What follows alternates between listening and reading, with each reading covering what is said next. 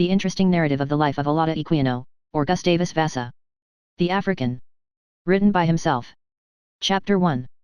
The author's account of his country, and their manners and customs, administration of justice, branch, marriage ceremony and public entertainments, mode of living, dress, manufactures, buildings, commerce, agriculture, war and religion, superstition of the natives, funeral ceremonies of the priests or magicians, curious mode of discovering poison, some hints concerning the origin of the author's countrymen, with the opinions of different writers on that subject.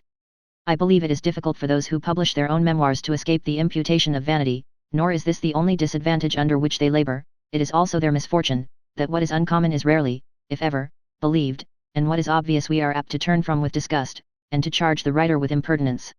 People generally think those memoirs only worthy to be read or remembered which abound in great or striking events, those, in short, which in a high degree excite either admiration or pity, all others they consign to contempt and oblivion. It is therefore, I confess, not a little hazardous in a private and obscure individual, and a stranger too, thus to solicit the indulgent attention of the public, especially when I own I offer here the history of neither a saint, a hero, nor a tyrant. I believe there are few events in my life, which have not happened to many, it is true the incidents of it are numerous, and, did I consider myself an European, I might say my sufferings were great, but when I compare my lot with that of most of my countrymen, I regard myself as a particular favourite of heaven, and acknowledge the mercies of Providence in every occurrence of my life. If then the following narrative does not appear sufficiently interesting to engage general attention, let my motive be some excuse for its publication. I am not so foolishly vain as to expect from it either immortality or literary reputation. If it affords any satisfaction to my numerous friends, at whose request it has been written, or in the smallest degree promotes the interests of humanity, the ends for which it was undertaken will be fully attained, and every wish of my heart gratified. Let it therefore be remembered, that, in wishing to avoid censure, I do not aspire to praise. That part of Africa, known by the name of Guinea, to which the trade for slaves is carried on, extends along the coast above 3,400 miles, from the Senegal to Angola, and includes a variety of kingdoms. Of these the most considerable is the kingdom of Benin, both as to extent and wealth, the richness and cultivation of the soil, the power of its king, and the number and warlike disposition of the inhabitants. It is situated nearly under the line, and extends along the coast about 170 miles, but runs back into the interior part of Africa to a distance hitherto I believe unexplored by any traveller, and seems only terminated at length by the empire of Abyssinia, near 1,500 miles from its beginning. This kingdom is divided into many provinces or districts, in one of the most remote and fertile of which, called Ebo, I was born, in the year 1745, in a charming fruitful vale, named Ssaka. The distance of this province from the capital of Benin and the sea coast must be very considerable. For I had never heard of white men or Europeans, nor of the sea, and our subjection to the king of Benin was little more than nominal, for every transaction of the government, as far as my slender observation extended, was conducted by the chiefs or elders of the place. The manners and government of a people who have little commerce with other countries are generally very simple, and the history of what passes in one family or village may serve as a specimen of a nation. My father was one of those elders or chiefs I have spoken of, and was styled mbrench, a term, as I remember, importing the highest distinction, and signifying in our language a mark of grandeur.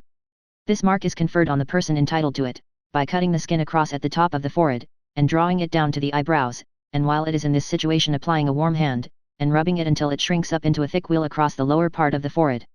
Most of the judges and senators were thus marked. My father had long borne it, I had seen it conferred on one of my brothers, and I was also destined to receive it by my parents. Those embrents, or chief men, decided disputes and punished crimes, for which purpose they always assembled together. The proceedings were generally short, and in most cases the law of retaliation prevailed. I remember a man was brought before my father, and the other judges, for kidnapping a boy, and, although he was the son of a chief or senator, he was condemned to make recompense by a man or woman slave. Adultery, however, was sometimes punished with slavery or death, a punishment which I believe is inflicted on it throughout most of the nations of Africa, so sacred among them is the honor of the marriage bed, and so jealous are they of the fidelity of their wives. Of this I recollect an instance. A woman was convicted before the judges of adultery, and delivered over, as the custom was, to her husband to be punished. Accordingly he determined to put her to death. But it being found, just before her execution, that she had an infant at her breast, and no woman being prevailed on to perform the part of a nurse, she was spared on account of the child. The men, however, do not preserve the same constancy to their wives, which they expect from them, for they indulge in a plurality, though seldom in more than two. Their mode of marriage is thus: both parties are usually betrothed when young by their parents, though I have known the males to betroth themselves. On this occasion a feast is prepared, and the bride and bridegroom stand up in the midst of all their friends, who are assembled for the purpose, while he declares she is thenceforth to be looked upon as his wife, and that no other person is to pay any addresses to her. This is also immediately proclaimed in the vicinity, on which the bride retires from the assembly.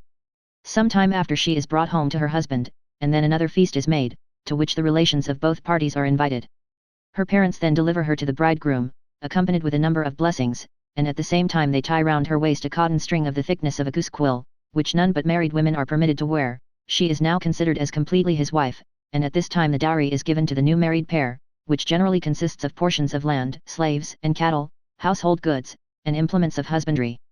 These are offered by the friends of both parties, besides which the parents of the bridegroom present gifts to those of the bride, whose property she is looked upon before marriage, but after it she is esteemed the sole property of her husband. The ceremony being now ended, the festival begins, which is celebrated with bonfires, and loud acclamations of joy, accompanied with music and dancing. We are almost a nation of dancers, musicians, and poets. Thus every great event, such as a triumphant return from battle, or other cause of public rejoicing, is celebrated in public dances, which are accompanied with songs and music suited to the occasion. The assembly is separated into 4 divisions, which dance either apart or in succession, and each with a character peculiar to itself. The first division contains the married men, who in their dances frequently exhibit feats of arms, and the representation of a battle. To these succeed the married women, who dance in the second division. The young men occupy the third, and the maidens the fourth. Each represents some interesting scene of real life, such as a great achievement, domestic employment, a pathetic story, or some rural sport, and as the subject is generally founded on some recent event, it is therefore ever new. This gives our dances a spirit and variety which I have scarcely seen elsewhere. We have many musical instruments, particularly drums of different kinds, a piece of music which resembles a guitar, and another much like a stickadoo. These last are chiefly used by betrothed virgins, who play on them on all grand festivals. As our manners are simple, our luxuries are few. The dress of both sexes is nearly the same. It generally consists of a long piece of calico, or muslin, wrapped loosely round the body, somewhat in the form of a Highland plaid. This is usually dyed blue, which is our favorite color. It is extracted from a berry, and is brighter and richer than any I have seen in Europe. Besides this, our women of distinction wear golden ornaments, which they dispose with some profusion on their arms and legs. When our women are not employed with the men in tillage, their usual occupation is spinning and weaving cotton, which they afterwards dye, and make it into garments. They also manufacture earthen vessels, of which we have many kinds. Among the rest tobacco pipes, made after the same fashion, and used in the same manner, as those in Turkey. Our manner of living is entirely plain, for as yet the natives are unacquainted with those refinements in cookery which debauch the taste. Bullocks, goats, and poultry supply the greatest part of their food. These constitute likewise the principal wealth of the country, and the chief articles of its commerce. The flesh is usually stewed in a pan. To make it savory we sometimes use also pepper, and other spices, and we have salt made of wood ashes. Our vegetables are mostly plantains, edas, yams, beans, and Indian corn. The head of the family usually eats alone, his wives and slaves have also their separate tables. Before we taste food we always wash our hands. Indeed our cleanliness on all occasions is extreme, but on this it is an indispensable ceremony. After washing, libation is made, by pouring out a small portion of the food, in a certain place, for the spirits of departed relations, which the natives suppose to preside over their conduct, and guard them from evil. They are totally unacquainted with strong or spirituous liqueurs, and their principal beverage is palm wine. This is gotten from a tree of that name by tapping it at the top, and fastening a large gourd to it, and sometimes one tree will yield 3 or 4 gallons in a night. When just drawn it is of a most delicious sweetness, but in a few days it acquires a tartish and more spirituous flavor, though I never saw anyone intoxicated by it. The same tree also produces nuts and oil. Our principal luxury is in perfumes. One sort of these is an odoriferous wood of delicious fragrance, the other a kind of earth, a small portion of which thrown into the fire diffuses a most powerful odor. We beat this wood into powder, and mix it with palm oil, with which both men and women perfume themselves. In our buildings we study convenience rather than ornament. Each master of a family has a large square piece of ground, surrounded with a moat or fence, or enclosed with a wall made of red earth tempered, which, when dry, is as hard as brick. Within this are his houses to accommodate his family and slaves, which, if numerous, frequently present the appearance of a village. In the middle stands the principal building, appropriated to the sole use of the master, and consisting of 2 apartments, in one of which he sits in the day with his family, the other is left apart for the reception of his friends. He has besides these a distinct apartment in which he sleeps, together with his male children. On each side are the apartments of his wives, who have also their separate day and night houses. The habitations of the slaves and their families are distributed throughout the rest of the enclosure. These houses never exceed 1 story in height, they are always built of wood, or stakes driven into the ground. Crossed with wattles, and neatly plastered within, and without. The roof is thatched with reeds. Our day houses are left open at the sides, but those in which we sleep are always covered, and plastered in the inside, with the composition mixed with cow dung, to keep off the different insects, which annoy us during the night. The walls and floors also of these are generally covered with mats. Our beds consist of a platform, raised 3 or 4 feet from the ground, on which are laid skins, and different parts of a spongy tree called plantain. Our covering is calico or muslin, the same as our dress. The usual seats are a few logs of wood, but we have benches, which are generally perfumed, to accommodate strangers. These compose the greater part of our household furniture. Houses so constructed and furnished require but little skill to erect them. Every man is a sufficient architect for the purpose. The whole neighborhood afford their unanimous assistance in building them and in return receive and expect no other recompense than a feast. As we live in a country where nature is prodigal of her favors, our wants are few and easily supplied. Of course we have few manufactures. They consist for the most part of calicos, earthenware, ornaments, and instruments of war and husbandry. But these make no part of our commerce, the principal articles of which, as I have observed, are provisions. In such a state money is of little use. However, we have some small pieces of coin, if I may call them such. They are made something like an anchor, but I do not remember either their value or denomination. We have also markets, at which I have been frequently with my mother. These are sometimes visited by stout mahogany-colored men from the southwest of us. We call them oyebo, which term signifies red men living at a distance. They generally bring us firearms, gunpowder, hats, beads, and dried fish. The last we esteemed a great rarity, as our waters were only brooks and springs. These articles they barter with us for odoriferous woods and earth, and our salt of wood ashes. They always carry slaves through our land, but the strictest account is exacted of their manner of procuring them before they are suffered to pass. Sometimes indeed we sold slaves to them, but they were only prisoners of war, or such among us as had been convicted of kidnapping, or adultery, and some other crimes, which we esteemed heinous. This practice of kidnapping induces me to think, that, notwithstanding all our strictness, their principal business among us was to trepan our people. I remember too they carried great sacks along with them, which not long after I had an opportunity of fatally seeing applied to that infamous purpose. Our land is uncommonly rich and fruitful, and produces all kinds of vegetables in great abundance. We have plenty of Indian corn, and vast quantities of cotton and tobacco. Our pineapples grow without culture. They are about the size of the largest sugar loaf, and finely flavored. We have also spices of different kinds, particularly pepper, and a variety of delicious fruits which I have never seen in Europe, together with gums of various kinds, and honey in abundance. All our industry is exerted to improve those blessings of nature. Agriculture is our chief employment, and every one, even the children and women, are engaged in it. Thus we are all habituated to labor from our earliest years. Every one contributes something to the common stock, and as we are unacquainted with idleness, we have no beggars. The benefits of such a mode of living are obvious. The West India planters prefer the slaves of Benin or Ebo to those of any other part of Guinea, for their hardiness, intelligence, integrity, and zeal.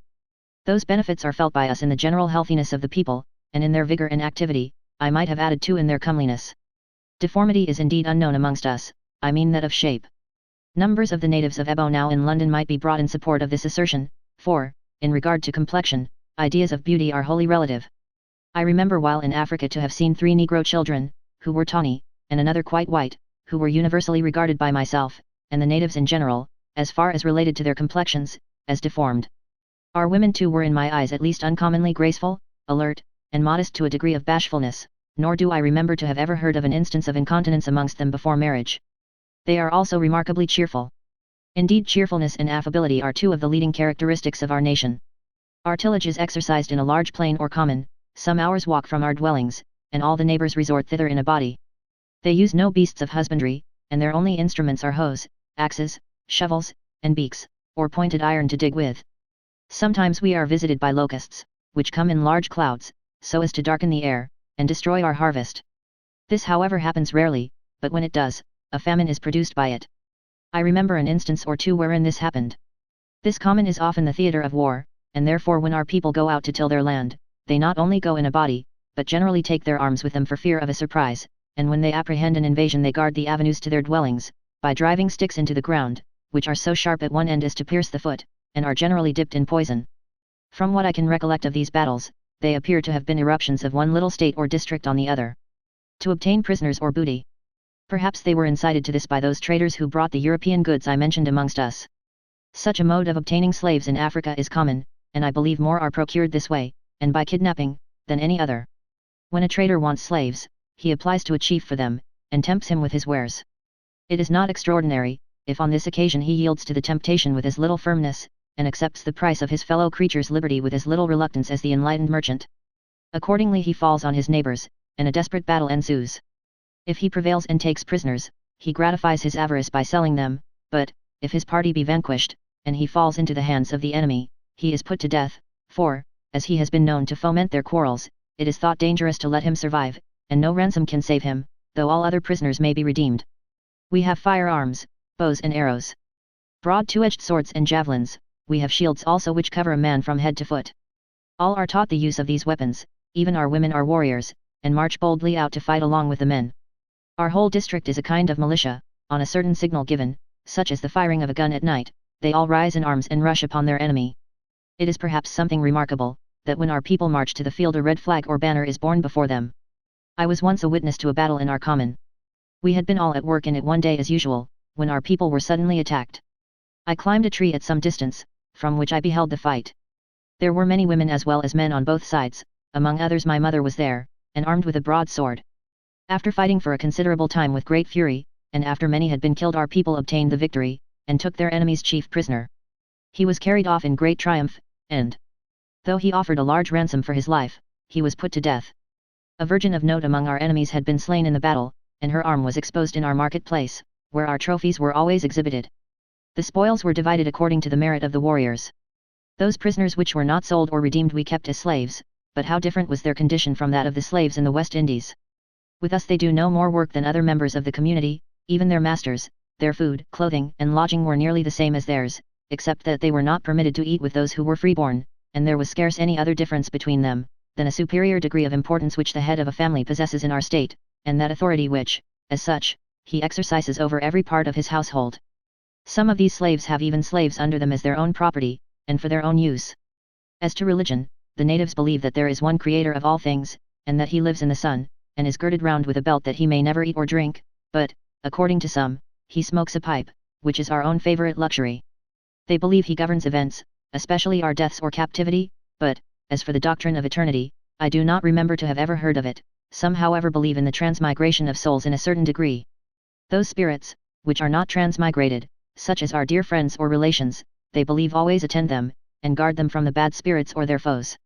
For this reason they always before eating, as I have observed, put some small portion of the meat, and pour some of their drink, on the ground for them, and they often make oblations of the blood of beasts or fowls at their graves. I was very fond of my mother, and almost constantly with her. When she went to make these oblations at her mother's tomb, which was a kind of small solitary thatched house, I sometimes attended her.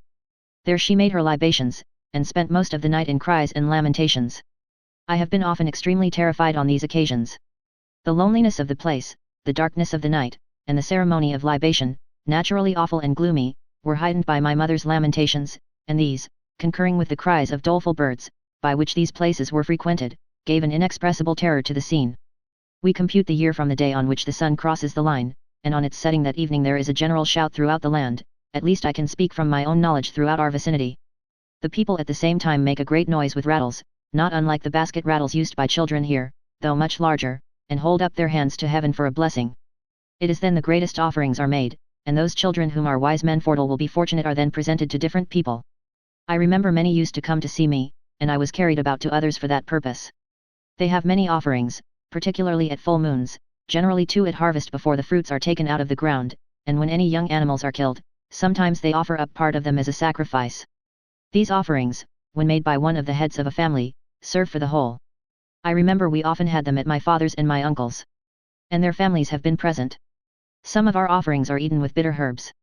We had a saying among us to any one of a cross temper, that if they were to be eaten, they should be eaten with bitter herbs.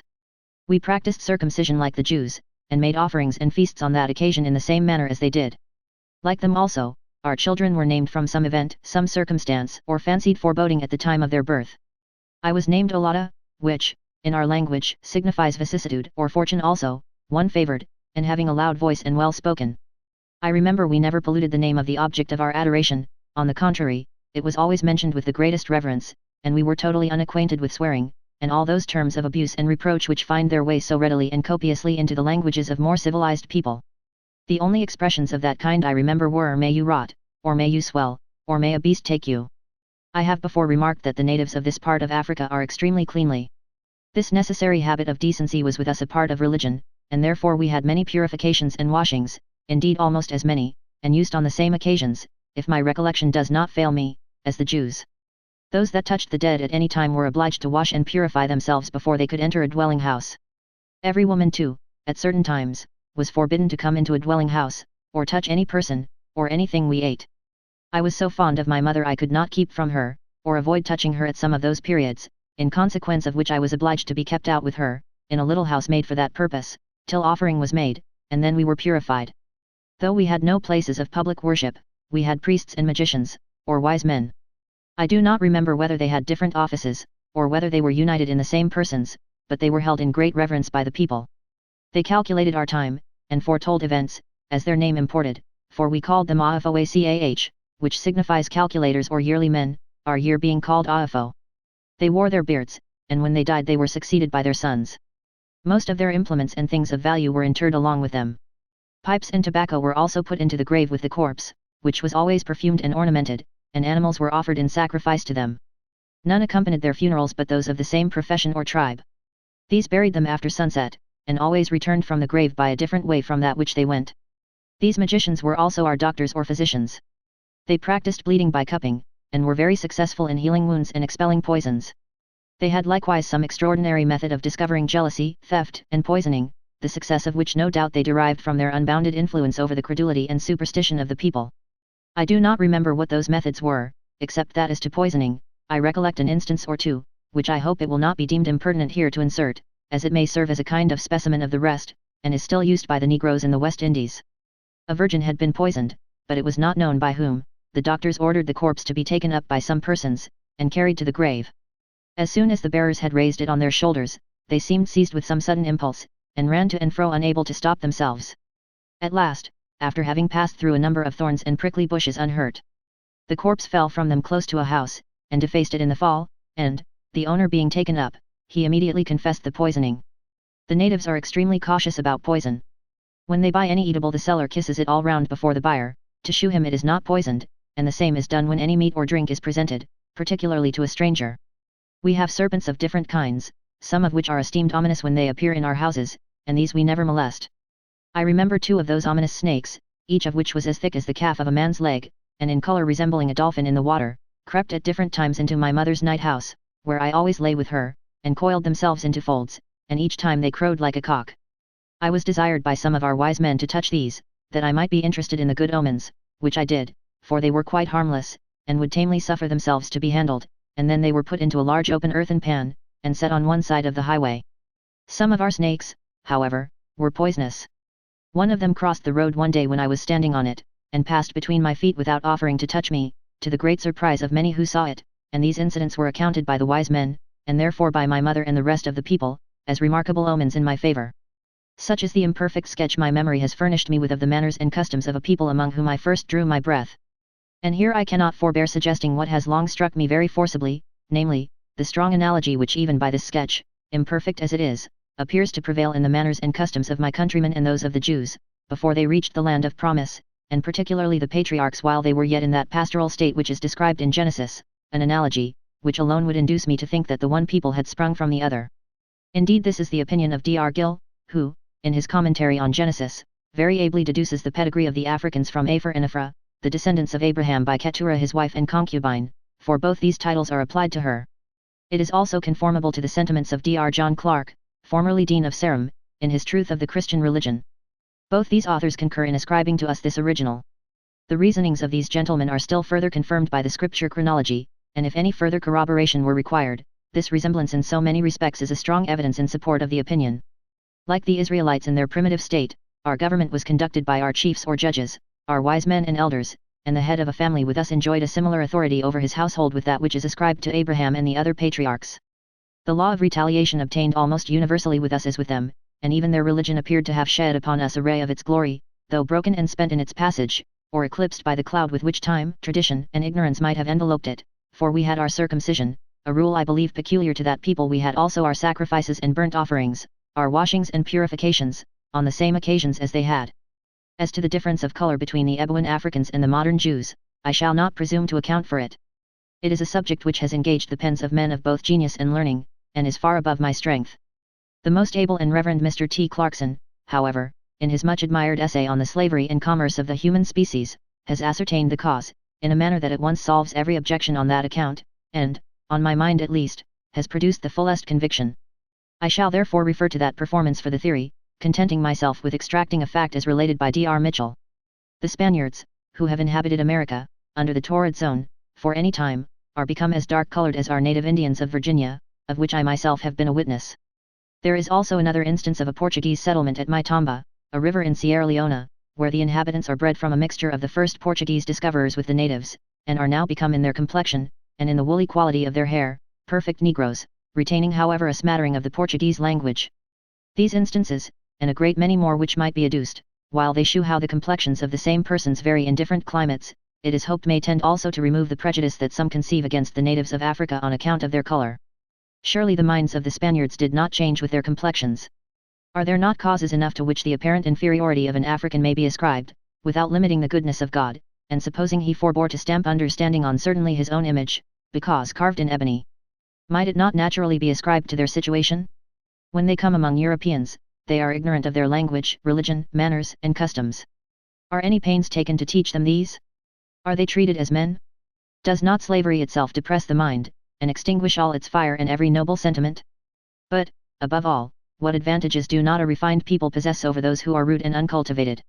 Let the polished and haughty European recollect that his ancestors were once, like the Africans, uncivilized, and even barbarous.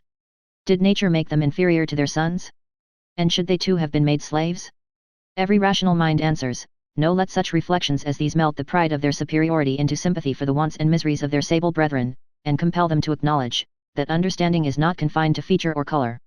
If, when they look round the world, they feel exultation, let it be tempered with benevolence to others, and gratitude to God, who hath made of one blood all nations of men for to dwell on all the face of the earth, and whose wisdom is not our wisdom, neither are our ways his ways. Chapter 2.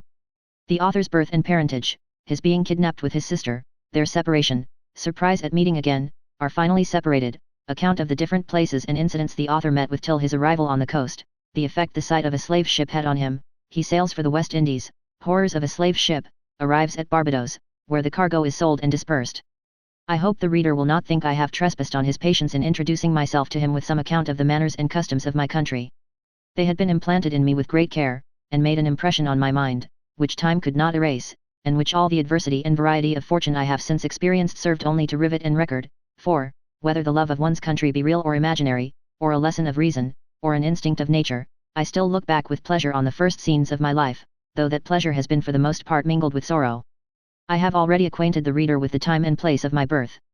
My father, besides many slaves, had a numerous family, of which 7 lived to grow up, including myself and a sister, who was the only daughter. As I was the youngest of the sons, I became, of course, the greatest favorite with my mother, and was always with her, and she used to take particular pains to form my mind. I was trained up from my earliest years in the art of war, my daily exercise was shooting and throwing javelins, and my mother adorned me with emblems, after the manner of our greatest warriors. In this way I grew up till I was turned the age of 11, when an end was put to my happiness in the following manner. Generally when the grown people in the neighbourhood were gone far in the fields to labour, the children assembled together in some of the neighbours' premises to play, and commonly some of us used to get up a tree to look out for any assailant, or kidnapper, that might come upon us. For they sometimes took those opportunities of our parents' absence to attack and carry off as many as they could seize. One day, as I was watching at the top of a tree in our yard, I saw one of those people come into the yard of our next neighbour but one, to kidnap, there being many stout young people in it. Immediately on this I gave the alarm of the rogue, and he was surrounded by the stoutest of them, who entangled him with cords, so that he could not escape till some of the grown people came and secured him. But alas! Ere long it was my fate to be thus attacked, and to be carried off, when none of the grown people were nigh.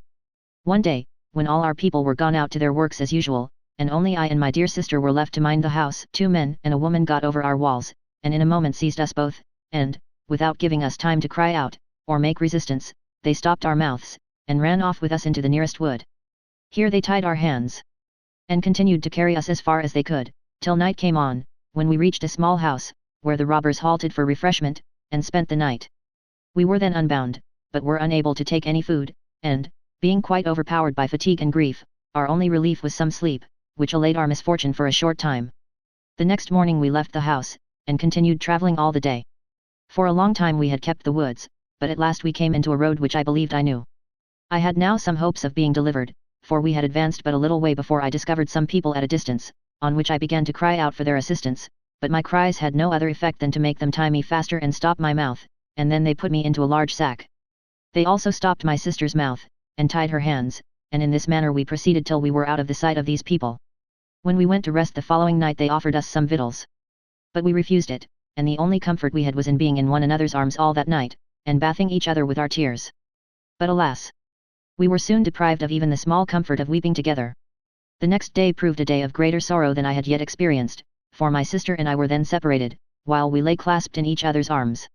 It was in vain that we besought them not to part us, she was torn from me, and immediately carried away, while I was left in a state of distraction not to be described. I cried and grieved continually, and for several days I did not eat anything but what they forced into my mouth. At length, after many days travelling, during which I had often changed masters, I got into the hands of a chieftain, in a very pleasant country. This man had 2 wives and some children, and they all used me extremely well, and did all they could to comfort me, particularly the first wife, who was something like my mother. Although I was a great many days' journey from my father's house, yet these people spoke exactly the same language with us. This first master of mine, as I may call him, was a smith, and my principal employment was working his bellows, which were the same kind as I had seen in my vicinity. They were in some respects not unlike the stoves here in gentlemen's kitchens, and were covered over with leather, and in the middle of that leather a stick was fixed, and a person stood up, and worked it, in the same manner as is done to pump water out of a cask with a hand pump. I believe it was gold he worked, for it was of a lovely bright yellow color, and was worn by the women on their wrists and ankles. I was there I suppose about a month, and they at last used to trust me some little distance from the house. This liberty I used in embracing every opportunity to inquire the way to my own home, and I also sometimes, for the same purpose, went with the maidens, in the cool of the evenings, to bring pitchers of water from the springs for the use of the house. I had also remarked where the sun rose in the morning, and set in the evening, as I had travelled along, and I had observed that my father's house was towards the rising of the Sunday. I therefore determined to seize the first opportunity of making my escape, and to shape my course for that quarter, for I was quite oppressed and weighed down by grief after my mother and friends, and my love of liberty, ever great, was strengthened by the mortifying circumstance of not daring to eat with the free-born children, although I was mostly their companion. While I was projecting my escape, one day an unlucky event happened, which quite disconcerted my plan, and put an end to my hopes. I used to be sometimes employed in assisting an elderly woman slave to cook and take care of the poultry, and one morning, while I was feeding some chickens, I happened to toss a small pebble at one of them, which hit it on the middle and directly killed it. The old slave, having soon after missed the chicken, inquired after it, and on my relating the accident, for I told her the truth, because my mother would never suffer me to tell a lie, she flew into a violent passion, threatened that I should suffer for it, and, my master being out, she immediately went and told her mistress what I had done. This alarmed me very much, and I expected an instant flogging, which to me was uncommonly dreadful, for I had seldom been beaten at home. I therefore resolved to fly, and accordingly I ran into a thicket that was hard by, and hid myself in the bushes. Soon afterwards my mistress and the slave returned, and, not seeing me, they searched all the house, but not finding me, and I not making answer when they called to me, they thought I had run away, and the whole neighborhood was raised in the pursuit of me. In that part of the country, as in ours, the houses and villages were skirted with woods, or shrubberies, and the bushes were so thick that a man could readily conceal himself in them, so as to elude the strictest search. The neighbors continued the whole day looking for me, and several times many of them came within a few yards of the place where I lay hid. I then gave myself up for lost entirely, and expected every moment, when I heard a rustling among the trees, to be found out, and punished by my master, but they never discovered me, though they were often so near that I even heard their conjectures as they were looking about for me, and I now learned from them, that any attempt to return home would be hopeless. Most of them supposed I had fled towards home, but the distance was so great, and the way so intricate, that they thought I could never reach it, and that I should be lost in the woods. When I heard this I was seized with a violent panic, and abandoned myself to despair. Night too began to approach, and aggravated all my fears. I had before entertained hopes of getting home, and I had determined when it should be dark to make the attempt, but I was now convinced it was fruitless, and I began to consider that, if possibly I could escape all other animals, I could not those of the human kind, and that, not knowing the way, I must perish in the woods. Thus was I like the hunted deer. Every leaf and every whispering breath conveyed a foe, and every foe a death. I heard frequent rustlings among the leaves, and being pretty sure they were snakes I expected every instant to be stung by them. This increased my anguish, and the horror of my situation became now quite insupportable. I at length quitted the thicket, very faint and hungry, for I had not eaten or drank anything all the day, and crept to my master's kitchen, from whence I set out at first, and which was an open shed, and laid myself down in the ashes with an anxious wish for death to relieve me from all my pains. I was scarcely awake in the morning when the old woman slave, who was the first up, came to light the fire, and saw me in the fireplace. She was very much surprised to see me, and could scarcely believe her own eyes. She now promised to intercede for me, and went for her master, who soon after came, and, having slightly reprimanded me, ordered me to be taken care of, and not to be ill-treated. Soon after this my master's only daughter, and child by his first wife, sickened and died, which affected him so much that for some time he was almost frantic, and really would have killed himself, had he not been watched and prevented. However, in a small time afterwards he recovered, and I was again sold. I was now carried to the left of the sun's rising, through many different countries, and a number of large woods. The people I was sold to used to carry me very often, when I was tired, either on their shoulders or on their backs. I saw many convenient well-built sheds along the roads, at proper distances, to accommodate the merchants and travellers, who lay in those buildings along with their wives, who often accompany them, and they always go well armed. From the time I left my own nation I always found somebody that understood me till I came to the sea coast. The languages of different nations did not totally differ, nor were they so copious as those of the Europeans, particularly the English. They were therefore easily learned, and, while I was journeying thus through Africa, I acquired 2 or 3 different tongues. In this manner I had been travelling for a considerable time, when one evening, to my great surprise, whom should I see brought to the house where I was but my dear sister. As soon as she saw me she gave a loud shriek, and ran into my arms. I was quite overpowered, neither of us could speak, but, for a considerable time, clung to each other in mutual embraces, unable to do anything but weep. Our meeting affected all who saw us, and indeed I must acknowledge, in honor of those sable destroyers of human rights, that I never met with any ill treatment, or saw any offered to their slaves, except tying them, when necessary, to keep them from running away. When these people knew we were brother and sister they indulged us together, and the man, to whom I supposed we belonged, lay with us, he in the middle, while she and I held one another by the hands across his breast all night, and thus for a while we forgot our misfortunes in the joy of being together, but even this small comfort was soon to have an end, for scarcely had the fatal morning appeared, when she was again torn from me for ever. I was now more miserable, if possible, than before. The small relief which her presence gave me from pain was gone, and the wretchedness of my situation was redoubled by my anxiety after her fate, and my apprehensions lest her sufferings should be greater than mine, when I could not be with her to alleviate them. Yes, thou dear partner of all my childish sports! Thou sharer of my joys and sorrows! Happy should I have ever esteemed myself to encounter every misery for you, and to procure your freedom by the sacrifice of my own. Though you were early forced from my arms, your image has been always revet in my heart, from which neither time nor fortune have been able to remove it, so that, while the thoughts of your sufferings have damped my prosperity, they have mingled with adversity and increased its bitterness. To that heaven which protects the weak from the strong, I commit the care of your innocence and virtues, if they have not already received their full reward, and if your youth and delicacy have not long since fallen victims to the violence of the African trader, the pestilential stench of a Guinea ship, the seasoning in the European colonies, or the lash and lust of a brutal and unrelenting overseer. I did not long remain after my sister. I was again sold, and carried through a number of places, till, after travelling a considerable time, I came to a town called Tinma, in the most beautiful country I have yet seen in Africa. It was extremely rich, and there were many rivulets which flowed through it, and supplied a large pond in the centre of the town, where the people washed. Here I first saw and tasted cocoa nuts, which I thought superior to any nuts I had ever tasted before, and the trees, which were loaded, were also interspersed amongst the houses, which had commodious shades adjoining, and were in the same manner as ours, the insides being neatly plastered and whitewashed. Here I also saw and tasted for the first time sugar cane. Their money consisted of little white shells, the size of the finger-nail. I was sold here for 172 of them by a merchant who lived and brought me there. I had been about 2 or 3 days at his house, when a wealthy widow, a neighbour of his, came there one evening, and brought with her an only son, a young gentleman about my own age and size. Here they saw me, and, having taken a fancy to me, I was bought of the merchant, and went home with them. Her house and premises were situated close to one of those rivulets I have mentioned, and were the finest I ever saw in Africa. They were very extensive, and she had a number of slaves to attend her. The next day I was washed and perfumed, and when mealtime came I was led into the presence of my mistress, and ate and drank before her with her son. This filled me with astonishment, and I could scarce help expressing my surprise that the young gentleman should suffer me, who was bound, to eat with him who was free, and not only so, but that he would not at any time either eat or drink till I had taken first, because I was the eldest, which was agreeable to our custom. Indeed everything here, and all their treatment of me, made me forget that I was a slave. The language of these people resembled ours so nearly, that we understood each other perfectly. They had also the very same customs as we. There were likewise slaves daily to attend us, while my young master and I with other boys sported with our darts and bows and arrows, as I had been used to do at home.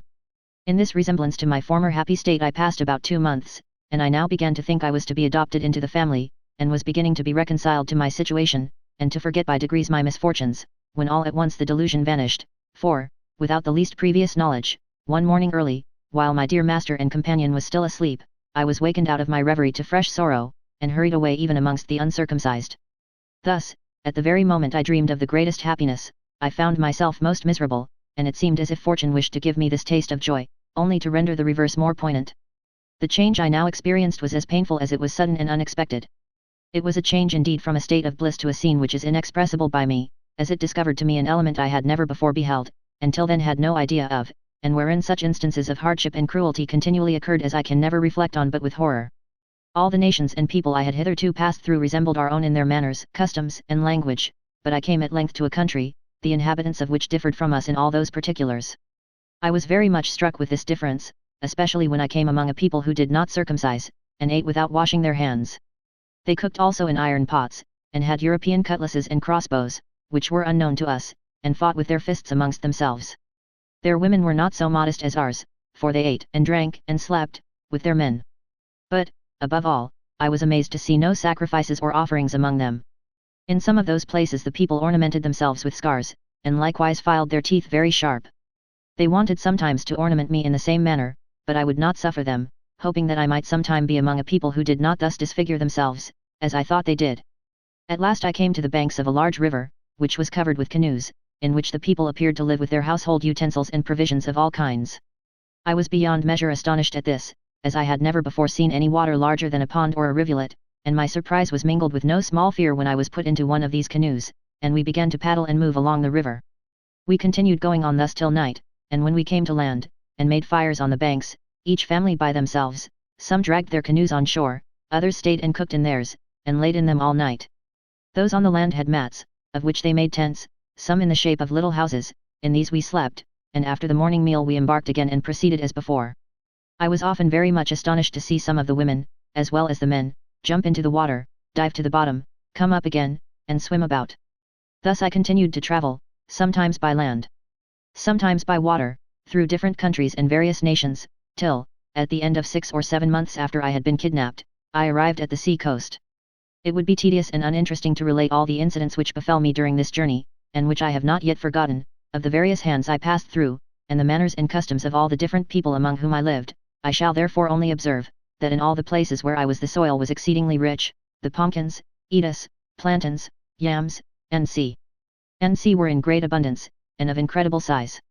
There were also vast quantities of different gums, though not used for any purpose, and everywhere a great deal of tobacco.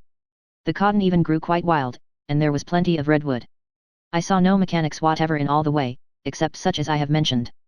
The chief employment in all these countries was agriculture, and both the males and females, as with us, were brought up to it, and trained in the arts of war. The first object which saluted my eyes when I arrived on the coast was the sea, and a slave ship, which was then riding at anchor, and waiting for its cargo.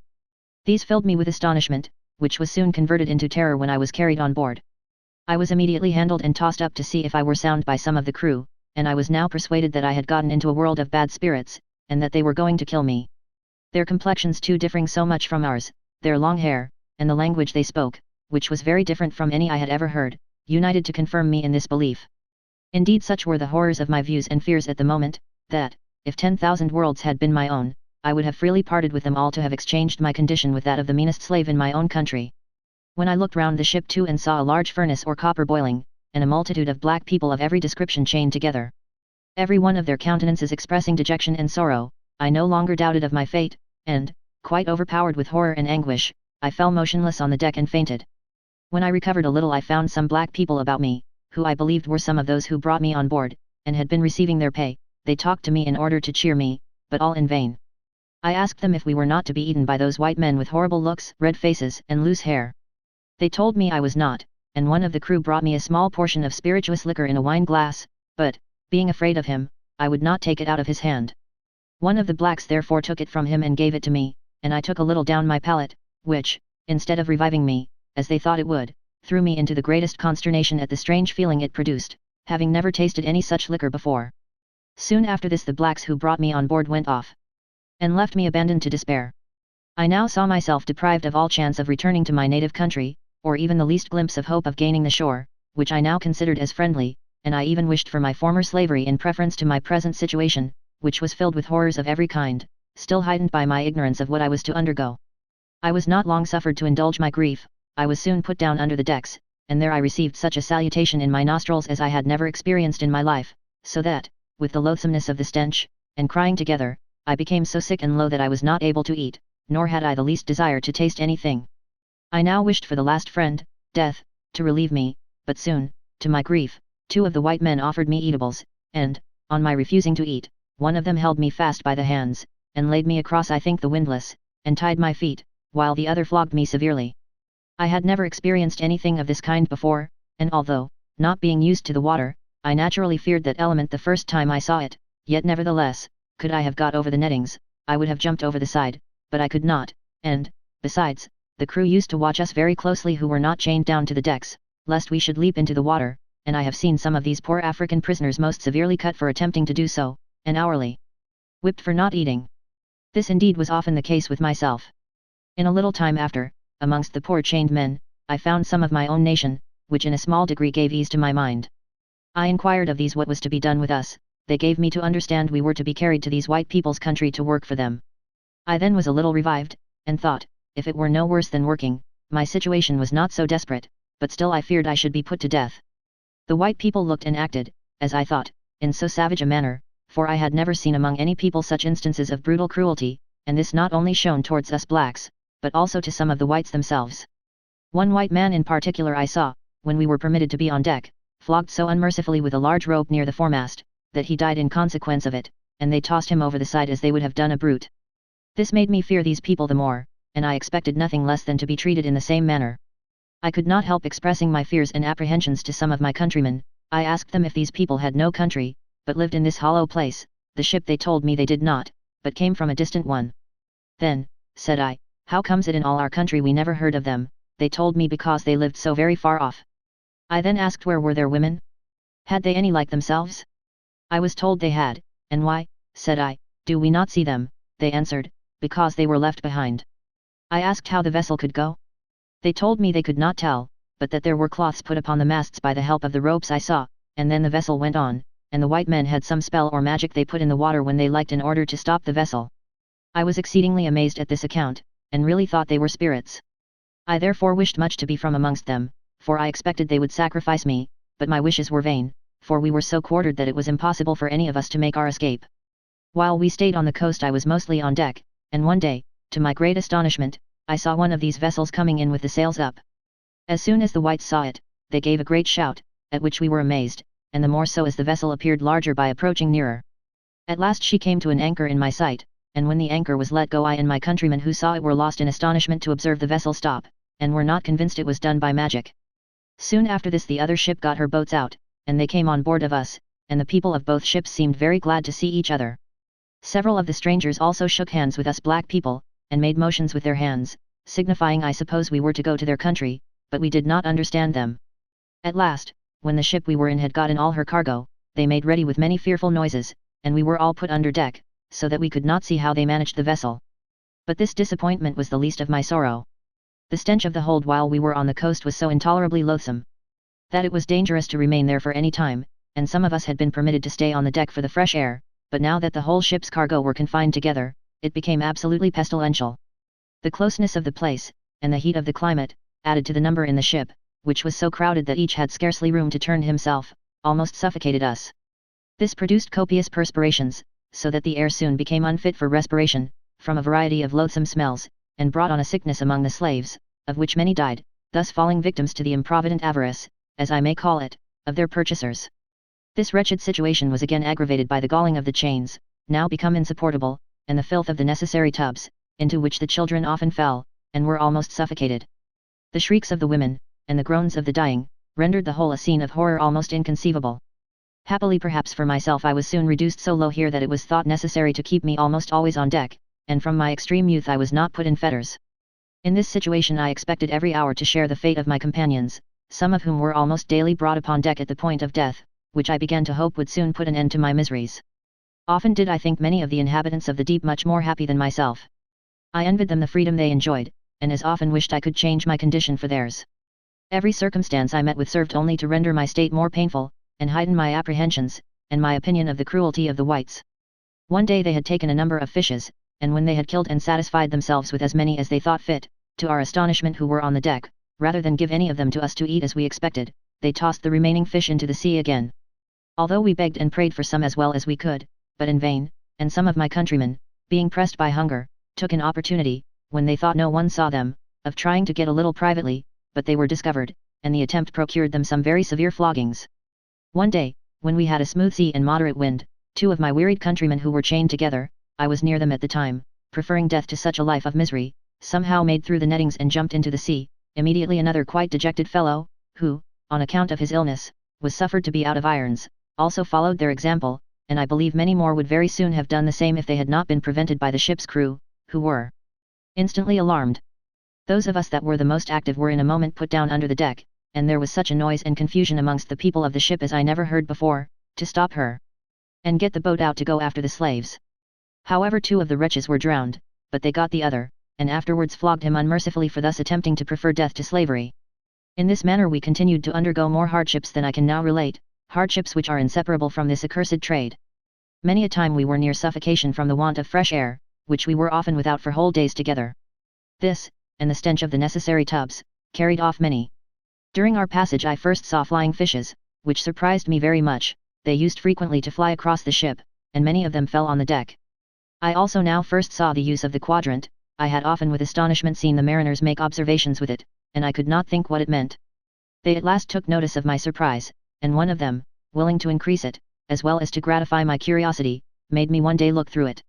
The clouds appeared to me to be land, which disappeared as they passed along. This heightened my wonder, and I was now more persuaded than ever that I was in another world, and that everything about me was magic. At last we came in sight of the island of Barbados, at which the whites on board gave a great shout, and made many signs of joy to us. We did not know what to think of this, but as the vessel drew nearer we plainly saw the harbour, and other ships of different kinds and sizes, and we soon anchored amongst them off Bridgetown. Many merchants and planters now came on board, though it was in the evening. They put us in separate parcels, and examined us attentively. They also made us jump, and pointed to the land, signifying we were to go there. We thought by this we should be eaten by these ugly men, as they appeared to us, and, when soon after we were all put down under the deck again, there was much dread and trembling among us, and nothing but bitter cries to be heard all the night from these apprehensions. Insomuch that at last the white people got some old slaves from the land to pacify us. They told us we were not to be eaten, but to work, and were soon to go on land, where we should see many of our country people. This report eased us much, and sure enough, soon after we were landed, there came to us Africans of all languages. We were conducted immediately to the merchant's yard, where we were all pent up together like so many sheep in a fold, without regard to sex or age. As every object was new to me, everything I saw filled me with surprise. What struck me first was that the houses were built with stories, and in every other respect different from those in Africa, but I was still more astonished on seeing people on horseback. I did not know what this could mean, and indeed I thought these people were full of nothing but magical arts. While I was in this astonishment, one of my fellow prisoners spoke to a countryman of his about the horses, who said they were the same kind they had in their country. I understood them, though they were from a distant part of Africa, and I thought it odd I had not seen any horses there, but afterwards, when I came to converse with different Africans, I found they had many horses amongst them, and much larger than those I then saw. We were not many days in the merchant's custody before we were sold after their usual manner, which is this: on a signal given, as the beat of a drum, the buyers rush at once into the yard where the slaves are confined, and make choice of that parcel they like best. The noise and clamour with which this is attended, and the eagerness visible in the countenances of the buyers, serve not a little to increase the apprehensions of the terrified Africans, who may well be supposed to consider them as the ministers of that destruction to which they think themselves devoted. In this manner, without scruple, our relations and friends separated, most of them never to see each other again. I remember in the vessel in which I was brought over.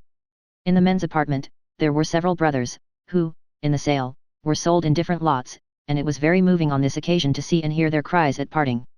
Oh, ye nominal Christians! Might not an African ask you, learned you this from your God, who says unto you, do unto all men as you would men should do unto you? Is it not enough that we are torn from our country and friends to toil for your luxury and lust of gain? Must every tender feeling be likewise sacrificed to your avarice? Are the dearest friends and relations, now rendered more dear by their separation from their kindred, still to be parted from each other, and thus prevented from cheering the gloom of slavery with the small comfort of being together and mingling their sufferings and sorrows? Why are parents to lose their children, brothers their sisters, or husbands their wives? Surely this is a new refinement in cruelty, which, while it has no advantage to atone for it, thus aggravates distress, and adds fresh horrors even to the wretchedness of slavery. Chapter 3. The author is carried to Virginia. His distress, surprise at seeing a picture and a watch, is bought by Captain Pascal, and sets out for England.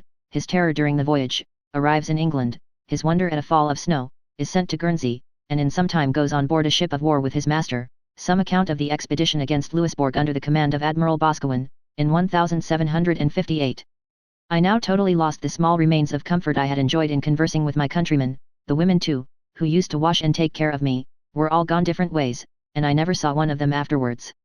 I stayed in this island for a few days, I believe it could not be above a fortnight, when I and some few more slaves, that were not saleable amongst the rest, from very much fretting, were shipped off in a sloop for North America. On the passage we were better treated than when we were coming from Africa, and we had plenty of rice and fat pork. We were landed up a river a good way from the sea, about Virginia County, where we saw few or none of our native Africans, and not one soul who could talk to me. I was a few weeks weeding grass, and gathering stones in a plantation, and at last all my companions were distributed different ways, and only myself was left. I was now exceedingly miserable, and thought myself worse off than any of the rest of my companions, for they could talk to each other, but I had no person to speak to that I could understand.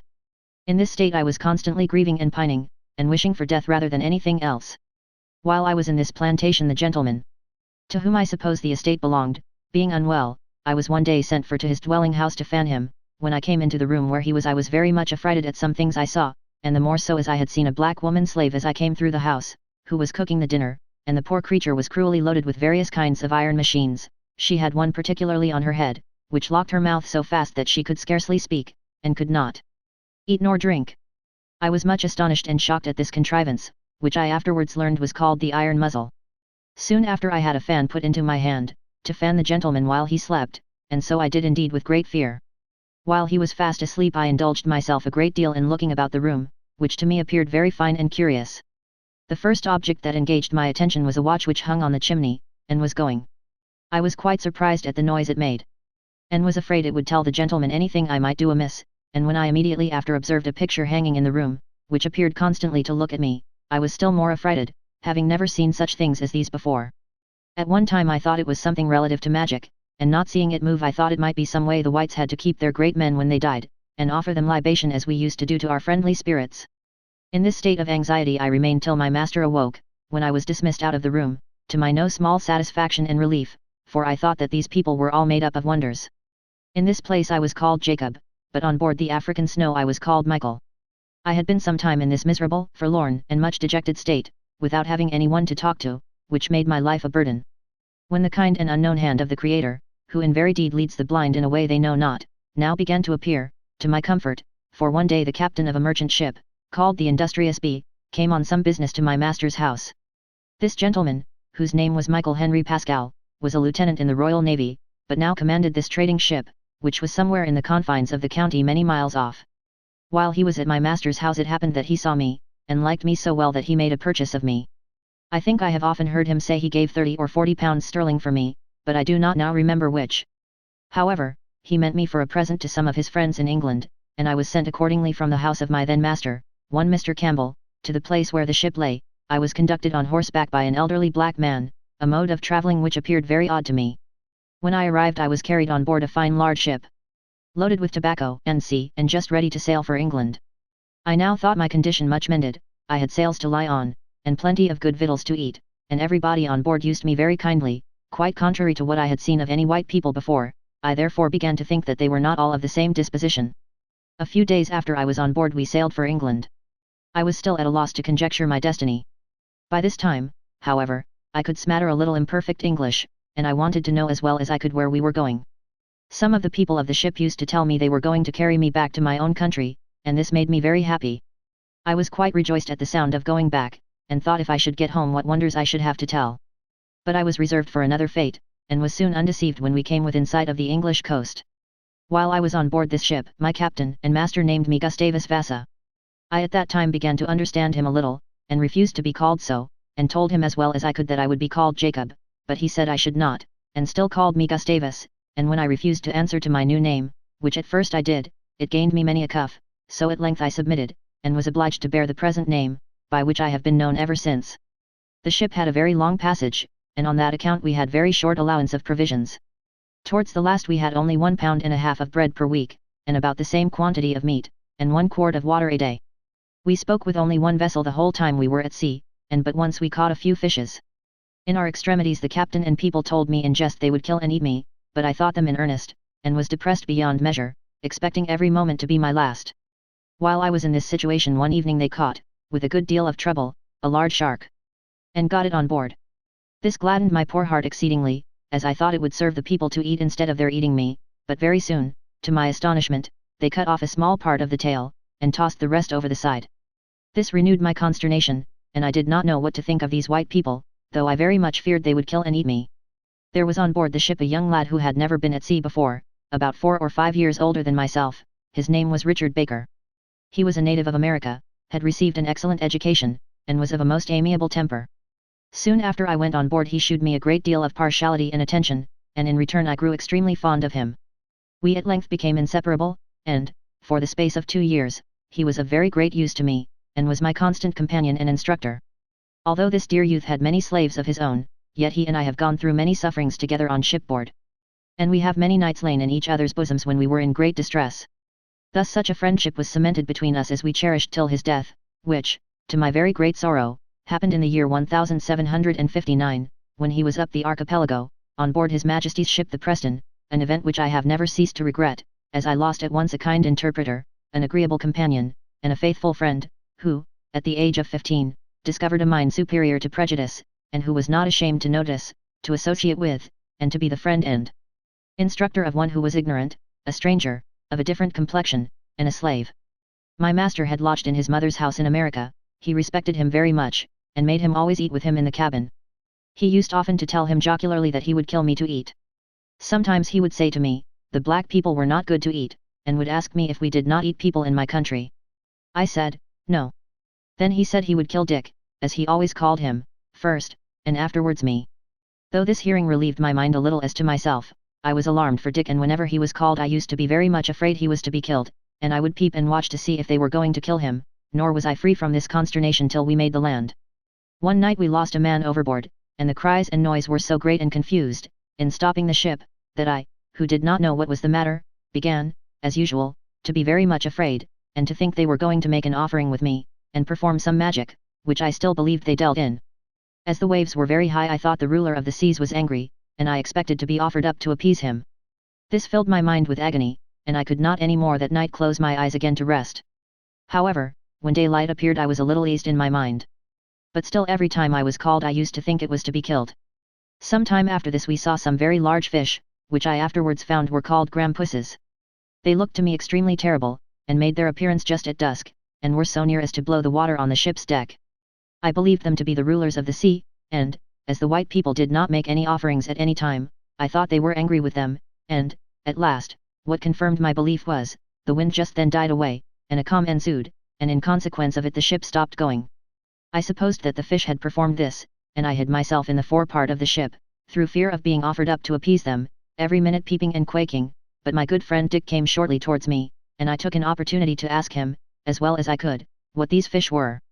Not being able to talk much English, I could but just make him understand my question, and not at all. When I asked him if any offerings were to be made to them, however, he told me these fish would swallow any body, which sufficiently alarmed me. Here he was called away by the captain, who was leaning over the quarter-deck railing and looking at the fish, and most of the people were busied in getting a barrel of pitch to light, for them to play with. The captain now called me to him, having learned some of my apprehensions from Dick, and having diverted himself and others for some time with my fears, which appeared ludicrous enough in my crying and trembling, he dismissed me. The barrel of pitch was now lighted and put over the side into the water. By this time it was just dark, and the fish went after it, and, to my great joy, I saw them no more. However, all my alarms began to subside when we got sight of land, and at last the ship arrived at Falmouth, after a passage of 13 weeks. Every heart on board seemed gladdened on our reaching the shore, and none more than mine. The captain immediately went on shore, and sent on board some fresh provisions, which we wanted very much. We made good use of them, and our famine was soon turned into feasting, almost without ending. It was about the beginning of the spring 1757 when I arrived in England, and I was near 12 years of age at that time. I was very much struck with the buildings and the pavement of the streets in Falmouth, and, indeed, any object I saw filled me with new surprise. One morning, when I got upon deck, I saw it covered all over with the snow that fell overnight. As I had never seen anything of the kind before, I thought it was salt, so I immediately ran down to the mate and desired him, as well as I could, to come and see how somebody in the night had thrown salt all over the deck. He, knowing what it was, desired me to bring some of it down to him. Accordingly I took up a handful of it, which I found very cold indeed, and when I brought it to him he desired me to taste it. I did so, and I was surprised beyond measure. I then asked him what it was. He told me it was snow, but I could not in any wise understand him. He asked me if we had no such thing in my country, and I told him, no. I then asked him the use of it, and who made it. He told me a great man in the heavens, called God, but here again I was to all intents and purposes at a loss to understand him, and the more so, when a little after I saw the air filled with it, in a heavy shower, which fell down on the same day. After this I went to church, and having never been at such a place before, I was again amazed at seeing and hearing the service. I asked all I could about it, and they gave me to understand it was worshipping God, who made us in all things. I was still at a great loss, and soon got into an endless field of inquiries, as well as I was able to speak and ask about things. However, my little friend Dick used to be my best interpreter, for I could make free with him, and he always instructed me with pleasure, and from what I could understand by him of this God, and in seeing these white people did not sell one another, as we did, I was much pleased, and in this I thought they were much happier than we Africans. I was astonished at the wisdom of the white people in all things I saw, but was amazed at their not sacrificing, or making any offerings, and eating with unwashed hands, and touching the dead.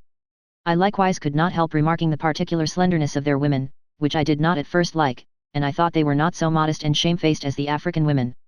I had often seen my master and Dick employed in reading, and I had a great curiosity to talk to the books, as I thought they did, and so to learn how all things had a beginning. For that purpose I have often taken up a book, and have talked to it, and then put my ears to it, when alone, in hopes it would answer me, and I have been very much concerned when I found it remained silent. My master lodged at the house of a gentleman in Falmouth, who had a fine little daughter about 6 or 7 years of age, and she grew prodigiously fond of me, insomuch that we used to eat together, and had servants to wait on us. I was so much caressed by this family that it often reminded me of the treatment I had received from my little noble African master. After I had been here a few days, I was sent on board of the ship, but the child cried so much after me that nothing could pacify her till I was sent for again.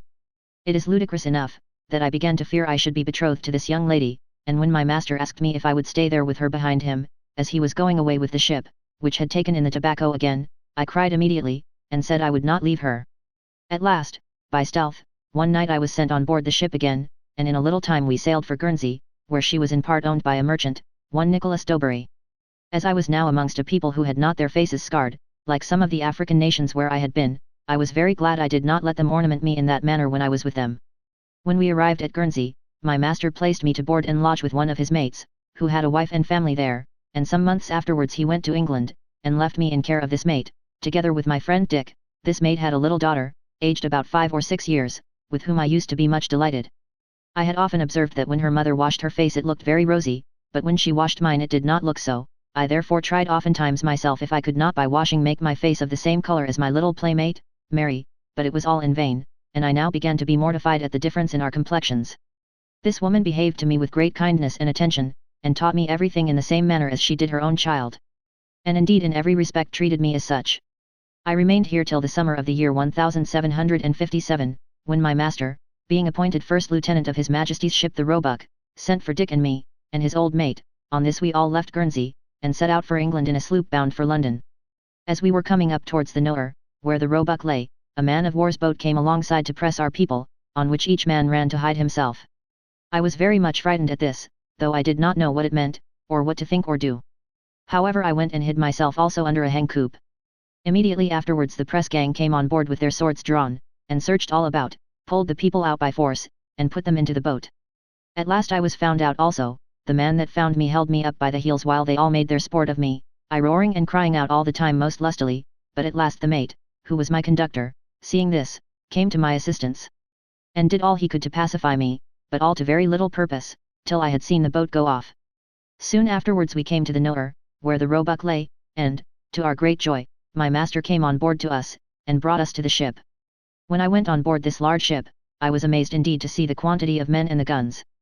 However, my surprise began to diminish as my knowledge increased, and I ceased to feel those apprehensions and alarms which had taken such strong possession of me when I first came among the Europeans, and for some time after.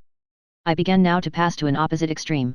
I was so far from being afraid of anything new which I saw, that, after I had been some time in this ship, I even began to long for a battle. My griefs too, which in young minds are not perpetual, were now wearing away, and I soon enjoyed myself pretty well, and felt tolerably easy in my present situation. There was a number of boys on board, which still made it more agreeable, for we were always together. And a great part of our time was spent in play. I remained in this ship a considerable time, during which we made several cruises, and visited a variety of places. Among others we were twice in Holland, and brought over several persons of distinction from it, whose names I do not now remember. On the passage, one day, for the diversion of those gentlemen, all the boys were called on the quarter-deck, and were paired proportionably, and then made to fight, after which the gentlemen gave the combatants from 5 to 9 shillings each. This was the first time I ever fought with a white boy, and I never knew what it was to have a bloody nose before. This made me fight most desperately, I suppose considerably more than an hour, and at last, both of us being weary, we were parted. I had a great deal of this kind of sport afterwards, in which the captain and the ship's company used very much to encourage me. Some time afterwards the ship went to Leith in Scotland, and from thence to the Orkneys, where I was surprised in seeing scarcely any night, and from thence we sailed with a great fleet, full of soldiers, for England. All this time we had never come to an engagement, though we were frequently cruising off the coast of France, during which we chased many vessels, and took in all 17 prizes. I had been learning many of the maneuvers of the ship during our cruise, and I was several times made to fire the guns.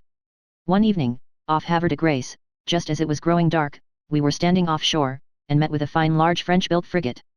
We got all things immediately ready for fighting, and I now expected I should be gratified in seeing an engagement, which I had so long wished for in vain. But the very moment the word of command was given to fire we heard those on board the other ship cry "Haul down the jib," and in that instant she hoisted English colours. There was instantly with us an amazing cry of, "Avast!" or "Stop firing," and I think 1 or 2 guns had been let off. But happily they did no mischief. We had hailed them several times, but they not hearing, we received no answer, which was the cause of our firing. The boat was then sent on board of her, and she proved to be the ambuscade man of war, to my no small disappointment.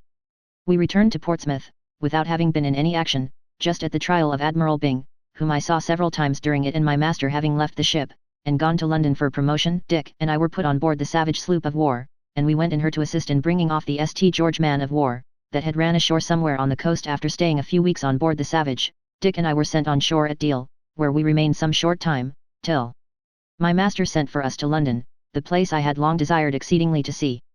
We therefore both with great pleasure got into a wagon, and came to London, where we were received by a Mr. Guerin, a relation of my master. This gentleman had 2 sisters, very amiable ladies, who took much notice and great care of me. Though I had desired so much to see London, when I arrived in it I was unfortunately unable to gratify my curiosity, for I had at this time the chilblains to such a degree that I could not stand for several months, and I was obliged to be sent to St. George's Hospital. There I grew so ill, that the doctors wanted to cut my left leg off at different times, apprehending a mortification, but I always said I would rather die than suffer it, and happily, I thank God, I recovered without the operation. After being there several weeks, and just as I had recovered, the smallpox broke out on me, so that I was again confined, and I thought myself now particularly unfortunate. However, I soon recovered again, and by this time my master having been promoted to be first lieutenant of the Preston man of war of 50 guns, then new at Deptford, Dick and I were sent on board her, and soon after we went to Holland to bring over the late Duke of, to England. While I was in this ship an incident happened, which, though trifling, I beg leave to relate, as I could not help taking particular notice of it, and considering it then as a judgment of God. One morning a young man was looking up to the foretop, and in a wicked tone, common on shipboard, his eyes about something. Just at the moment some small particles of dirt fell into his left eye, and by the evening it was very much inflamed. The next day it grew worse, and within 6 or 7 days he lost it. From this ship my master was appointed a lieutenant on board the Royal George. When he was going he wished me to stay on board the Preston, to learn the French horn, but the ship being ordered for Turkey I could not think of leaving my master, to whom I was very warmly attached, and I told him if he left me behind it would break my heart. This prevailed on him to take me with him, but he left Dick on board the Preston, whom I embraced at parting for the last time. The Royal George was the largest ship I had ever seen, so that when I came on board of her I was surprised at the number of people, men, women, and children, of every denomination, and the largeness of the guns, many of them also of brass, which I had never seen before. Here were also shops or stalls of every kind of goods, and people crying their different commodities about the ship as in a town. To me it appeared a little world, into which I was again cast without a friend, for I had no longer my dear companion Dick. We did not stay long here. My master was not many weeks on board before he got an appointment to be 6th Lieutenant of the Namur, which was then at Spithead, fitting up for Vice Admiral Boscawen, who was going with a large fleet on an expedition against Louisbourg. The crew of the Royal George were turned over to her, and the flag of that gallant admiral was hoisted on board, the blue at the main top gallant masthead. There was a very great fleet of men of war of every description assembled together for this expedition, and I was in hopes soon to have an opportunity of being gratified with a sea fight. All things being now in readiness, this mighty fleet, for there was also Admiral Cornish's fleet in company, destined for the East Indies, at last weighed anchor, and sailed. The two fleets continued in company for several days, and then parted, Admiral Cornish, in the Lennox, having first saluted our admiral in the Namur, which he returned. We then steered for America, but, by contrary winds, we were driven to Tenerife, where I was struck with its noted peak. Its prodigious height, and its form, resembling a sugar loaf, filled me with wonder. We remained in sight of this island some days, and then proceeded for America, which we soon made, and got into a very commodious harbour called St. George, in Halifax, where we had fish in great plenty, and all other fresh provisions.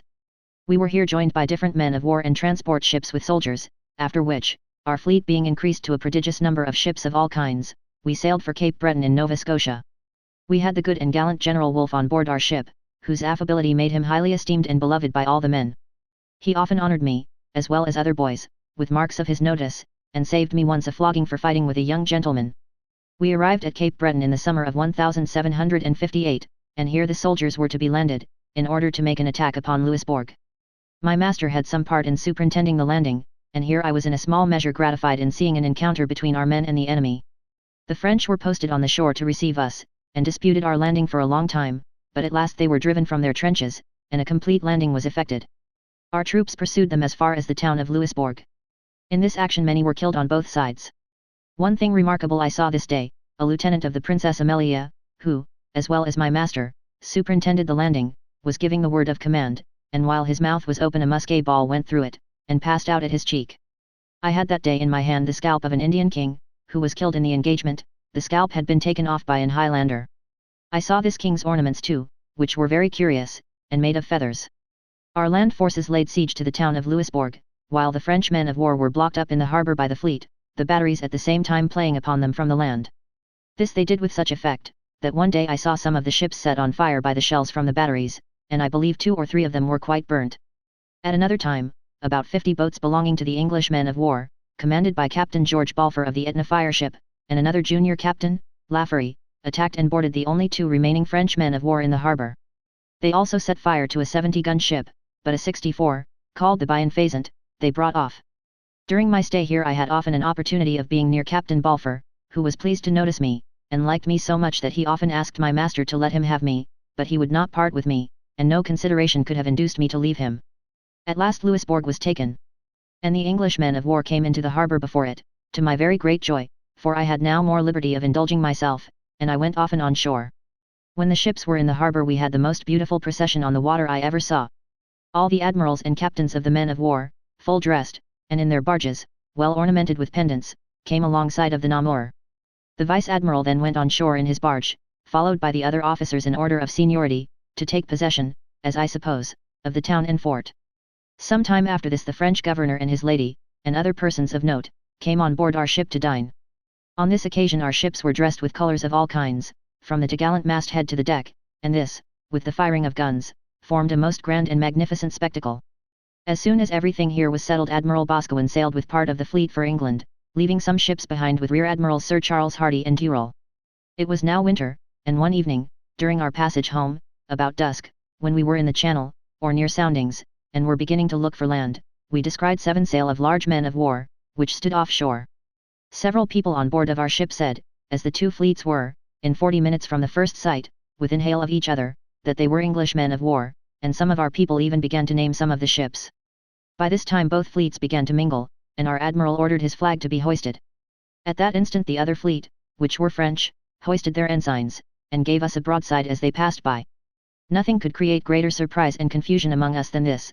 The wind was high, the sea rough, and we had our lower and middle deck guns housed in, so that not a single gun on board was ready to be fired at any of the French ships.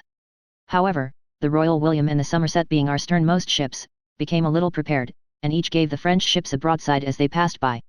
I afterwards heard this was a French squadron, commanded by Mons. Conf lands, and certainly had the Frenchmen known our condition, and had a mind to fight us, they might have done us great mischief. But we were not long before we were prepared for an engagement. Immediately many things were tossed overboard, the ships were made ready for fighting as soon as possible, and about 10 at night we had bent a new mainsail, the old one being split. Being now in readiness for fighting, we wore ship, and stood after the French fleet, who were 1 or 2 ships in number more than we. However, we gave them chase, and continued pursuing them all night, and at daylight we saw 6 of them, all large ships of the line, and an English East Indiaman, a prize they had taken. We chased them all day till between 3 and 4 o'clock in the evening, when we came up with, and passed within a musket shot of, 174-gun ship, and the Indiaman also, who now hoisted her colours, but immediately hauled them down again. On this we made a signal for the other ships to take possession of her, and, supposing the man of war would likewise strike, we cheered, but she did not, though if we had fired into her, from being so near, we must have taken her. To my utter surprise the Somerset, who was the next ship astern of the Namur, made way likewise, and, thinking they were sure of this French ship, they cheered in the same manner, but still continued to follow us. The French Commodore was about a gunshot ahead of all, running from us with all speed, and about 4 o'clock he carried his foretopmast overboard. This caused another loud cheer with us, and a little after the topmast came close by us, but, to our great surprise, instead of coming up with her, we found she went as fast as ever, if not faster. The sea grew now much smoother, and the wind lulling, the 74-gun ship we had passed came again by us in the very same direction, and so near, that we heard her people talk as she went by, yet not a shot was fired on either side, and about 5 or 6 o'clock, just as it grew dark, she joined her Commodore. We chased all night, but the next day they were out of sight, so that we saw no more of them, and we only had the old Indiaman, called Carnarvon I think, for our trouble. After this we stood in for the channel, and soon made the land, and, about the close of the year 1758-9, we got safe to St. Helens. Here the Namur ran aground, and also another large ship astern of us, but, by starting our water, and tossing many things overboard to lighten her, we got the ships off without any damage. We stayed for a short time at Spithead, and then went into Portsmouth harbour to refit, from whence the Admiral went to London, and my master and I soon followed. With a press gang, as we wanted some hands to complete our complement. Chapter 4. The author is baptized, narrowly escapes drowning, goes on an expedition to the Mediterranean, incidents he met with there, is witness to an engagement between some English and French ships, a particular account of the celebrated engagement between Admiral Boscawen and Mons. Le Clou, off Cape Logas, in August 1759, dreadful explosion of a French ship, the author sails for England, his master appointed to the command of a fireship, meets a Negro boy, from whom he experiences much benevolence, prepares for an expedition against Belle-Isle, a remarkable story of a disaster which befell his ship, arrives at Belle-Isle, operations of the landing and siege, the author's danger and distress, with his manner of extricating himself, surrender of Belle-Isle, transactions. Afterwards on the coast of France, remarkable instance of kidnapping, the author returns to England, hears a talk of peace, and expects his freedom, his ship sails for Deptford to be paid off. And when he arrives there he is suddenly seized by his master and carried forcibly on board a West India ship and sold. It was now between 2 and 3 years since I first came to England, a great part of which I had spent at sea, so that I became inured to that service, and began to consider myself as happily situated, for my master treated me always extremely well, and my attachment and gratitude to him were very great. From the various scenes I had beheld on shipboard, I soon grew a stranger to terror of every kind, and was, in that respect at least, almost an Englishman. I have often reflected with surprise that I never felt half the alarm at any of the numerous dangers I have been in, that I was filled with at the first sight of the Europeans, and at every act of theirs, even the most trifling, when I first came among them, and for some time afterwards. That fear, however, which was the effect of my ignorance, wore away as I began to know them. I could now speak English tolerably well, and I perfectly understood everything that was said.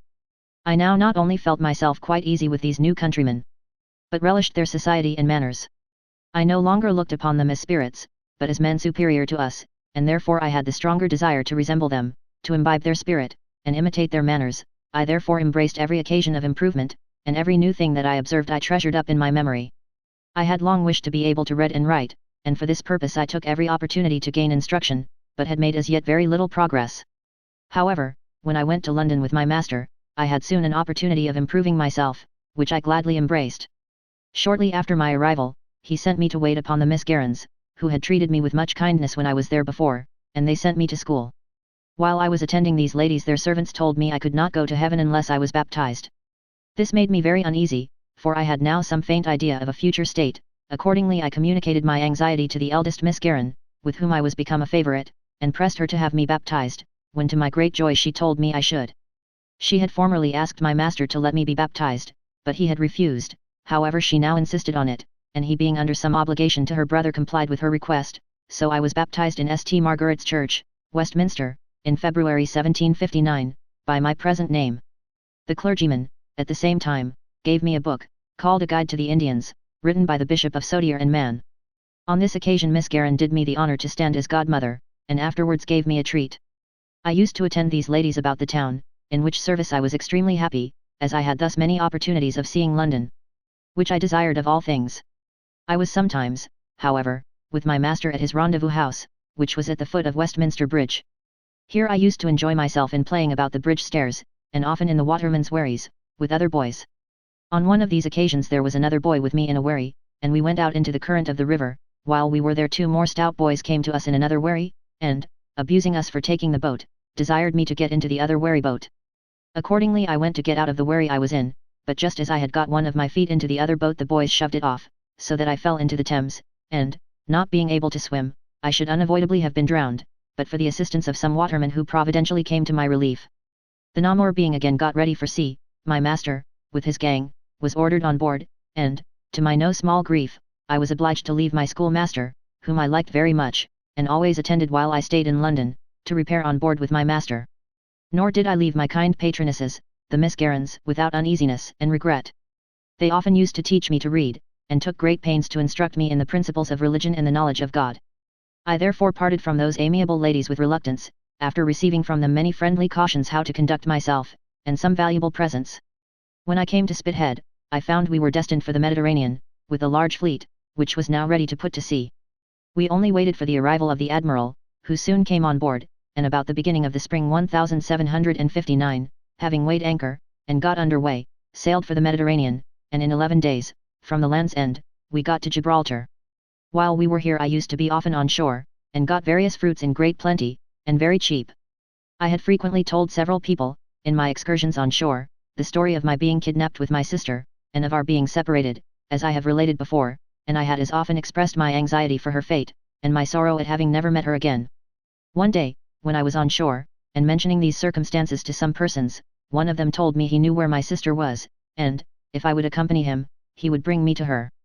Improbable as this story was, I believed it immediately, and agreed to go with him, while my heart leaped for joy, and, indeed, he conducted me to a black young woman, who was so like my sister, that, at first sight, I really thought it was her, but I was quickly undeceived, and, on talking to her, I found her to be of another nation.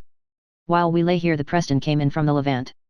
As soon as she arrived, my master told me I should now see my old companion, Dick, who had gone in her when she sailed for Turkey. I was much rejoiced at this news, and expected every minute to embrace him, and when the captain came on board of our ship, which he did immediately after, I ran to inquire after my friend, but, with inexpressible sorrow, I learned from the boat's crew that the dear youth was dead, and that they had brought his chest, and all his other things, to my master. These he afterwards gave to me, and I regarded them as a memorial of my friend, whom I loved, and grieved for, as a brother. While we were at Gibraltar, I saw a soldier hanging by his heels, at one of the moles. I thought this a strange sight, as I had seen a man hanged in London by his neck. At another time I saw the master of a frigate towed to shore on a grating, by several of the men of war's boats, and discharged the fleet, which I understood was a mark of disgrace for cowardice. On board the same ship there was also a sailor hung up at the yard arm. After lying at Gibraltar for some time, we sailed up the Mediterranean a considerable way above the Gulf of Lions, where we were one night overtaken with a terrible gale of wind, much greater than any I had ever yet experienced. The sea ran so high that, though all the guns were well housed, there was great reason to fear their getting loose. The ship rolled so much, and if they had it must have proved our destruction. After we had cruised here for a short time, we came to Barcelona, a Spanish seaport, remarkable for its silk manufactures. Here the ships were all to be watered, and my master, who spoke different languages, and used often to interpret for the admiral, superintended the watering of ours.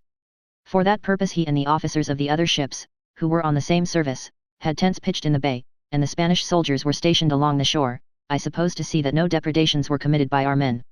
I used constantly to attend my master, and I was charmed with this place. All the time we stayed it was like a fair with the natives, who brought us fruits of all kinds, and sold them to us much cheaper than I got them in England. They used also to bring wine down to us in hog and sheep skins, which diverted me very much. The Spanish officers here treated our officers with great politeness and attention, and some of them, in particular, used to come often to my master's tent to visit him, where they would sometimes divert themselves by mounting me on the horses or mules, so that I could not fall, and setting them off at full gallop, my imperfect skill in horsemanship all the while affording them no small entertainment. After the ships were watered, we returned to our old station of cruising off Toulon, for the purpose of intercepting a fleet of French men of war that lay there. One Sunday, in our cruise, we came off a place where there were 2 small French frigates lying in shore, and our admiral, thinking to take or destroy them, sent 2 ships in after them, the Culloden and the Conqueror. They soon came up to the Frenchmen, and I saw a smart fight here, both by sea and land, for the frigates were covered by batteries, and they played upon our ships most furiously, which they as furiously returned, and for a long time a constant firing was kept up on all sides at an amazing rate. At last one frigate sunk, but the people escaped, though not without much difficulty, and a little after some of the people left the other frigate also, which was a mere wreck.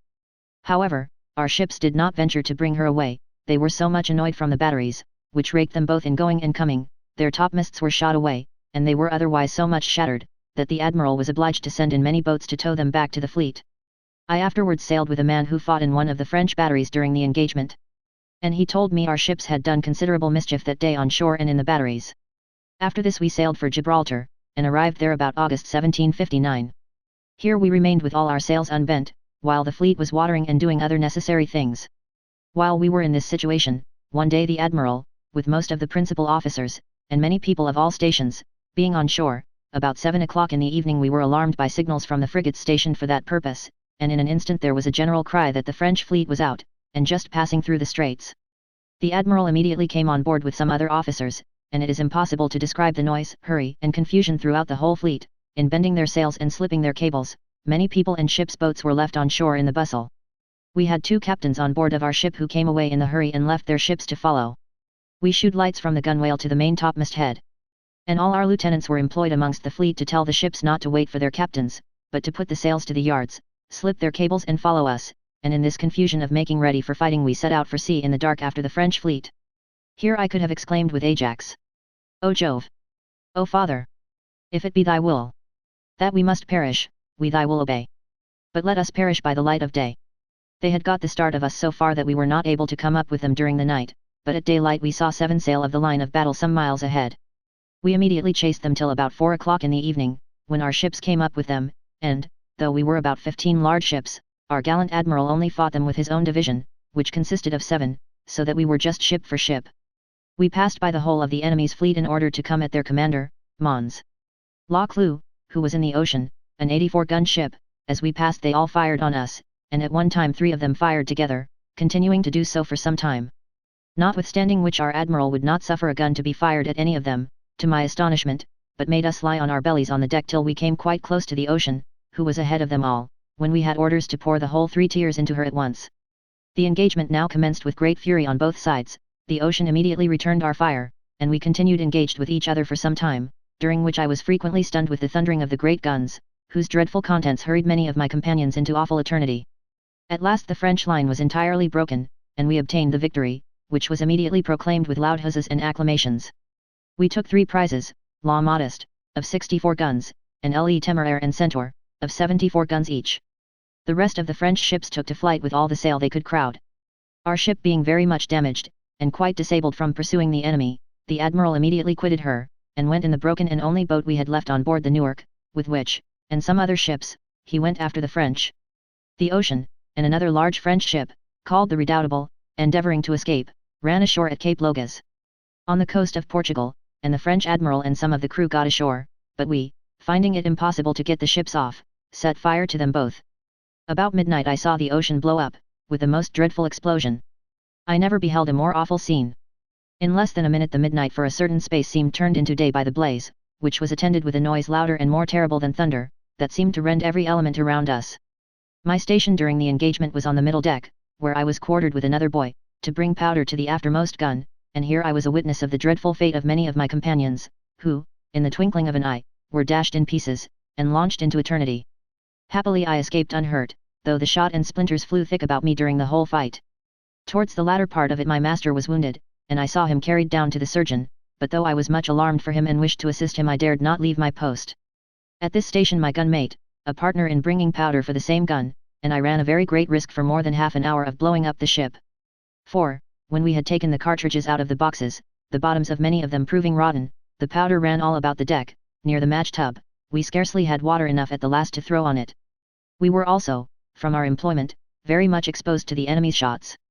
For we had to go through nearly the whole length of the ship to bring the powder. I expected therefore every minute to be my last, especially when I saw our men fall so thick about me, but, wishing to guard as much against the dangers as possible, at first I thought it would be safest not to go for the powder till the Frenchmen had fired their broadside, and then, while they were charging, I could go and come with my powder, but immediately afterwards I thought this caution was fruitless, and, cheering myself with the reflection that there was a time allotted for me to die, as well as to be born, I instantly cast off all fear or thought whatever of death, and went through the whole of my duty with alacrity, pleasing myself with the hope, if I survived the battle, of relating it and the dangers I had escaped to the dear Miss Guerin, and others, when I should return to London. Our ship suffered very much in this engagement, for, besides the number of our killed and wounded, she was almost torn to pieces, and our rigging so much shattered, that our mizzenmast and mainyard, and sea hung over the side of the ship, so that we were obliged to get many carpenters, and others from some of the ships of the fleet, to assist in setting us in some tolerable order, and, notwithstanding, it took us some time before we were completely refitted, after which we left Admiral Broderick to command, and we, with the prizes, steered for England. On the passage, and as soon as my master was something recovered of his wounds, the Admiral appointed him captain of the Etna fire ship, on which he and I left the Namur, and went on board of her at sea. I liked this little ship very much. I now became the captain's steward, in which situation I was very happy, for I was extremely well treated by all on board, and I had leisure to improve myself in reading and writing. The latter I had learned a little of before I left the Namur, as there was a school on board.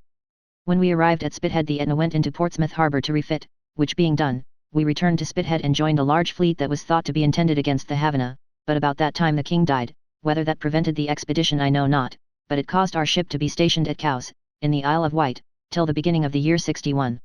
Here I spent my time very pleasantly. I was much on shore all about this delightful island, and found the inhabitants very civil. While I was here, I met with a trifling incident, which surprised me agreeably. I was one day in a field belonging to a gentleman who had a black boy about my own size. This boy, having observed me from his master's house, was transported at the sight of one of his own countrymen, and ran to meet me with the utmost haste. I, not knowing what he was about, turned a little out of his way at first, but to no purpose. He soon came close to me and caught hold of me in his arms as if I had been his brother, though we had never seen each other before. After we had talked together for some time he took me to his master's house, where I was treated very kindly. This benevolent boy and I were very happy in frequently seeing each other till about the month of March 1761, when our ship had orders to fit out again for another expedition.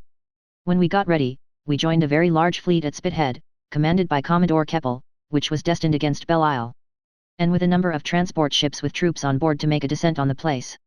We sailed once more in quest of fame. I longed to engage in new adventures and see fresh wonders. I had a mind on which everything uncommon made its full impression, and every event which I considered as marvellous. Every extraordinary escape, or signal deliverance, either of myself or others, I looked upon to be effected by the interposition of Providence. We had not been above 10 days at sea before an incident of this kind happened, which, whatever credit it may obtain from the reader, made no small impression on my mind.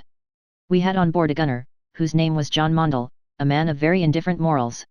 This man's cabin was between the decks, exactly over where I lay, abreast of the quarter-deck ladder. One night, the 20th of April, being terrified with a dream, he awoke in so great a fright that he could not rest in his bed any longer, nor even remain in his cabin, and he went upon deck about 4 o'clock in the morning extremely agitated.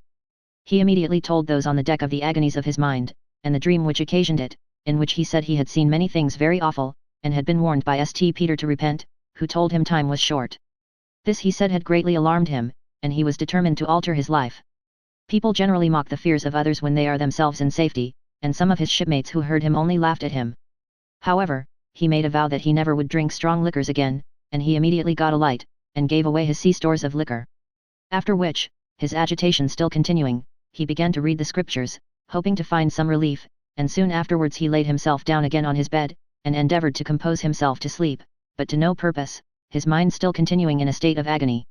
By this time it was exactly half after 7 in the morning. I was then under the half-deck at the great cabin door, and all at once I heard the people in the waist cry out, most fearfully, "The Lord have mercy upon us! We are all lost! The Lord have mercy upon us!" Mr. Mondle, hearing the cries, immediately ran out of his cabin, and we were instantly struck by the Lynn, a 40-gun ship, Captain Clark, which nearly ran us down. This ship had just put about, and was by the wind, but had not got full headway, or we must all have perished, for the wind was brisk. However, before Mr. Mondle had got 4 steps from his cabin door, she struck our ship with her cutwater right in the middle of his bed and cabin, and ran it up to the coamings of the quarterdeck hatchway, and above 3 feet below water, and in a minute there was not a bit of wood to be seen where Mr. Mondle's cabin stood, and he was so near being killed that some of the splinters tore his face. As Mr. Mondle must inevitably have perished from this accident had he not been alarmed in the very extraordinary way I have related, I could not help regarding this as an awful interposition of Providence for his preservation. The 2 ships for some time swinged alongside of each other, for ours being a fire ship, our grappling irons caught the line every way, and the yards and rigging went at an astonishing rate. Our ship was in such a shocking condition that we all thought she would instantly go down, and every one ran for their lives, and got as well as they could on board the Lynn, but our lieutenant being the aggressor, he never quitted the ship. However, when we found she did not sink immediately, the captain came on board again, and encouraged our people to return and try to save her. Many on this came back, but some would not venture. Some of the ships in the fleet, seeing our situation, immediately sent their boats to our assistance, but it took us the whole day to save the ship with all their help. And by using every possible means, particularly frapping her together with many hawsers, and putting a great quantity of tallow below water where she was damaged, she was kept together, but it was well we did not meet with any gales of wind, or we must have gone to pieces, for we were in such a crazy condition that we had ships to attend us till we arrived at Belle-Isle, the place of our destination, and then we had all things taken out of the ship, and she was properly repaired. This escape of Mr. Mondle, which he, as well as myself, always considered as a singular act of Providence, I believe had a great influence on his life and conduct ever afterwards. Now that I am on this subject I beg leave to relate another instance or two which strongly raised my belief of the particular interposition of heaven, and which might not otherwise have found a place here, from their insignificance. I belonged for a few days in the year 1758 to the Jason, of 54 guns, at Plymouth, and one night, when I was on board, a woman, with a child at her breast, fell from the upper deck down into the hold, near the keel. Every one thought that the mother and child must be both dashed to pieces, but, to our great surprise, neither of them was hurt. I myself one day fell headlong from the upper deck of the Etna down the afterhold, when the ballast was out, and all who saw me fall cried out I was killed, but I received not the least injury. And in the same ship a man fell from the masthead on the deck without being hurt. In these, and in many more instances, I thought I could plainly trace the hand of God, without whose permission a sparrow cannot fall. I began to raise my fear from man to him alone, and to call daily on his holy name with fear and reverence, and I trust he heard my supplications, and graciously condescended to answer me according to his holy word, and to implant the seeds of piety in me, even one of the meanest of his creatures. When we had refitted our ship, and all things were in readiness for attacking the place, the troops on board the transports were ordered to disembark, and my master, as a junior captain, had a share in the command of the landing. This was on the 8th of April. The French were drawn up on the shore, and had made every disposition to oppose the landing of our men, only a small part of them this day being able to effect it. Most of them, after fighting with great bravery, were cut off, and General Crawford, with a number of others, were taken prisoners. In this day's engagement we had also our lieutenant killed. On the 21st of April we renewed our efforts to land the men, while all the men of war were stationed along the shore to cover it, and fired at the French batteries and breastworks from early in the morning till about 4 o'clock in the evening, when our soldiers effected a safe landing. They immediately attacked the French, and, after a sharp encounter, forced them from the batteries. Before the enemy retreated they blew up several of them, lest they should fall into our hands. Our men now proceeded to besiege the citadel, and my master was ordered on shore to superintend the landing of all the materials necessary for carrying on the siege, in which service I mostly attended him. While I was there I went about to different parts of the island, and one day, particularly, my curiosity almost cost me my life. I wanted very much to see the mode of charging the mortars and letting off the shells, and for that purpose I went to an English battery that was but a very few yards from the walls of the citadel. There, indeed, I had an opportunity of completely gratifying myself in seeing the whole operation, and that not without running a very great risk, both from the English shells that burst while I was there, but likewise from those of the French. One of the largest of their shells bursted within 9 or 10 yards of me. There was a single rock close by, about the size of a butt, and I got instant shelter under it in time to avoid the fury of the shell. Where it burst the earth was torn in such a manner that 2 or 3 butts might easily have gone into the hole it made, and it threw great quantities of stones and dirt to a considerable distance. 3 shot were also fired at me and another boy who was along with me, one of them in particular seemed winged with red lightning and impetuous rage. For with a most dreadful sound it hissed close by me, and struck a rock at a little distance, which it shattered to pieces. When I saw what perilous circumstances I was in, I attempted to return the nearest way I could find, and thereby I got between the English and the French sentinels. An English sergeant, who commanded the outposts, seeing me, and surprised how I came there, which was by stealth along the seashore, reprimanded me very severely for it, and instantly took the sentinel off his post into custody, for his negligence in suffering me to pass the lines. While I was in this situation I observed at a little distance a French horse, belonging to some Icelanders, which I thought I would now mount, for the greater expedition of getting off. Accordingly I took some cord which I had about me, and making a kind of bridle of it, I put it round the horse's head, and the tame beast very quietly suffered me to tie him thus and mount him. As soon as I was on the horse's back I began to kick and beat him, and try every means to make him go quick, but all to very little purpose, I could not drive him out of a slow pace. While I was creeping along, still within reach of the enemy's shot, I met with a servant well mounted on an English horse. I immediately stopped, and, crying, told him my case, and begged of him to help me, and this he effectually did, for, having a fine large whip, he began to lash my horse with it so severely, that he set off full speed with me towards the sea, while I was quite unable to hold or manage him. In this manner I went along till I came to a craggy precipice. I now could not stop my horse, and my mind was filled with apprehensions of my deplorable fate should he go down the precipice, which he appeared fully disposed to do. I therefore thought I had better throw myself off him at once, which I did immediately with a great deal of dexterity, and fortunately escaped unhurt. As soon as I found myself at liberty I made the best of my way for the ship, determined I would not be so foolhardy again in a hurry. We continued to besiege the citadel till June, when it surrendered. During the siege I have counted above 60 shells and carcasses in the air at once.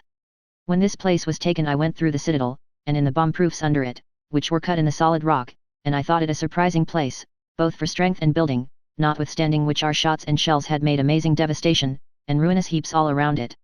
After the taking of this island our ships, with some others commanded by Commodore Stanhope in the Vassa, went to Bass Road, where we blocked up a French fleet. Our ships were there from June till February following, and in that time I saw a great many scenes of war, and stratagems on both sides to destroy each other's fleet. Sometimes we would attack the French with some ships of the line, at other times with boats, and frequently we made prizes. Once or twice the French attacked us by throwing shells with their bomb vessels, and one day as a French vessel was throwing shells at our ships she broke from her springs, behind the Isle of Idari, the tide being complicated, she came within a gunshot of the Nassau, but the Nassau could not bring a gun to bear upon her, and thereby the Frenchmen got off. We were twice attacked by their fire floats, which they chained together, and then let them float down with the tide, but each time we sent boats with grapplings, and towed them safe out of the fleet.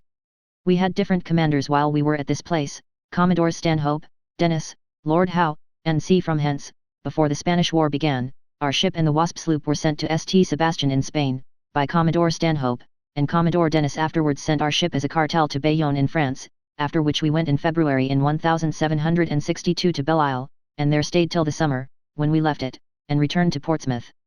After our ship was fitted out again for service, in September she went to Guernsey, where I was very glad to see my old hostess, who was now a widow, and my former little charming companion, her daughter.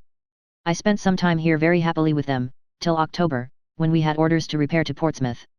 We parted from each other with a great deal of affection, and I promised to return soon, and see them again, not knowing what all-powerful fate had determined for me. Our ship having arrived at Portsmouth, we went into the harbour, and remained there till the latter end of November, when we heard great talk about peace, and, to our very great joy, in the beginning of December we had orders to go up to London with our ship to be paid off. We received this news with loud huzzas, and every other demonstration of gladness, and nothing but mirth was to be seen throughout every part of the ship. I too was not without my share of the general joy on this occasion. I thought now of nothing but being freed, and working for myself, and thereby getting money to enable me to get a good education, for I always had a great desire to be able at least to read and write, and while I was on shipboard I had endeavoured to improve myself in both. While I was in the Etna particularly, the captain's clerk taught me to write, and gave me a smattering of arithmetic as far as the rule of 3. There was also one Daniel Queen, about 40 years of age, a man very well educated, who messed with me on board this ship, and he likewise dressed and attended the captain. Fortunately this man soon became very much attached to me, and took very great pains to instruct me in many things. He taught me to shave and dress hair a little, and also to read in the Bible, explaining many passages to me, which I did not comprehend. I was wonderfully surprised to see the laws and rules of my country written almost exactly here, a circumstance which I believe tended to impress our manners and customs more deeply on my memory. I used to tell him of this resemblance, and many a time we have sat up the whole night together at this employment. In short, he was like a father to me, and some even used to call me after his name. They also styled me the Black Christian. Indeed I almost loved him with the affection of a son. Many things I have denied myself that he might have them, and when I used to play at marbles or any other game, and won a few halfpence, or got any little money, which I sometimes did, for shaving anyone, I used to buy him a little sugar or tobacco, as far as my stock of money would go. He used to say, that he and I never should part, and that when our ship was paid off, as I was as free as himself or any other man on board, he would instruct me in his business, by which I might gain a good livelihood.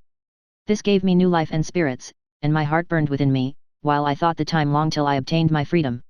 For though my master had not promised it to me, yet, besides the assurances I had received that he had no right to detain me, he always treated me with the greatest kindness, and reposed in me an unbounded confidence. He even paid attention to my morals, and would never suffer me to deceive him, or tell lies, of which he used to tell me the consequences, and that if I did so God would not love me, so that, from all this tenderness, I had never once supposed, in all my dreams of freedom, that he would think of detaining me any longer than I wished. In pursuance of our orders we sailed from Portsmouth for the Thames, and arrived at Deptford the 10th of December, where we cast anchor just as it was high water. The ship was up about half an hour, when my master ordered the barge to be manned, and all in an instant, without having before given me the least reason to suspect anything of the matter, he forced me into the barge, saying, I was going to leave him, but he would take care I should not. I was so struck with the unexpectedness of this proceeding, that for some time I did not make a reply, only I made an offer to go for my books and chest of clothes, but he swore I should not move out of his sight, and if I did he would cut my throat, at the same time taking his hanger. I began, however, to collect myself, and, plucking up courage, I told him I was free, and he could not by law serve me so. But this only enraged him the more, and he continued to swear, and said he would soon let me know whether he would or not. And at that instant sprung himself into the barge from the ship, to the astonishment and sorrow of all on board. The tide, rather unluckily for me, had just turned downward, so that we quickly fell down the river along with it, till we came among some outward bound West Indiamen, for he was resolved to put me on board the first vessel he could get to receive me. The boat's crew, who pulled against their will, became quite faint different times, and would have gone ashore, but he would not let them. Some of them strove then to cheer me, and told me he could not sell me, and that they would stand by me, which revived me a little, and I still entertained hopes, for as they pulled along he asked some vessels to receive me, but they could not. But, just as we had got a little below Gravesend, we came alongside of a ship which was going away the next tide for the West Indies. Her name was the Charming Sally, Captain James Doran, and my master went on board and agreed with him for me. And in a little time I was sent for into the cabin. When I came there Captain Doran asked me if I knew him. I answered that I did not. Then, said he, you are now my slave. I told him my master could not sell me to him, nor to anyone else. Why, said he, did not your master buy you? I confessed he did. But I have served him, said I, many years, and he has taken all my wages and prize money, for I only got 1 sixpence during the war. Besides this I have been baptized, and by the laws of the land no man has a right to sell me. And I added, that I had heard a lawyer and others at different times tell my master so. They both then said that those people who told me so were not my friends, but I replied, it was very extraordinary that other people did not know the law as well as they. Upon this Captain Doran said I talked too much English, and if I did not behave myself well, and be quiet, he had a method on board to make me. I was too well convinced of his power over me to doubt what he said, and my former sufferings in the slave ship presenting themselves to my mind, the recollection of them made me shudder. However, before I retired I told them that as I could not get any right among men here I hoped I should hereafter in heaven, and I immediately left the cabin, filled with resentment and sorrow. The only coat I had with me my master took away with him, and said if my prize money had been £10,000, he had a right to it all, and would have taken it. I had about 9 guineas, which, during my long seafaring life, I had scraped together from trifling perquisites and little ventures, and I hid it that instant, lest my master should take that from me likewise, still hoping that by some means or other I should make my escape to the shore, and indeed some of my old shipmates told me not to despair, for they would get me back again, and that, as soon as they could get their pay, they would immediately come to Portsmouth to me, where this ship was going. But, alas! all my hopes were baffled, and the hour of my deliverance was yet far off. My master, having soon concluded his bargain with the captain, came out of the cabin, and he and his people got into the boat and put off. I followed them with aching eyes as long as I could, and when they were out of sight I threw myself on the deck, while my heart was ready to burst with sorrow and anguish. Chapter 5. The author's reflections on his situation, is deceived by a promise of being delivered, his despair at sailing for the West Indies, arrives at Montserrat, where he is sold to Mr. King, various interesting instances of oppression, cruelty, and extortion, which the author saw practiced upon the slaves in the West Indies during his captivity from the year 1763 to 1766, address on it to the planters. Thus, at the moment I expected all my toils to end, was I plunged, as I supposed, in a new slavery, in comparison of which all my service hitherto had been perfect freedom, and whose horrors, always present to my mind, now rushed on it with tenfold aggravation. I wept very bitterly for some time, and began to think that I must have done something to displease the Lord, that he thus punished me so severely. This filled me with painful reflections on my past conduct. I recollected that on the morning of our arrival at Deptford I had rashly sworn that as soon as we reached London I would spend the day in rambling and sport. My conscience smote me for this unguarded expression. I felt that the Lord was able to disappoint me in all things, and immediately considered my present situation as a judgment of heaven on account of my presumption in swearing. I therefore, with contrition of heart, acknowledged my transgression to God, and poured out my soul before him with unfeigned repentance. And with earnest supplications I besought him not to abandon me in my distress, nor cast me from his mercy for ever. In a little time my grief, spent with its own violence, began to subside, and after the first confusion of my thoughts was over I reflected with more calmness on my present condition. I considered that trials and disappointments are sometimes for our good, and I thought God might perhaps have permitted this in order to teach me wisdom and resignation, for he had hitherto shadowed me with the wings of his mercy, and by his invisible but powerful hand brought me the way I knew not. These reflections gave me a little comfort, and I rose at last from the deck with dejection and sorrow in my countenance, yet mixed with some faint hope that the Lord would appear for my deliverance. Soon afterwards, as my new master was going ashore, he called me to him, and told me to behave myself well, and do the business of the ship the same as any of the rest of the boys, and that I should fare the better for it, but I made him no answer. I was then asked if I could swim, and I said, no. However, I was made to go under the deck, and was well watched. The next tide the ship got under way, and soon after arrived at the Mother Bank, Portsmouth, where she waited a few days for some of the West India convoy. While I was here I tried every means I could devise amongst the people of the ship to get me a boat from the shore, as there was none suffered to come alongside of the ship, and their own, whenever it was used, was hoisted in again immediately. A sailor on board took a guinea from me on pretence of getting me a boat, and promised me, time after time, that it was hourly to come off.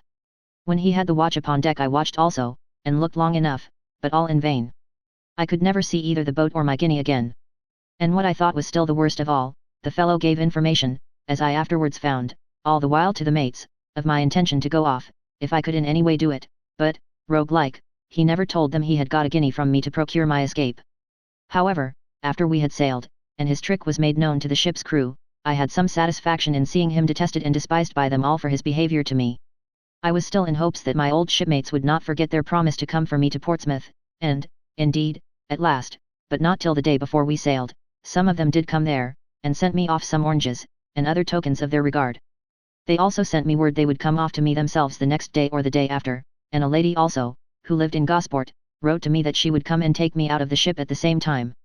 This lady had been once very intimate with my former master. I used to sell and take care of a great deal of property for her, in different ships, and in return she always shewed great friendship for me, and used to tell my master that she would take me away to live with her, but, unfortunately for me, a disagreement soon afterwards took place between them, and she was succeeded in my master's good graces by another lady, who appeared sole mistress of the Etna, and mostly lodged on board. I was not so great a favourite with this lady as with the former. She had conceived a pique against me on some occasion when she was on board, and she did not fail to instigate my master to treat me in the manner he did. However, the next morning, the 30th of December, the wind being brisk and easterly, the Eolus frigate, which was to escort the convoy, made a signal for sailing. All the ships then got up their anchors, and, before any of my friends had an opportunity to come off to my relief, to my inexpressible anguish our ship had got under way. What tumultuous emotions agitated my soul when the convoy got under sail, and I a prisoner on board, now without hope. I kept my swimming eyes upon the land in a state of unutterable grief, not knowing what to do, and despairing how to help myself. While my mind was in this situation the fleet sailed on, and in one day's time I lost sight of the wished-for land. In the first expressions of my grief I reproached my fate, and wished I had never been born. I was ready to curse the tide that bore us, the gale that wafted my prison, and even the ship that conducted us, and I called on death to relieve me from the horrors I felt and dreaded, that I might be in that place where slaves are free, and men oppress no more. Fool that I was, inured so long to pain. To trust to hope, or dream of joy again. Now dragged once more beyond the western main. To groan beneath some dastard planter's chain. Where my poor countrymen in bondage wait. The long enfranchisement of lingering fate. Hard lingering fate. While, ere the dawn of day, roused by the lash they go their cheerless way. And as their souls with shame and anguish burn, salute with groans unwelcome morn's return. And, chiding every hour the slow-packed sun, pursue their toils till all his race is run. No eye to mark their sufferings with a tear. No friend to comfort, and no hope to cheer. Then, like the dull unpitied brutes, repair to stalls as wretched, and as coarse a fare. Thank heaven one day of misery was o'er. Then sink to sleep, and wished to wake no more. The turbulence of my emotions however naturally gave way to calmer thoughts, and I soon perceived what fate had decreed no mortal on earth could prevent. The convoy sailed on without any accident, with a pleasant gale and smooth sea, for 6 weeks, till February, when one morning the Euryalus ran down a brig, one of the convoy, and she instantly went down and was engulfed in the dark recesses of the ocean. The convoy was immediately thrown into great confusion till it was daylight, and the Euryalus was illumined with lights to prevent any farther mischief. On the 13th of February 1763, from the masthead, we descried our destined island Montserrat, and soon after I beheld those regions of sorrow, doleful shades, where peace and rest can rarely dwell. Hope never comes. That comes to all, but torture without end still urges. At the sight of this land of bondage, a fresh horror ran through all my frame, and chilled me to the heart.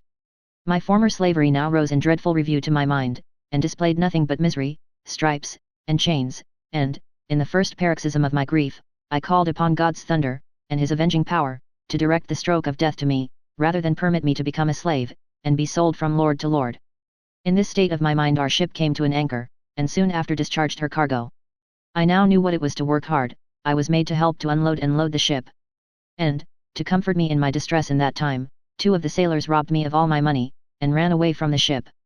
I had been so long used to an European climate that at first I felt the scorching West India sun very painful, while the dashing surf would toss the boat and the people in it frequently above high water mark. Sometimes our limbs were broken with this, or even attended with instant death, and I was day by day mangled and torn. About the middle of May, when the ship was got ready to sail for England, I all the time believing that fate's blackest clouds were gathering over my head, and expecting their bursting would mix me with the dead, Captain Doran sent for me ashore one morning, and I was told by the messenger that my fate was then determined. With fluttering steps and trembling heart I came to the captain, and found with him one Mr. Robert King, a Quaker and the first merchant in the place. The captain then told me my former master had sent me there to be sold, but that he had desired him to get me the best master he could, as he told him I was a very deserving boy, which Captain Doran said he found to be true, and if he were to stay in the West Indies he would be glad to keep me himself, but he could not venture to take me to London, for he was very sure that when I came there I would leave him. I at that instant burst out a-crying, and begged much of him to take me to England with him, but all to no purpose. He told me he had got me the very best master in the whole island, with whom I should be as happy as if I were in England, and for that reason he chose to let him have me, though he could sell me to his own brother-in-law for a great deal more money than what he got from this gentleman. Mr. King, my new master, then made a reply, and said the reason he had bought me was on account of my good character, and, as he had not the least doubt of my good behavior, I should be very well off with him. He also told me he did not live in the West Indies, but at Philadelphia, where he was going soon, and, as I understood something of the rules of arithmetic, when we got there he would put me to school, and fit me for a clerk. This conversation relieved my mind a little, and I left those gentlemen considerably more at ease in myself than when I came to them, and I was very grateful to Captain Doran, and even to my old master, for the character they had given me. A character which I afterwards found of infinite service to me. I went on board again, and took leave of all my shipmates, and the next day the ship sailed. When she weighed anchor I went to the waterside and looked at her with a very wishful and aching heart, and followed her with my eyes and tears until she was totally out of sight. I was so bowed down with grief that I could not hold up my head for many months, and if my new master had not been kind to me I believe I should have died under it at last. And indeed I soon found that he fully deserved the good character which Captain Doran had given me of him, for he possessed a most amiable disposition and temper, and was very charitable and humane. If any of his slaves behaved amiss he did not beat or use them ill, but parted with them. This made them afraid of disobliging him, and as he treated his slaves better than any other man on the island, so he was better and more faithfully served by them in return. By his kind treatment I did at last endeavour to compose myself, and with fortitude, though moneyless, determined to face whatever fate had decreed for me. Mr. King soon asked me what I could do, and at the same time said he did not mean to treat me as a common slave. I told him I knew something of seamanship, and could shave and dress hair pretty well, and I could refine wines, which I had learned on shipboard, where I had often done it, and that I could write, and understood arithmetic tolerably well as far as the rule of 3. He then asked me if I knew anything of gauging, and, on my answering that I did not, he said one of his clerks should teach me to gauge. Mr. King dealt in all manner of merchandise, and kept from 1 to 6 clerks. He loaded many vessels in a year, particularly to Philadelphia, where he was born, and was connected with a great mercantile house in that city. He had besides many vessels and drogers, of different sizes, which used to go about the island, and others to collect rum, sugar, and other goods. I understood pulling and managing those boats very well, and this hard work, which was the first that he set me to, in the sugar seasons used to be my constant employment. I have rowed the boat, and slaved at the oars, from 1 hour to 16 in the 24, during which I had 15 pence sterling per day to live on, though sometimes only 10 pence. However, this was considerably more than was allowed to other slaves that used to work with me, and belonged to other gentlemen on the island. Those poor souls had never more than 9 pence per day, and seldom more than 6 pence, from their masters or owners. Though they earned them 3 or 4 pieced rinds, for it is a common practice in the West Indies for men to purchase slaves though they have not plantations themselves, in order to let them out to planters and merchants at so much a piece by the day, and they give what allowance they choose out of this produce of their daily work to their slaves for subsistence. This allowance is often very scanty. My master often gave the owners of these slaves 2.5 of these pieces per day, and found the poor fellows in victuals himself, because he thought their owners did not feed them well enough according to the work they did. The slaves used to like this very well, and, as they knew my master to be a man of feeling, they were always glad to work for him in preference to any other gentleman, some of whom, after they had been paid for these poor people's labours, would not give them their allowance out of it. Many times have I even seen these unfortunate wretches beaten for asking for their pay, and often severely flogged by their owners if they did not bring them their daily or weekly money exactly to the time, though the poor creatures were obliged to wait on the gentlemen they had worked for sometimes for more than half the day before they could get their pay, and this generally on Sundays, when they wanted the time for themselves. In particular, I knew a countryman of mine who once did not bring the weekly money directly that it was earned, and though he brought it the same day to his master, yet he was staked to the ground for this pretended negligence, and was just going to receive 100 lashes, but for a gentleman who begged him off 50. This poor man was very industrious, and, by his frugality, had saved so much money by working on shipboard, that he had got a white man to buy him a boat, unknown to his master. Some time after he had this little estate, the governor wanted a boat to bring his sugar from different parts of the island, and, knowing this to be a Negro man's boat, he seized upon it for himself, and would not pay the owner a farthing. The man on this went to his master, and complained to him of this act of the governor, but the only satisfaction he received was to be damned very heartily by his master, who asked him how dared any of his Negroes to have a boat. If the justly merited ruin of the governor's fortune could be any gratification to the poor man he had thus robbed, he was not without consolation. Extortion and rapine are poor providers, and some time after this the governor died in the King's Bench in England, as I was told, in great poverty. The last war favoured this poor Negro man, and he found some means to escape from his Christian master. He came to England, where I saw him afterwards several times. Such treatment as this often drives these miserable wretches to despair, and they run away from their masters at the hazard of their lives. Many of them, in this place, unable to get their pay when they have earned it, and fearing to be flogged, as usual, if they return home without it, run away where they can for shelter, and a reward is often offered to bring them in dead or alive. My master used sometimes, in these cases, to agree with their owners, and to settle with them himself, and thereby he saved many of them a flogging. Once, for a few days, I was let out to fit a vessel, and I had no victuals allowed me by either party. At last I told my master of this treatment, and he took me away from it. In many of the estates, on the different islands where I used to be sent for rum or sugar, they would not deliver it to me, or any other Negro. He was therefore obliged to send a white man along with me to those places, and then he used to pay him from 6 to 10 pieced rinds a day. From being thus employed, during the time I served Mr. King, in going about the different estates on the island, I had all the opportunity I could wish for to see the dreadful usage of the poor men, usage that reconciled me to my situation, and made me bless God for the hands into which I had fallen. I had the good fortune to please my master in every department in which he employed me, and there was scarcely any part of his business, or household affairs, in which I was not occasionally engaged. I often supplied the place of a clerk, in receiving and delivering cargoes to the ships, in tending stores, and delivering goods, and, besides this, I used to shave and dress my master when convenient, and take care of his horse, and when it was necessary, which was very often, I worked likewise on board of different vessels of his. By these means I became very useful to my master, and saved him, as he used to acknowledge, above £100 a year. Nor did he scruple to say I was of more advantage to him than any of his clerks, though their usual wages in the West Indies are from £60 to £100 current a year. I have sometimes heard it asserted that a Negro cannot earn his master the first cost, but nothing can be further from the truth. I suppose 9/10 of the mechanics throughout the West Indies are Negro slaves, and I well know the coopers among them earn $2 a day, the carpenters the same, and oftentimes more, as also the masons, smiths, and fishermen, and I have known many slaves whose masters would not take £1,000 current for them. But surely this assertion refutes itself, for, if it be true, why do the planters and merchants pay such a price for slaves? And, above all, why do those who make this assertion exclaim the most loudly against the abolition of the slave trade? So much are men blinded, and to such inconsistent arguments are they driven by mistaken interest. I grant, indeed, that slaves are sometimes, by half-feeding, half-clothing, overworking and stripes, reduced so low, that they are turned out as unfit for service, and left to perish in the woods, or expire on a dunghill. My master was several times offered by different gentlemen 100 guineas for me, but he always told them he would not sell me, to my great joy, and I used to double my diligence and care for fear of getting into the hands of those men who did not allow a valuable slave the common support of life. Many of them even used to find fault with my master for feeding his slaves so well as he did, although I often went hungry, and an Englishman might think my fare very indifferent, but he used to tell them he always would do it, because the slaves thereby looked better and did more work. While I was thus employed by my master I was often a witness to cruelties of every kind, which were exercised on my unhappy fellow slaves. I used frequently to have different cargoes of new negroes in my care for sale, and it was almost a constant practice with our clerks, and other whites, to commit violent depredations on the chastity of the female slaves, and these I was, though with reluctance, obliged to submit to at all times, being unable to help them. When we have had some of these slaves on board my master's vessels to carry them to other islands, or to America, I have known our mates to commit these acts most shamefully, to the disgrace, not of Christians only, but of men. I have even known them gratify their brutal passion with females not 10 years old, and these abominations some of them practiced to such scandalous excess, that one of our captains discharged the mate and others on that account.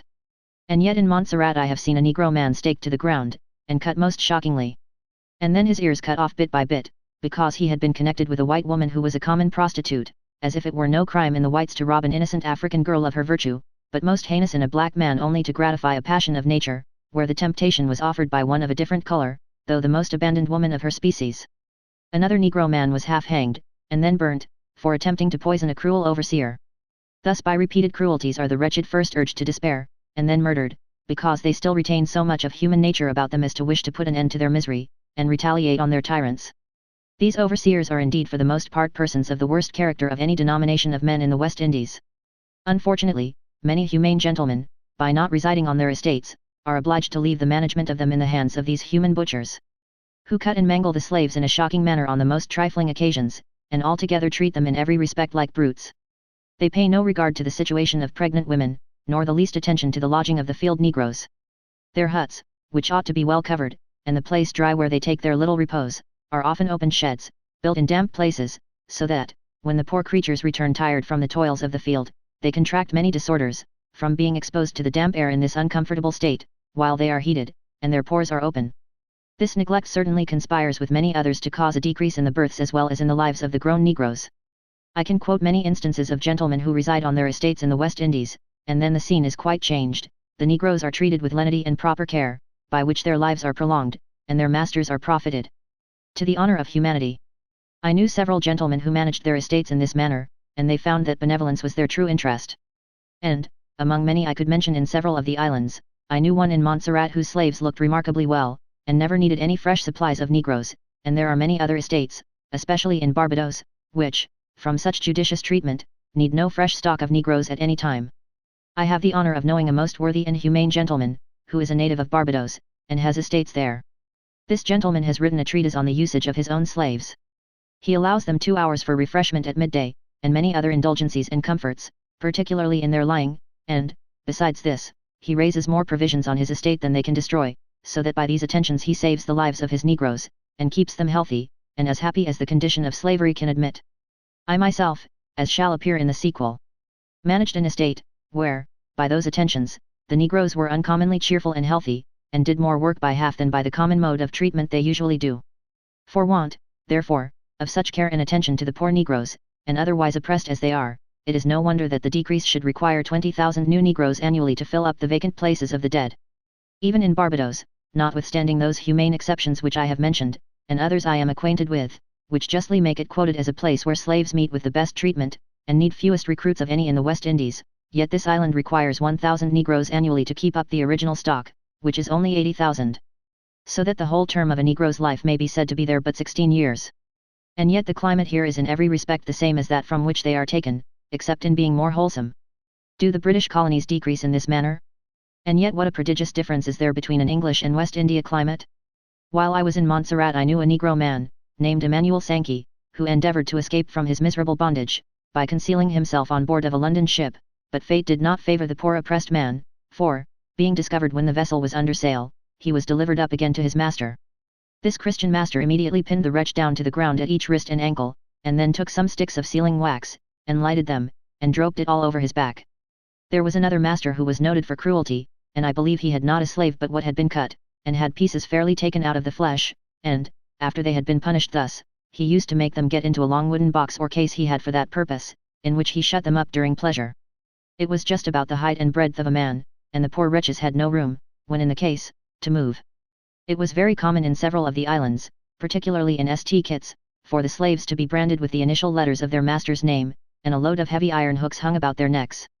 Indeed, on the most trifling occasions they were loaded with chains, and often instruments of torture were added.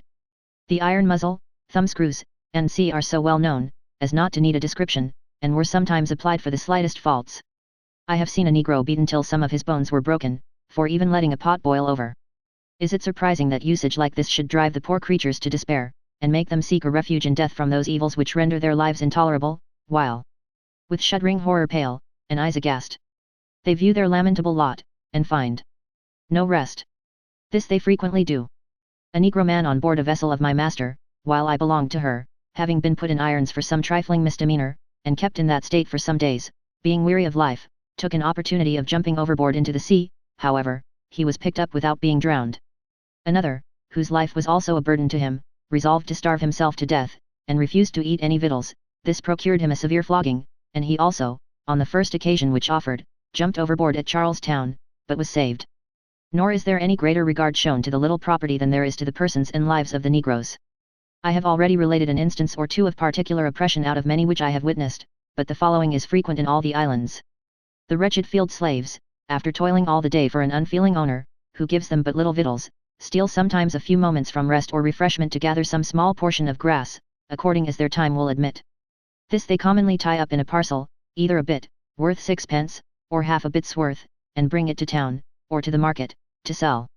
Nothing is more common than for the white people on this occasion to take the grass from them without paying for it, and not only so, but too often also, to my knowledge, our clerks, and many others, at the same time have committed acts of violence on the poor, wretched, and helpless females, whom I have seen for hours stand crying to no purpose, and get no redress or pay of any kind. Is not this one common and crying sin enough to bring down God's judgment on the islands? He tells us the oppressor and the oppressed are both in his hands, and if these are not the poor, the broken-hearted, the blind, the captive, the bruised, which our Saviour speaks of, who are they? One of these depredators once, in St. Eustatia, came on board of our vessel, and bought some fowls and pigs of me, and a whole day after his departure with the things he returned again and wanted his money back. I refused to give it, and, not seeing my captain on board, he began the common pranks with me, and swore he would even break open my chest and take my money. I therefore expected, as my captain was absent, that he would be as good as his word, and he was just proceeding to strike me, when fortunately a British seaman on board, whose heart had not been debauched by a West India climate, interposed and prevented him. But had the cruel man struck me, I certainly should have defended myself at the hazard of my life, for what is life to a man thus oppressed? He went away, however, swearing, and threatened that whenever he caught me on shore he would shoot me, and pay for me afterwards. The small account in which the life of a Negro is held in the West Indies is so universally known, that it might seem impertinent to quote the following extract, if some people had not been hardy enough of late to assert that Negroes are on the same footing in that respect as Europeans. By the 329th Act, page 125, of the Assembly of Barbados, it is enacted that if any Negro, or other slave, under punishment by his master, or his order, for running away, or any other crime or misdemeanor towards his said master, unfortunately shall suffer in life or member, no person whatsoever shall be liable to a fine, but if any man shall out of wantonness, or only of bloody-mindedness, or cruel intention, wilfully kill a Negro, or other slave, of his own, he shall pay into the public treasury £15 and it is the same in most, if not all, of the West India Islands. Is not this one of the many acts of the islands which call loudly for redress? And do not the assembly which enacted it deserve the appellation of savages and brutes rather than of Christians and men? It is an act at once unmerciful, unjust, and unwise, which for cruelty would disgrace an assembly of those who are called barbarians, and for its injustice and insanity would shock the morality and common sense of a Samade or a Hottentot. Shocking as this and many more acts of the bloody West India Code at first view appear, how is the iniquity of it heightened when we consider to whom it may be extended? Mr. James Tobin, a zealous labourer in the vineyard of slavery, gives an account of a French planter of his acquaintance, in the island of Martinico, who shewed him many mulattoes working in the fields like beasts of burden, and he told Mr. Tobin these were all the produce of his own loins. And I myself have known similar instances. Pray, reader, are these sons and daughters of the French planter less his children by being begotten on a black woman? And what must be the virtue of those legislators, and the feelings of those fathers, who estimate the lives of their sons, however begotten, at no more than £15, though they should be murdered, as the Act says, out of wantonness and bloody-mindedness? But is not the slave trade entirely a war with the heart of man? And surely that which is begun by breaking down the barriers of virtue involves in its continuance destruction to every principle, and buries all sentiments in ruin. I have often seen slaves, particularly those who were meagre, in different islands, put into scales and weighed, and then sold from 3 pence to 6 pence or 9 pence a pound. My master, however, whose humanity was shocked at this mode, used to sell such by the lump. And at or after a sale it was not uncommon to see negroes taken from their wives, wives taken from their husbands, and children from their parents, and sent off to other islands, and wherever else their merciless lords chose, and probably never more during life to see each other. Oftentimes my heart has bled at these partings, when the friends of the departed have been at the water side, and, with sighs and tears, have kept their eyes fixed on the vessel till it went out of sight. A poor Creole Negro I knew well, who, after having been often thus transported from island to island, at last resided in Montserrat. This man used to tell me many melancholy tales of himself. Generally, after he had done working for his master, he used to employ his few leisure moments to go a-fishing. When he had caught any fish, his master would frequently take them from him without paying him, and at other times some other white people would serve him in the same manner. One day he said to me, very movingly, "Sometimes when a white man take away my fish I go to my mazer, and he get me my right, and when my mazer by strength take away my fishes, what me must do? I can't go to anybody to be righted." Then said the poor man, looking up above, "I must look up to God mighty in the top for right." This artless tale moved me much, and I could not help feeling the just cause Moses had in redressing his brother against the Egyptian. I exhorted the man to look up still to the God on the top, since there was no redress below. Though I little thought then that I myself should more than once experience such imposition, and read the same exhortation hereafter, in my own transactions in the islands, and that even this poor man and I should some time after suffer together in the same manner, as shall be related hereafter. Nor was such usage as this confined to particular places or individuals, for, in all the different islands in which I have been, and I have visited no less than 15, the treatment of the slaves was nearly the same, so nearly indeed, that the history of an island, or even a plantation, with a few such exceptions as I have mentioned, might serve for a history of the whole. Such a tendency has the slave trade to debauch men's minds, and harden them to every feeling of humanity. For I will not suppose that the dealers in slaves are born worse than other men, no, it is the fatality of this mistaken avarice, that it corrupts the milk of human kindness and turns it into gall. And, had the pursuits of those men been different, they might have been as generous, as tender-hearted and just, as they are unfeeling, rapacious and cruel.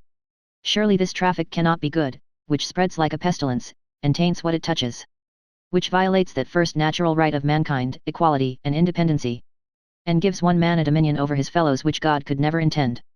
For it raises the owner to a state as far above man as it depresses the slave below it, and, with all the presumption of human pride, sets a distinction between them, immeasurable in extent, and endless in duration. Yet how mistaken is the avarice even of the planters!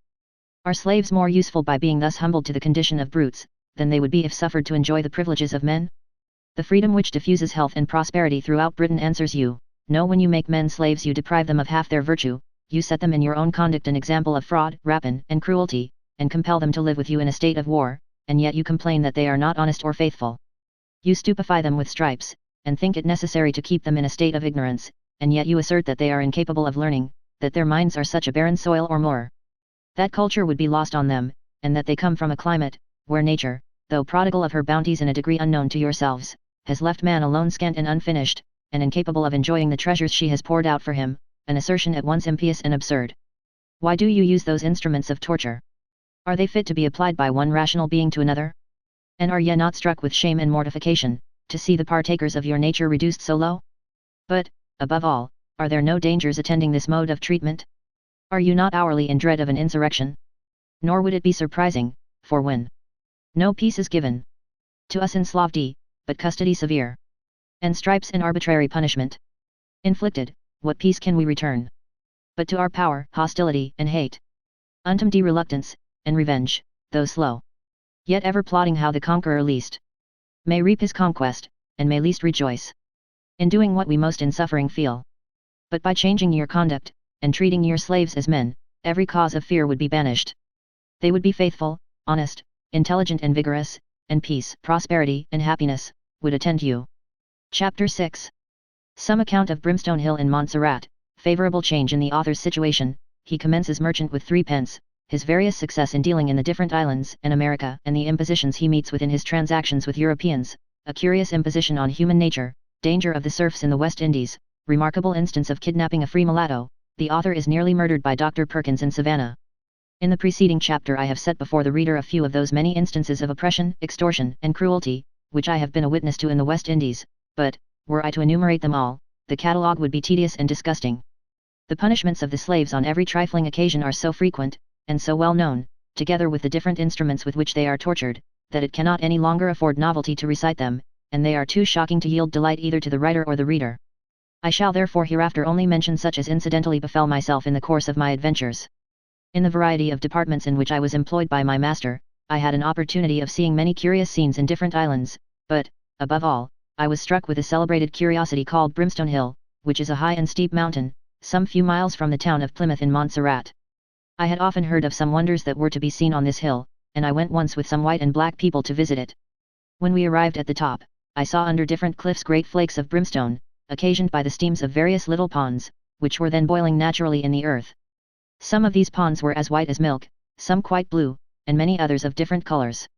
I had taken some potatoes with me, and I put them into different ponds, and in a few minutes they were well boiled.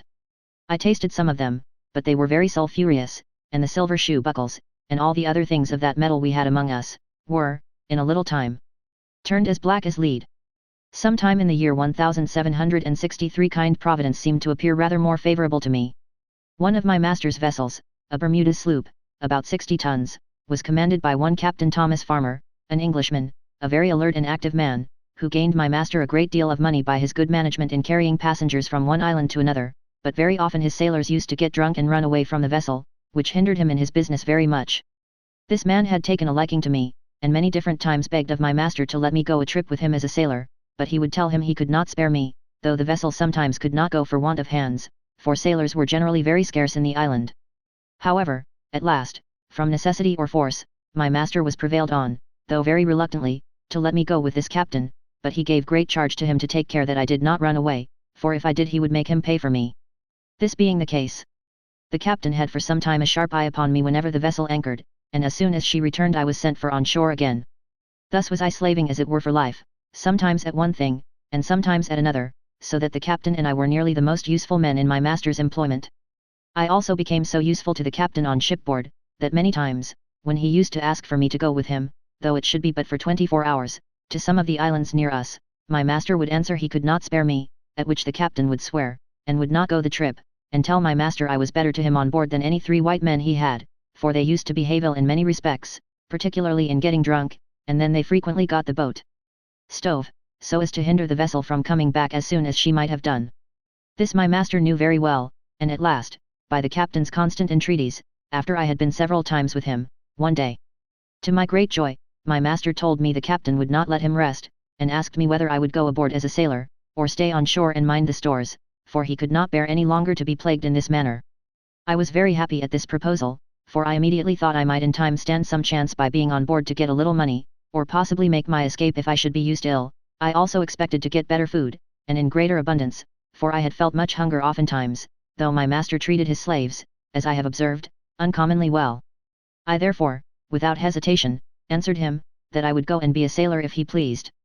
Accordingly I was ordered on board directly. Nevertheless, between the vessel and the shore, when she was in port, I had little or no rest, as my master always wished to have me along with him. Indeed he was a very pleasant gentleman, and but for my expectations on shipboard I should not have thought of leaving him. But the captain liked me also very much, and I was entirely his right-hand man. I did all I could to deserve his favour, and in return I received better treatment from him than any other I believe ever met with in the West Indies in my situation. After I had been sailing for some time with this captain, at length I endeavoured to try my luck and commence merchant. I had but a very small capital to begin with, for one single half-bit, which is equal to 3 pence in England, made up my whole stock. However I trusted to the Lord to be with me, and at one of our trips to St. Eustatia, a Dutch island, I bought a glass tumbler with my half-bit, and when I came to Montserrat I sold it for a bit, or 6 pence. Luckily we made several successive trips to St. Eustatia, which was a general mart for the West Indies, about 20 leagues from Montserrat, and in our next, finding my tumblers so profitable, with this 1 bit I bought 2 tumblers more, and when I came back I sold them for 2 bits, equal to a shilling sterling. When we went again I bought with these 2 bits 4 more of these glasses, which I sold for 4 bits on our return to Montserrat, and in our next voyage to St. Eustatia I bought 2 glasses with 1 bit. And with the other 3 I bought a jug of Geneva, nearly about 3 pints in measure. When we came to Montserrat I sold the gin for 8 bits, and the tumblers for 2, so that my capital now amounted in all to $1, well husbanded and acquired in the space of a month or 6 weeks, when I blessed the Lord that I was so rich. As we sailed to different islands, I laid this money out in various things occasionally, and it used to turn out to very good account, especially when we went to Guadeloupe, Grenada, and the rest of the French islands. Thus was I going all about the islands upwards of 4 years, and ever trading as I went, during which I experienced many instances of ill usage, and have seen many injuries done to other negroes in our dealings with Europeans, and, amidst our recreations, when we have been dancing and merrymaking, they, without cause, have molested and insulted us. Indeed I was more than once obliged to look up to God on high, as I had advised the poor fisherman some time before. And I had not been long trading for myself in the manner I have related above, when I experienced the like trial in company with him as follows. This man being used to the water, was upon an emergency put on board of us by his master to work as another hand, on a voyage to Santa Cruz, and at our sailing he had brought his little all for a venture, which consisted of 6 bits worth of limes and oranges in a bag. I had also my whole stock, which was about 12 bits worth of the same kind of goods, separate in 2 bags, for we had heard these fruits sold well in that island. When we came there, in some little convenient time he and I went ashore with our fruits to sell them, but we had scarcely landed when we were met by 2 white men, who presently took our 3 bags from us. We could not at first guess what they meant to do, and for some time we thought they were jesting with us, but they too soon let us know otherwise, for they took our ventures immediately to a house hard by, and adjoining the fort. While we followed all the way begging of them to give us our fruits, but in vain. They not only refused to return them, but swore at us, and threatened if we did not immediately depart they would flog us well. We told them these 3 bags were all we were worth in the world, and that we brought them with us to sell when we came from Montserrat, and shewed them the vessel. But this was rather against us, as they now saw we were strangers as well as slaves. They still therefore swore, and desired us to be gone, and even took sticks to beat us, while we, seeing they meant what they said, went off in the greatest confusion and despair.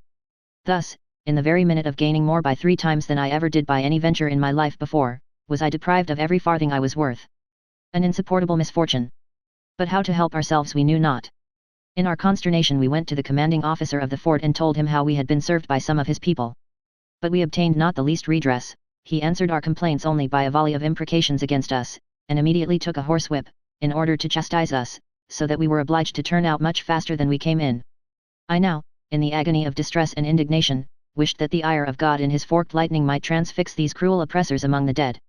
Still however we persevered, went back again to the house, and begged and besought them again and again for our fruits, till at last some other people that were in the house asked if we would be contented if they kept 1 bag and gave us the other 2. We, seeing no remedy whatever, consented to this, and they, observing 1 bag to have both kinds of fruit in it, which belonged to my companion, kept that, and the other 2, which were mine, they gave us back. As soon as I got them, I ran as fast as I could, and got the first Negro man I could to help me off. My companion, however, stayed a little longer to plead. He told them the bag they had was his, and likewise all that he was worth in the world, but this was of no avail, and he was obliged to return without it. The poor old man, wringing his hands, cried bitterly for his loss, and, indeed, he then did look up to God on high, which so moved me with pity for him, that I gave him nearly 1/3 of my fruits. We then proceeded to the markets to sell them, and Providence was more favourable to us than we could have expected, for we sold our fruits uncommonly well. I got for mine about 37 bits. Such a surprising reverse of fortune in so short a space of time seemed like a dream to me, and proved no small encouragement for me to trust the Lord in any situation. My captain afterwards frequently used to take my part, and get me my right, when I have been plundered or used ill by these tender Christian depredators, among whom I have shuddered to observe the unceasing blasphemous execrations which are wantonly thrown out by persons of all ages and conditions. Not only without occasion, but even as if they were indulgences and pleasure. At one of our trips to St. Kitts I had 11 bits of my own, and my friendly captain lent me 5 bits more, with which I bought a Bible. I was very glad to get this book, which I scarcely could meet with anywhere. I think there was none sold in Montserrat, and, much to my grief, from being forced out of the Etna in the manner I have related, my Bible and the Guide to the Indians, the 2 books I loved above all others, were left behind. While I was in this place, St. Kitts, a very curious imposition on human nature took place. A white man wanted to marry in the church a free black woman that had land and slaves in Montserrat, but the clergyman told him it was against the law of the place to marry a white and a black in the church. The man then asked to be married on the water, to which the parson consented, and the 2 lovers went in one boat, and the parson and clerk in another, and thus the ceremony was performed. After this the loving pair came on board our vessel, and my captain treated them extremely well, and brought them safe to Montserrat. The reader cannot but judge of the irksomeness of this situation to a mind like mine, in being daily exposed to new hardships and impositions, after having seen many better days, and having been as it were in a state of freedom and plenty, added to which, Every part of the world I had hitherto been in seemed to me a paradise in comparison of the West Indies. My mind was therefore hourly replete with inventions and thoughts of being freed, and, if possible, by honest and honourable means, for I always remembered the old adage, and I trust it has ever been my ruling principle, that honesty is the best policy, and likewise that other golden precept, to do unto all men as I would they should do unto me. However, as I was from early years a predestinarian, I thought whatever fate had determined must ever come to pass, and therefore, if ever it were my lot to be freed nothing could prevent me, although I should at present see no means or hope to obtain my freedom. On the other hand, if it were my fate not to be freed I never should be so, and all my endeavours for that purpose would be fruitless. In the midst of these thoughts I therefore looked up with prayers anxiously to God for my liberty, and at the same time I used every honest means, and endeavoured all that was possible on my part to obtain it.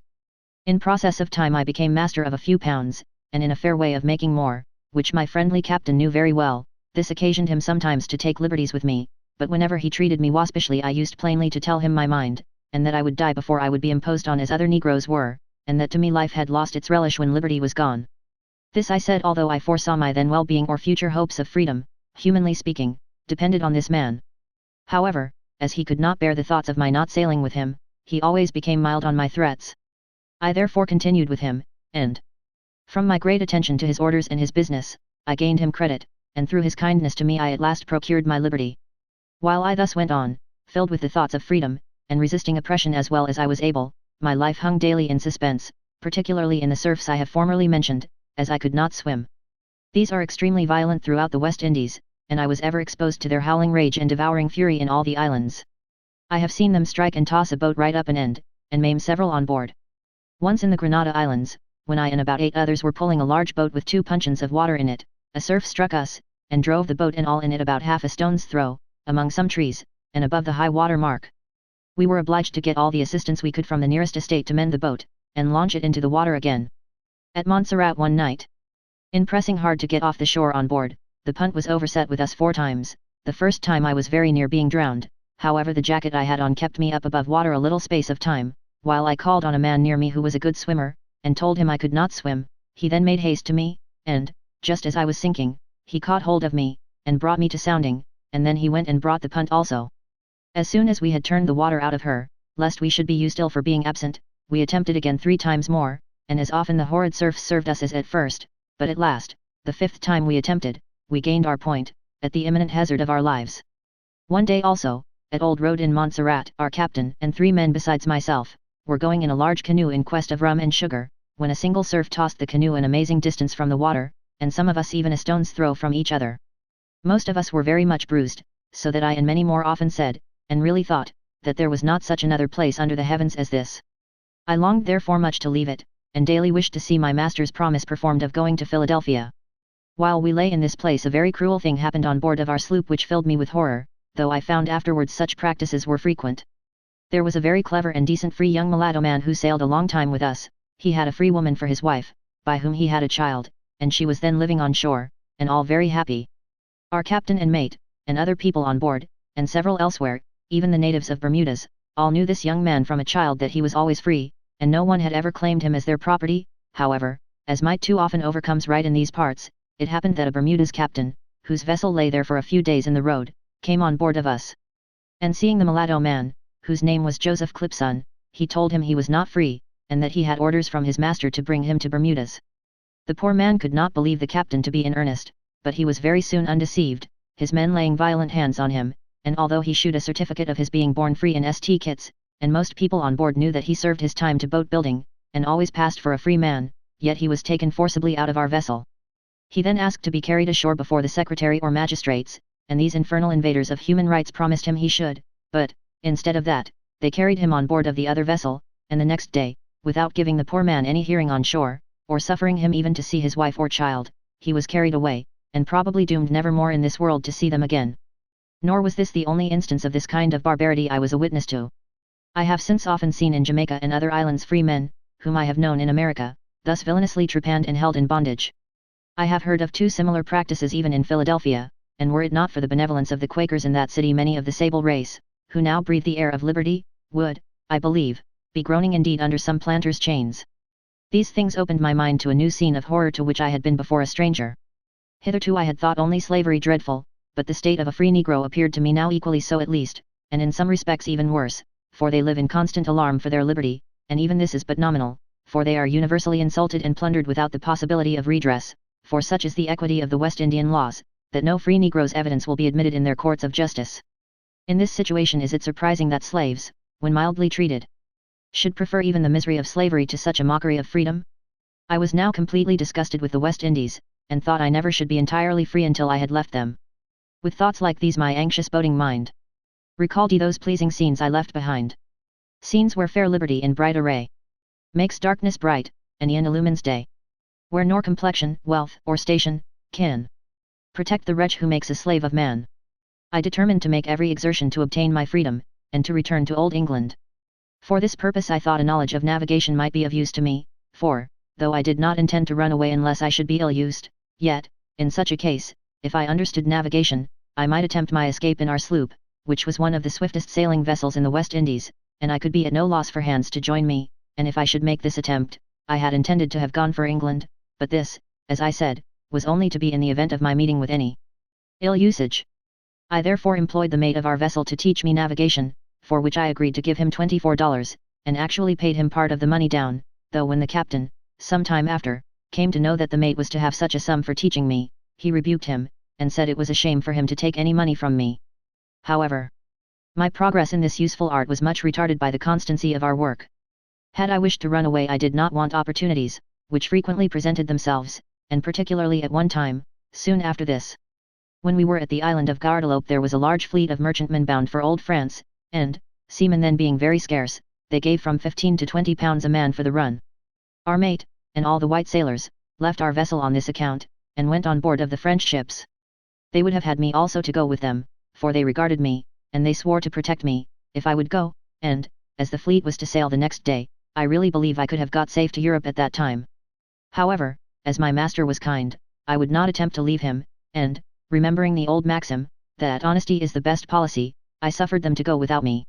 Indeed my captain was much afraid of my leaving him in the vessel at that time, as I had so fair an opportunity, but, I thank God, this fidelity of mine turned out much to my advantage hereafter, when I did not in the least think of it, and made me so much in favour with the captain, that he used now and then to teach me some parts of navigation himself, but some of our passengers, and others, seeing this, found much fault with him for it, saying it was a very dangerous thing to let a Negro know navigation. Thus I was hindered again in my pursuits. About the latter end of the year 1764 my master bought a larger sloop, called the Providence, about 70 or 80 tons, of which my captain had the command. I went with him into this vessel, and we took a load of new slaves for Georgia and Charlestown.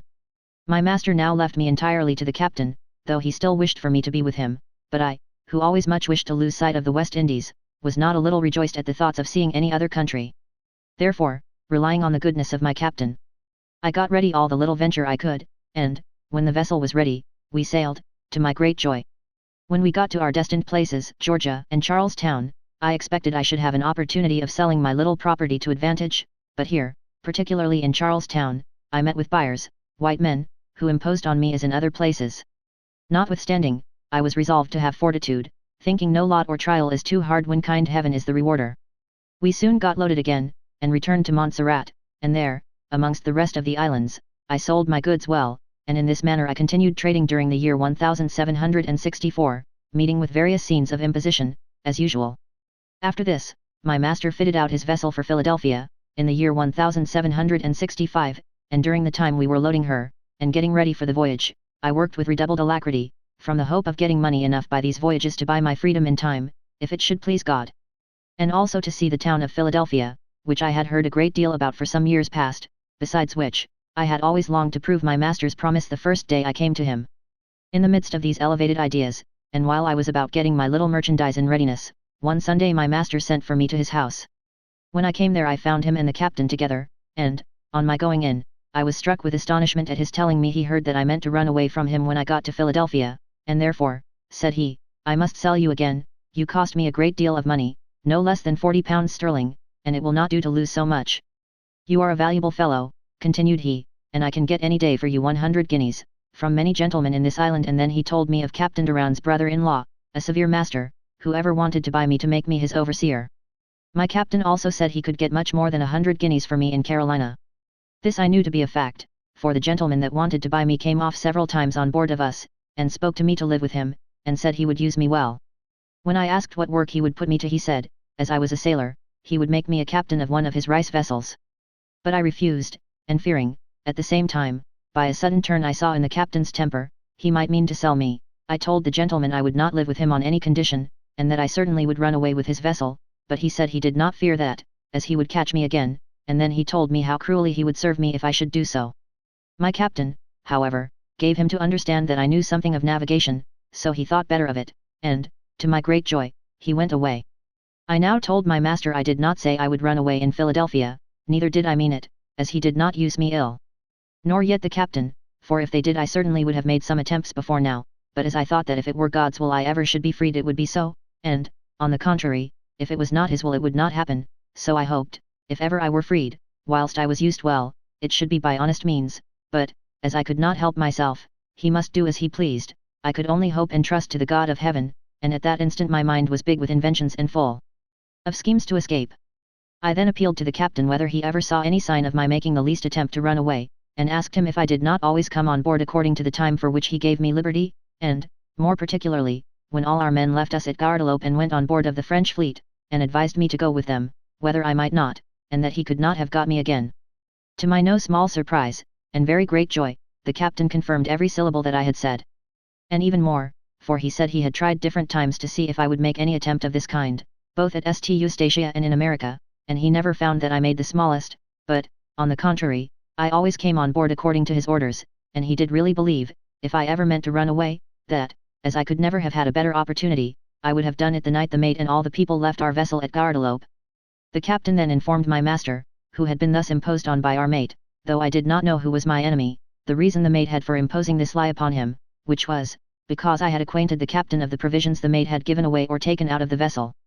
This speech of the captain was like life to the dead to me, and instantly my soul glorified God, and still more so on hearing my master immediately say that I was a sensible fellow, and he never did intend to use me as a common slave. And that but for the entreaties of the captain, and his character of me, he would not have let me go from the stores about as I had done, that also, in so doing, he thought by carrying one little thing or other to different places to sell I might make money. That he also intended to encourage me in this by crediting me with half a puncheon of rum and half a hogshead of sugar at a time, so that, from being careful, I might have money enough, in some time, to purchase my freedom, and, when that was the case, I might depend upon it he would let me have it for £40 sterling money, which was only the same price he gave for me. This sound gladdened my poor heart beyond measure, though indeed it was no more than the very idea I had formed in my mind of my master long before, and I immediately made him this reply: Sir, I always had that very thought of you, indeed I had, and that made me so diligent in serving you. He then gave me a large piece of silver coin, such as I never had seen or had before, and told me to get ready for the voyage, and he would credit me with a tierce of sugar, and another of rum. He also said that he had 2 amiable sisters in Philadelphia, from whom I might get some necessary things. Upon this my noble captain desired me to go aboard, and, knowing the African metal, he charged me not to say anything of this matter to anybody, and he promised that the lying mate should not go with him any more. This was a change indeed, in the same hour to feel the most exquisite pain, and in the turn of a moment the fullest joy. It caused in me such sensations as I was only able to express in my looks. My heart was so overpowered with gratitude that I could have kissed both of their feet. When I left the room I immediately went, or rather flew, to the vessel, which being loaded, my master, as good as his word, trusted me with a tierce of rum, and another of sugar, when we sailed, and arrived safe at the elegant town of Philadelphia. I soon sold my goods here pretty well, and in this charming place I found everything plentiful and cheap. While I was in this place a very extraordinary occurrence befell me. I had been told one evening of a wise woman, a Mrs. Davis, who revealed secrets, foretold events, and see I put little faith in this story at first, as I could not conceive that any mortal could foresee the future disposals of Providence, nor did I believe in any other revelation than that of the Holy Scriptures. However, I was greatly astonished at seeing this woman in a dream that night, though a person I never before beheld in my life. This made such an impression on me, that I could not get the idea the next day out of my mind, and I then became as anxious to see her as I was before indifferent. Accordingly in the evening, after we left off working, I inquired where she lived, and being directed to her, to my inexpressible surprise, beheld the very woman in the very same dress she appeared to me to wear in the vision. She immediately told me I had dreamed of her the preceding night, related to me many things that had happened with a correctness that astonished me, and finally told me I should not be long a slave. This was the more agreeable news, as I believed it the more readily from her having so faithfully related the past incidents of my life. She said I should be twice in very great danger of my life within 18 months, which, if I escaped, I should afterwards go on well, so, giving me her blessing, we parted. After staying here some time till our vessel was loaded, and I had bought in my little traffic, we sailed from this agreeable spot for Montserrat, once more to encounter the raging surfs. We arrived safe at Montserrat, where we discharged our cargo, and soon after that we took slaves on board for St. Eustatia, and from thence to Georgia. I had always exerted myself and did double work, in order to make our voyages as short as possible, and from thus overworking myself while we were at Georgia I caught a fever and ague. I was very ill for 11 days and near dying. Eternity was now exceedingly impressed on my mind, and I feared very much that awful event. I prayed the Lord therefore to spare me, and I made a promise in my mind to God, that I would be good if ever I should recover. At length, from having an eminent doctor to attend me, I was restored again to health, and soon after we got the vessel loaded, and set off for Montserrat. During the passage, as I was perfectly restored, and had much business of the vessel to mind, all my endeavours to keep up my integrity, and perform my promise to God, began to fail, and, in spite of all I could do, as we drew nearer and nearer to the islands, my resolutions more and more declined, as if the very air of that country or climate seemed fatal to piety. When we were safe arrived at Montserrat, and I had got ashore, I forgot my former resolutions. Alas! How prone is the heart to leave that God it wishes to love! And how strongly do the things of this world strike the senses and captivate the soul! After our vessel was discharged, we soon got her ready, and took in, as usual, some of the poor oppressed natives of Africa, and other negroes. We then set off again for Georgia and Charlestown. We arrived at Georgia, and, having landed part of our cargo, proceeded to Charlestown with the remainder. While we were there I saw the town illuminated, the guns were fired, and bonfires and other demonstrations of joy shown, on account of the repeal of the Stamp Act. Here I disposed of some goods on my own account, the white men buying them with smooth promises and fair words, giving me however but very indifferent payment. There was one gentleman particularly who bought a puncheon of rum of me, which gave me a great deal of trouble, and, although I used the interest of my friendly captain, I could not obtain anything for it, for, being a Negro man, I could not oblige him to pay me. This vexed me much, not knowing how to act, and I lost some time in seeking after this Christian, and though, when the Sabbath came, which the Negroes usually make their holiday, I was much inclined to go to public worship, I was obliged to hire some black men to help to pull a boat across the water to God in quest of this gentleman. When I found him, after much entreaty, both from myself and my worthy captain, he at last paid me in dollars. Some of them, however, were copper, and of consequence of no value, but he took advantage of my being a Negro man, and obliged me to put up with those or none, although I objected to them. Immediately after, as I was trying to pass them in the market, amongst other white men, I was abused for offering to pass bad coin, and, though I shewed them the man I got them from, I was within 1 minute of being tied up and flogged without either judge or jury. However, by the help of a good pair of heels, I ran off, and so escaped the bastinadoes I should have received. I got on board as fast as I could, but still continued in fear of them until we sailed, which I thanked God we did not long after, and I have never been amongst them since. We soon came to Georgia, where we were to complete our lading, and here worse fate than ever attended me, for one Sunday night, as I was with some Negroes in their master's yard in the town of Savannah, it happened that their master, one Dr. Perkins, who was a very severe and cruel man, came in drunk, and, not liking to see any strange Negroes in his yard, he and a ruffian of a white man he had in his service beset me in an instant, and both of them struck me with the first weapons they could get hold of. I cried out as long as I could for help and mercy, but, though I gave a good account of myself, and he knew my captain, who lodged hard by him, it was to no purpose. They beat and mangled me in a shameful manner, leaving me near dead. I lost so much blood from the wounds I received, that I lay quite motionless, and was so benumbed that I could not feel anything for many hours. Early in the morning they took me away to the jail. As I did not return to the ship all night, my captain, not knowing where I was, and being uneasy that I did not then make my appearance, he made inquiry after me, and, having found where I was, immediately came to me. As soon as the good man saw me so cut and mangled, he could not forbear weeping. He soon got me out of jail to his lodgings, and immediately sent for the best doctors in the place, who at first declared it as their opinion that I could not recover. My captain on this went to all the lawyers in the town for their advice, but they told him they could do nothing for me as I was a Negro. He then went to Dr. Perkins, the hero who had vanquished me, and menaced him, swearing he would be revenged of him, and challenged him to fight, but cowardice is ever the companion of cruelty, and the doctor refused. However, by the skillfulness of one Dr. Brady of that place, I began at last to amend, but, although I was so sore and bad with the wounds I had all over me that I could not rest in any posture, yet I was in more pain on account of the captain's uneasiness about me than I otherwise should have been. The worthy man nursed and watched me all the hours of the night, and I was, through his attention and that of the doctor, able to get out of bed in about 16 or 18 days. All this time I was very much wanted on board, as I used frequently to go up and down the river for rafts, and other parts of our cargo, and stow them when the mate was sick or absent. In about 4 weeks I was able to go on duty, and in a fortnight after, having gotten all our lading, our vessel set sail for Montserrat, and in less than 3 weeks we arrived there safe towards the end of the year. This ended my adventures in 1764, for I did not leave Montserrat again till the beginning of the following year. End of the first volume. They ran the ship aground, and the forepart stuck fast, and remained unmovable, but the hinder part was broken with the violence of the waves. XXXVII. 41. Howbeit, we must be cast upon a certain island. Wherefore, sirs, be of good cheer, for I believe God, that it shall be even as it was told me. XXXVII. 26, 25. Now a thing was secretly brought to me, and mine ear received a little thereof.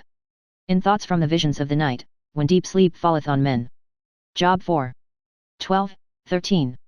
Lo, all these things worketh God oftentimes with man. To bring back his soul from the pit, to be enlightened with the light of the living. Job XXXIII. 29, 30. Volume 2. Chapter 7.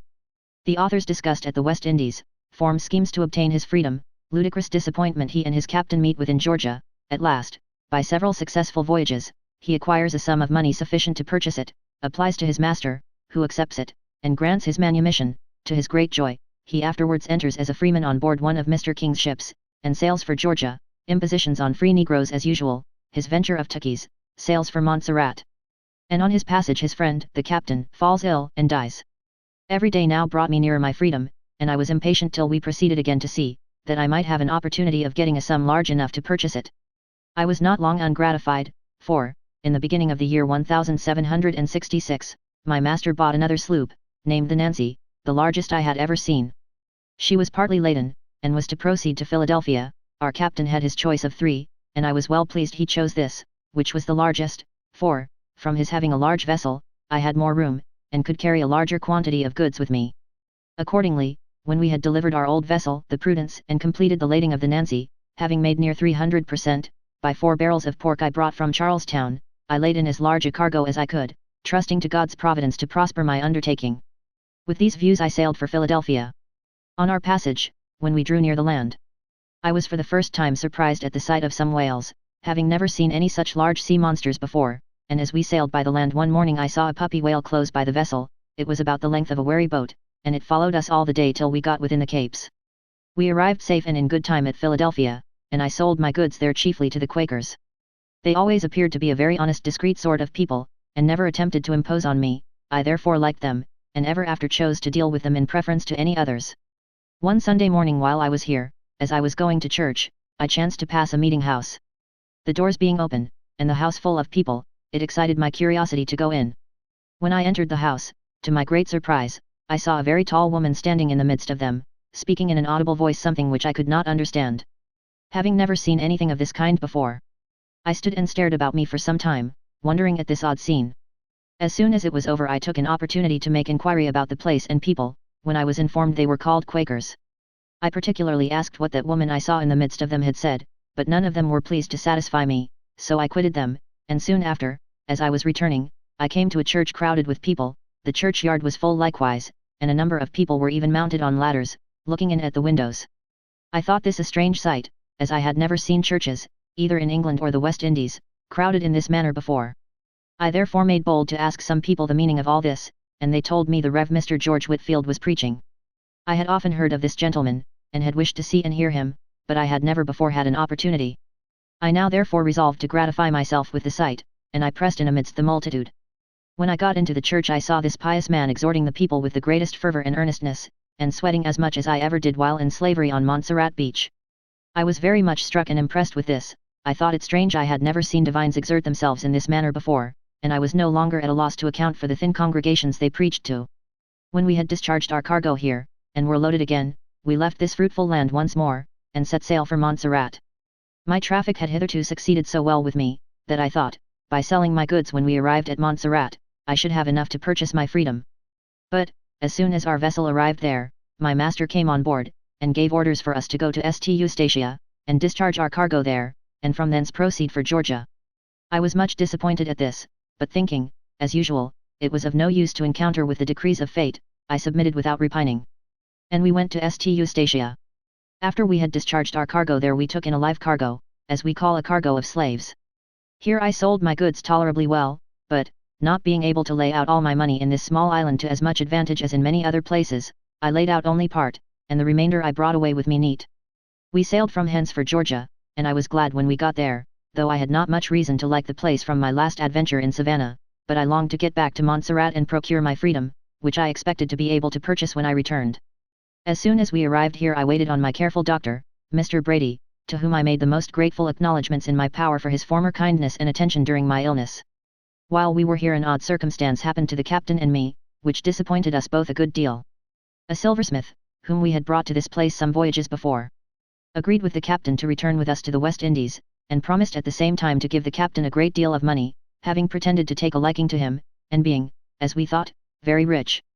But while we stayed to load our vessel this man was taken ill in a house where he worked, and in a week's time became very bad. The worse he grew the more he used to speak of giving the captain what he had promised him, so that he expected something considerable from the death of this man, who had no wife or child, and he attended him day and night.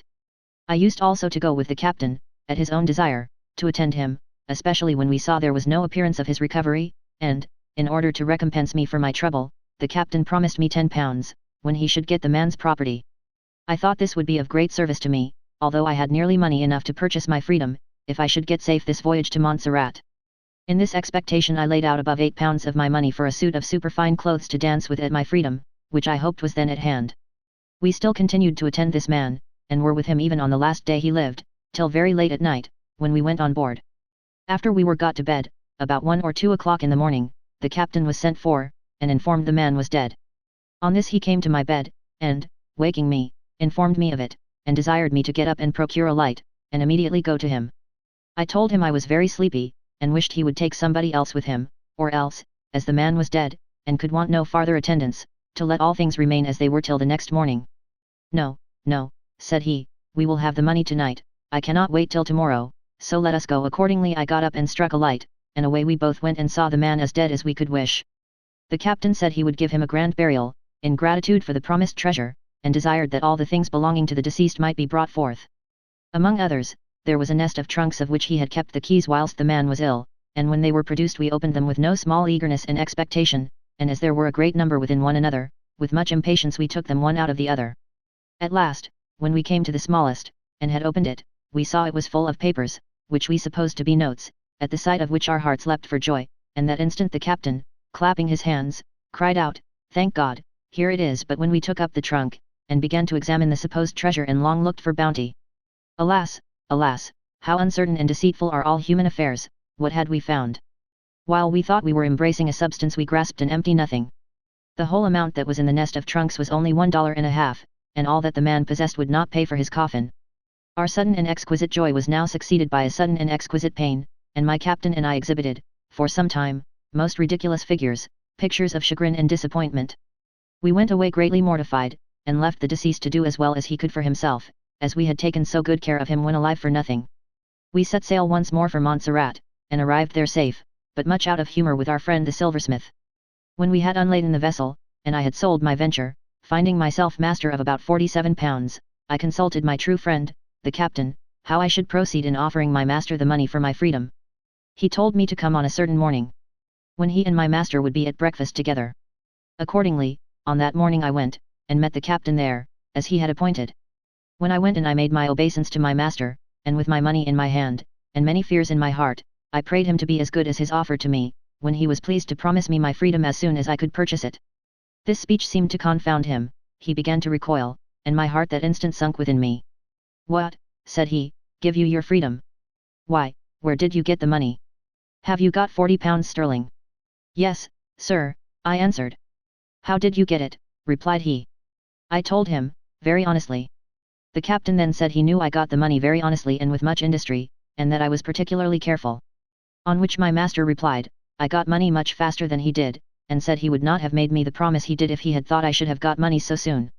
Come, come, said my worthy captain, clapping my master on the back, come, Robert, which was his name, I think you must let him have his freedom, you have laid your money out very well, you have received good interest for it all this time, and here is now the principal at last.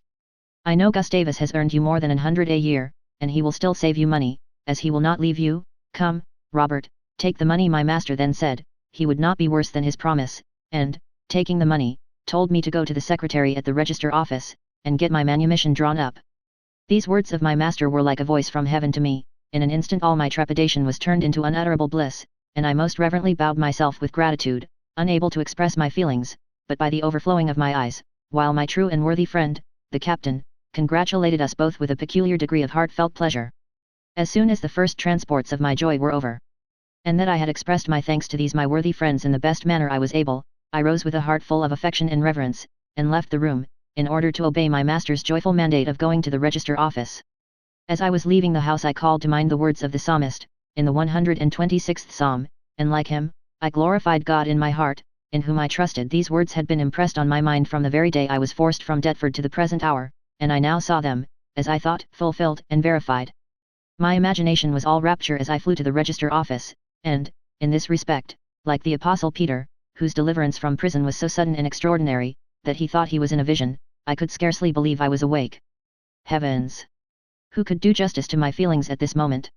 Not conquering heroes themselves, in the midst of a triumph, not the tender mother who has just regained her long-lost infant, and presses it to her heart, not the weary hungry mariner, at the sight of the desired friendly port, not the lover, when he once more embraces his beloved mistress, after she had been ravished from his arms. All within my breast was tumult, wildness, and delirium. My feet scarcely touched the ground, for they were winged with joy, and, like Elijah, as he rose to heaven, they were with lightning sped. As I went on, every one I met I told of my happiness, and blazed about the virtue of my amiable master and captain. When I got to the office and acquainted the register with my errand, he congratulated me on the occasion, and told me he would draw up my manumission for half price, which was a guinea. I thanked him for his kindness, and, having received it and paid him, I hastened to my master to get him to sign it, that I might be fully released. Accordingly he signed the manumission that day, so that, before night, I who had been a slave in the morning, trembling at the will of another, was become my own master, and completely free. I thought this was the happiest day I had ever experienced, and my joy was still heightened by the blessings and prayers of the sable race, particularly the aged, to whom my heart had ever been attached with reverence. As the form of my manumission has something peculiar in it, and expresses the absolute power and dominion one man claims over his fellow, I shall beg leave to present it before my readers at full length. Montserrat, to all men unto whom these presents shall come, I Robert King, of the parish of St. Anthony in the said island, merchant, send greeting. Know yet, that I the aforesaid Robert King, for and in consideration of the sum of £70 current money of the said island, to me in hand paid, and to the intent that a negro man-slave, named Gustavus Vassa, shall and may become free, have manumitted, emancipated, enfranchised, and set free, and by these presents do manumit, emancipate, enfranchise, and set free, the aforesaid negro man-slave, named Gustavus Vassa, for ever, hereby giving, granting, and releasing unto him, the said Gustavus Vassa, all right, title, dominion, sovereignty, and property, which, as lord and master over the aforesaid Gustavus Vassa, I had, or now I have, or by any means whatsoever I may or can hereafter possibly have over him the aforesaid negro, for ever. In witness whereof I the above said Robert King have unto these presents set my hand and seal, this 10th day of July, in the year of our Lord 1766. Robert King. Signed, sealed, and delivered in the presence of Terry Legay, Montserrat. Registered the within manumission at full length, this 11th day of July, 1766, in Liberty. Terry Legay, Register. In short, the fair as well as black people immediately styled me by a new appellation, to me the most desirable in the world, which was Freeman, and at the dances I gave my Georgia superfine blue clothes made no indifferent appearance, as I thought. Some of the sable females, who formerly stood aloof, now began to relax and appear less coy, but my heart was still fixed on London, where I hoped to be ere long. So that my worthy captain and his owner, my late master, finding that the bent of my mind was towards London, said to me, "We hope you won't leave us, but that you will still be with the vessels." Here gratitude bowed me down, and none but the generous mind can judge of my feelings, struggling between inclination and duty. However, notwithstanding my wish to be in London, I obediently answered my benefactors that I would go in the vessel, and not leave them, and from that day I was entered on board as an able-bodied sailor, at 36 shillings per month, besides what perquisites I could make. My intention was to make a voyage or two, entirely to please these my honoured patrons, but I determined that the year following, if it pleased God, I would see old England once more, and surprise my old master, Capt. Pascal, who was hourly in my mind, for I still loved him, notwithstanding his usage of me, and I pleased myself with thinking of what he would say when he saw what the Lord had done for me in so short a time, instead of being, as he might perhaps suppose, under the cruel yoke of some planter. With these kind of reveries I used often to entertain myself, and shorten the time till my return, and now, being as in my original free African state, I embarked on board the Nancy, after having got all things ready for our voyage.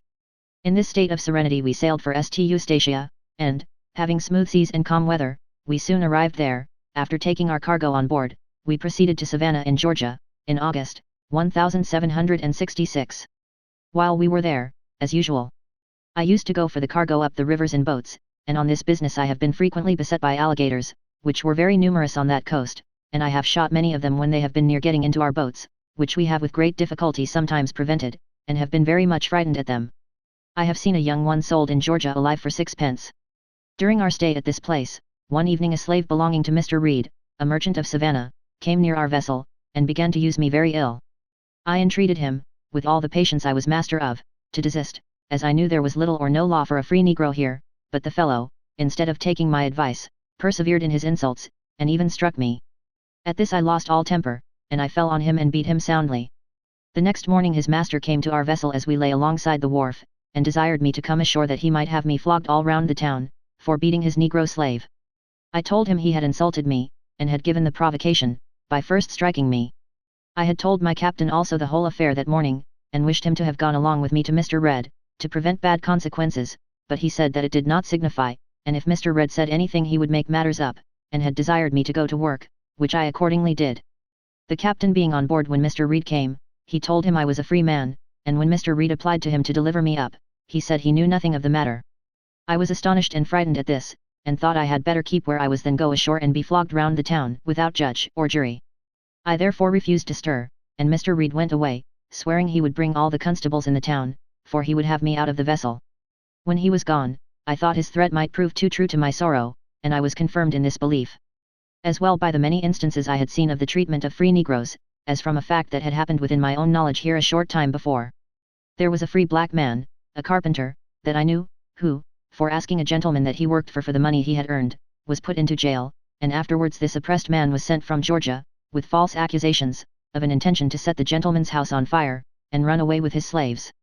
I was therefore much embarrassed, and very apprehensive of a flogging at least. I dreaded, of all things, the thoughts of being striped, as I never in my life had the marks of any violence of that kind. At that instant a rage seized my soul, and for a little I determined to resist the first man that should offer to lay violent hands on me, or basely use me without a trial, for I would sooner die like a free man, than suffer myself to be scourged by the hands of ruffians, and my blood drawn like a slave. The captain and others, more cautious, advised me to make haste and conceal myself, for they said Mr. Red was a very spiteful man, and he would soon come on board with constables and take me. At first I refused this counsel, being determined to stand my ground, but at length, by the prevailing entreaties of the captain and Mr. Dixon, with whom he lodged, I went to Mr. Dixon's house, which was a little out of town, at a place called Yamachra. I was but just gone when Mr. Reed, with the constables, came for me, and searched the vessel, but, not finding me there, he swore he would have me dead or alive. I was secreted about 5 days, however, the good character which my captain always gave me as well as some other gentlemen who also knew me, procured me some friends. At last some of them told my captain that he did not use me well, in suffering me thus to be imposed upon, and said they would see me redressed, and get me on board some other vessel. My captain, on this, immediately went to Mr. Reed, and told him that ever since I eloped from the vessel his work had been neglected, and he could not go on with her loading, himself and mate not being well, and, as I had managed things on board for them, my absence must retard his voyage, and consequently hurt the owner. He therefore begged of him to forgive me, as he said he never had any complaint of me before, for the many years that I had been with him.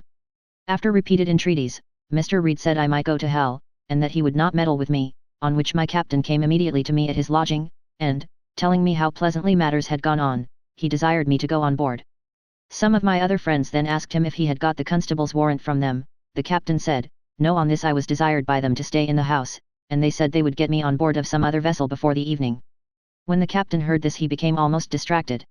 He went immediately for the warrant, and, after using every exertion in his power, he at last got it from my hunters, but I had all the expenses to pay. After I had thanked all my friends for their attention, I went on board again to my work, of which I had always plenty. We were in haste to complete our lading, and were to carry 20 head of cattle with us to the West Indies, where they are a very profitable article. In order to encourage me in working, and to make up for the time I had lost, my captain promised me the privilege of carrying 2 bullocks of my own with me, and this made me work with redoubled ardor. As soon as I had got the vessel loaded, in doing which I was obliged to perform the duty of the mate as well as my own work, and that the bullocks were near coming on board, I asked the captain leave to bring my two, according to his promise, but, to my great surprise, he told me there was no room for them. I then asked him to permit me to take one, but he said he could not. I was a good deal mortified at this usage, and told him I had no notion that he intended thus to impose on me, nor could I think well of any man that was so much worse than his word. On this we had some disagreement, and I gave him to understand, that I intended to leave the vessel. At this he appeared to be very much dejected, and our mate, who had been very sickly, and whose duty had long devolved upon me, advised him to persuade me to stay, in consequence of which he spoke very kindly to me, making many fair promises, telling me that, as the mate was so sickly, he could not do without me, and that, as the safety of the vessel and cargo depended greatly upon me, he therefore hoped that I would not be offended at what had passed between us, and swore he would make up all matters when we arrived in the West Indies, so I consented to slave on as before. Soon after this, as the bullocks were coming on board, one of them ran at the captain, and butted him so furiously in the breast, that he never recovered of the blow. In order to make me some amends for his treatment about the bullocks, the captain now pressed me very much to take some turkeys, and other fowls, with me, and gave me liberty to take as many as I could find room for, but I told him he knew very well I had never carried any turkeys before, as I always thought they were such tender birds that they were not fit to cross the seas. However, he continued to press me to buy them for once, and, what was very surprising to me, the more I was against it, the more he urged my taking them, insomuch that he insured me from all losses that might happen by them, and I was prevailed on to take them, but I thought this very strange, as he had never acted so with me before. This, and not being able to dispose of my paper money in any other way, induced me at length to take 4 dozen. The turkeys, however, I was so dissatisfied about that I determined to make no more voyages to this quarter, nor with this captain, and was very apprehensive that my free voyage would be the worst I had ever made. We set sail for Montserrat. The captain and mate had been both complaining of sickness when we sailed, and as we proceeded on our voyage they grew worse. This was about November, and we had not been long at sea before we began to meet with strong northerly gales and rough seas, and in about 7 or 8 days all the bullocks were near being drowned, and 4 or 5 of them died. Our vessel, which had not been tight at first, was much less so now, and, though we were but 9 in the whole, including 5 sailors and myself, yet we were obliged to attend to the pumps every half or 3/4 of an hour. The captain and mate came on deck as often as they were able, which was now but seldom, for they declined so fast, that they were not well enough to make observations above 4 or 5 times the whole voyage. The whole care of the vessel rested, therefore, upon me, and I was obliged to direct her by my former experience. Not being able to work a traverse. The captain was now very sorry he had not taught me navigation, and protested, if ever he should get well again, he would not fail to do so, but in about 17 days his illness increased so much, that he was obliged to keep his bed, continuing sensible, however, till the last, constantly having the owner's interest at heart, for this just and benevolent man ever appeared much concerned about the welfare of what he was entrusted with. When this dear friend found the symptoms of death approaching, he called me by my name, and, when I came to him, he asked, with almost his last breath, if he had ever done me any harm. God forbid I should think so, I replied, I should then be the most ungrateful of wretches. To the best of sorrow by his bedside, he expired without saying another word, and the day following we committed his body to the deep. Every man on board loved this man, and regretted his death, but I was exceedingly affected at it, and I found that I did not know, till he was gone, the strength of my regard for him. Indeed I had every reason in the world to be attached to him, for, besides that he was in general mild, affable, generous, faithful, benevolent, and just, he was to me a friend and a father, and, had it pleased Providence that he had died but 5 months before, I verily believe I should not have obtained my freedom when I did, and it is not improbable that I might not have been able to get it at any rate afterwards. The captain being dead, the mate came on the deck, and made such observations as he was able, but to no purpose. In the course of a few days more, the few bullocks that remained were found dead, but the turkeys I had, though on the deck, and exposed to so much wet and bad weather, did well, and I afterwards gained near 300%, on the sale of them, so that in the event it proved a happy circumstance for me that I had not bought the bullocks I intended, for they must have perished with the rest, and I could not help looking on this, otherwise trifling circumstance, as a particular providence of God, and I was thankful. Accordingly, the care of the vessel took up all my time, and engaged my attention entirely. As we were now out of the variable wines, I thought I should not be much puzzled to hit upon the islands. I was persuaded I steered right for Antigua, which I wished to reach, as the nearest to us, and in the course of 9 or 10 days we made this island, to our great joy, and the next day after we came safe to Montserrat. Many were surprised when they heard of my conducting the sloop into the port. And I now obtained a new appellation, and was called captain. This elated me not a little, and it was quite flattering to my vanity to be thus styled by as high a title as any free man in this place possessed.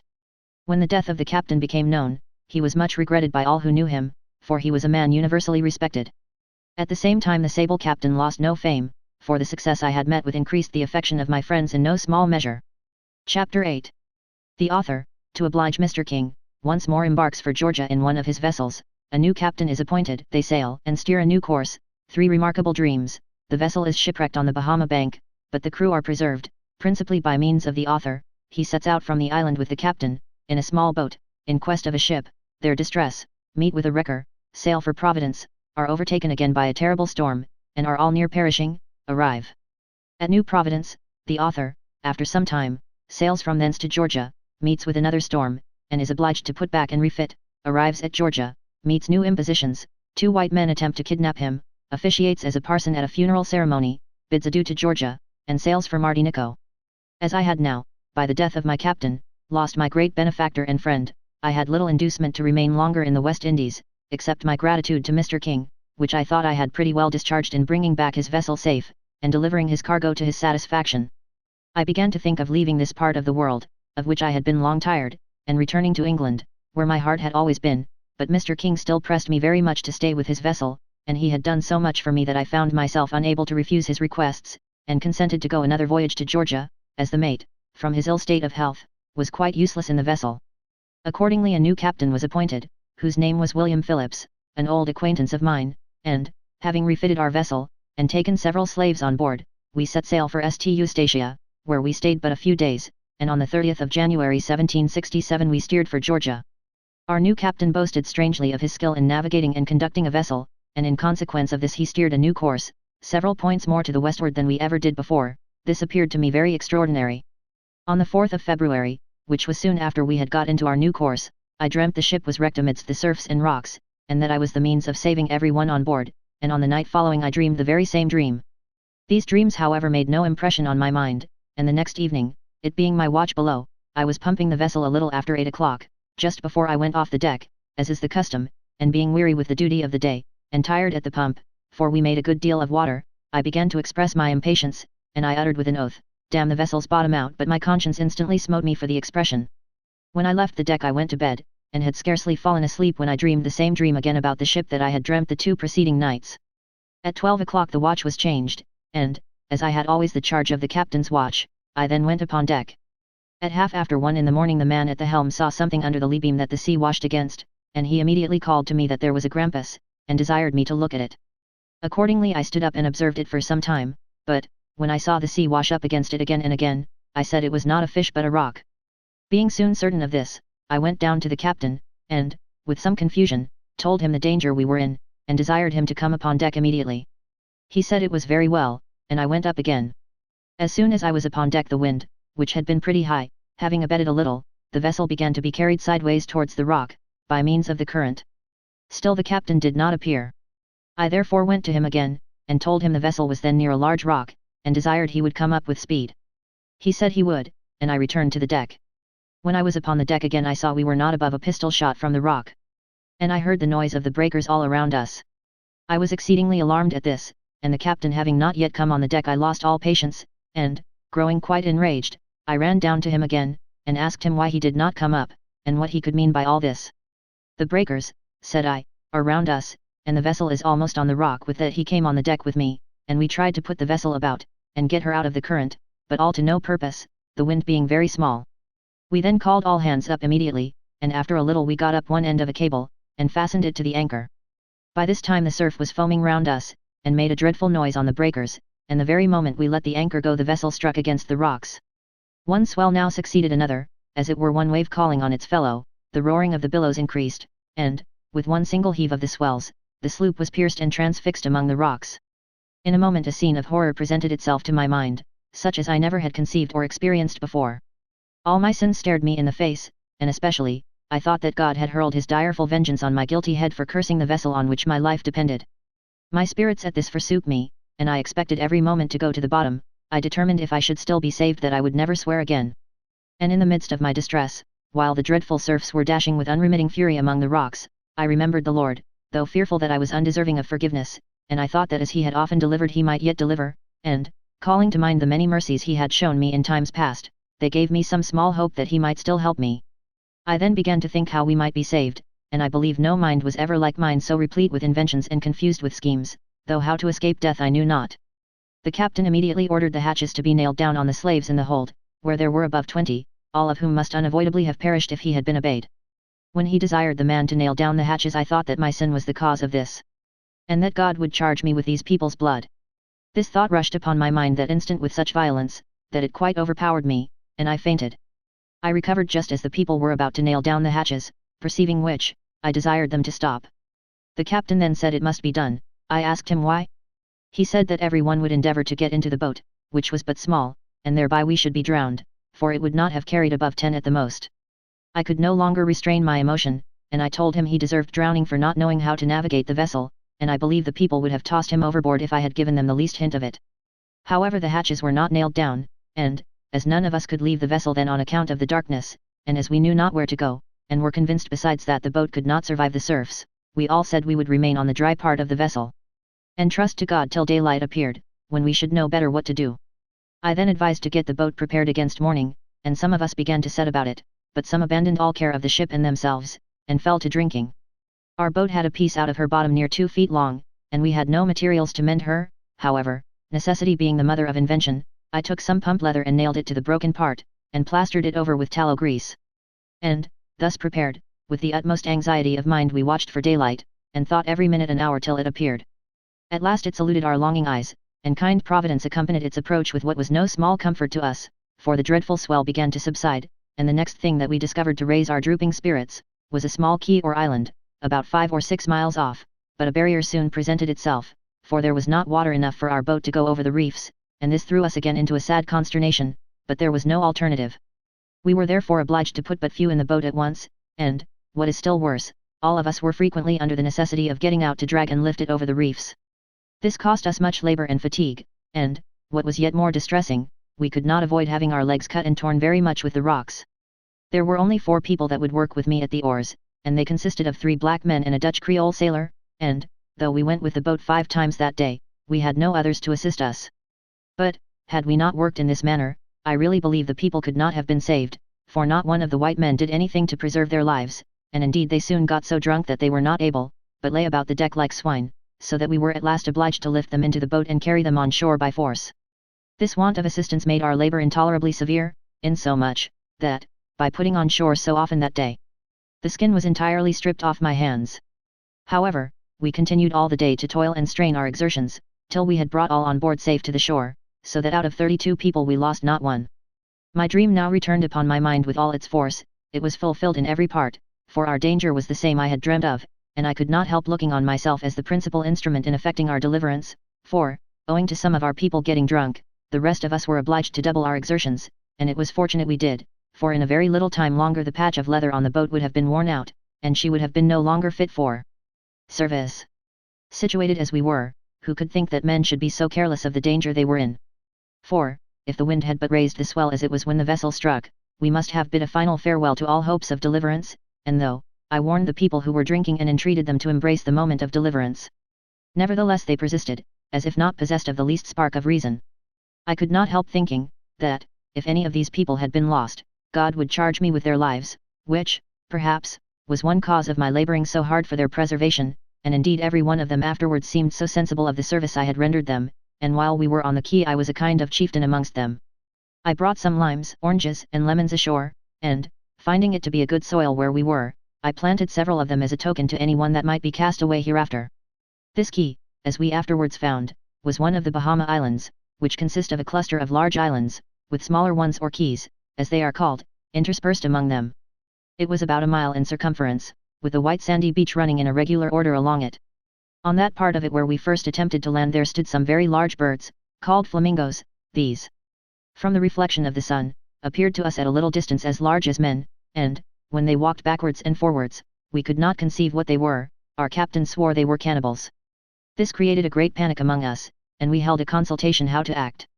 The captain wanted to go to a quay that was within sight, but a great way off, but I was against it, as in so doing we should not be able to save all the people, and therefore, said I, let us go on shore here, and perhaps these cannibals may take to the water. Accordingly we steered towards them, and when we approached them, to our very great joy and no less wonder, they walked off one after the other very deliberately, and at last they took flight and relieved us entirely from our fears.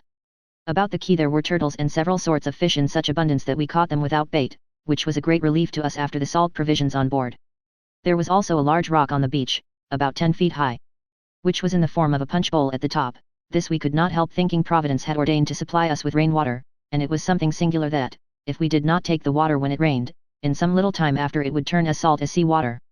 Our first care, after refreshment, was to make ourselves tents to lodge in, which we did as well as we could with some sails we had brought from the ship. We then began to think how we might get from this place, which was quite uninhabited, and we determined to repair our boat, which was very much shattered, and to put to sea in quest of a ship or some inhabited island.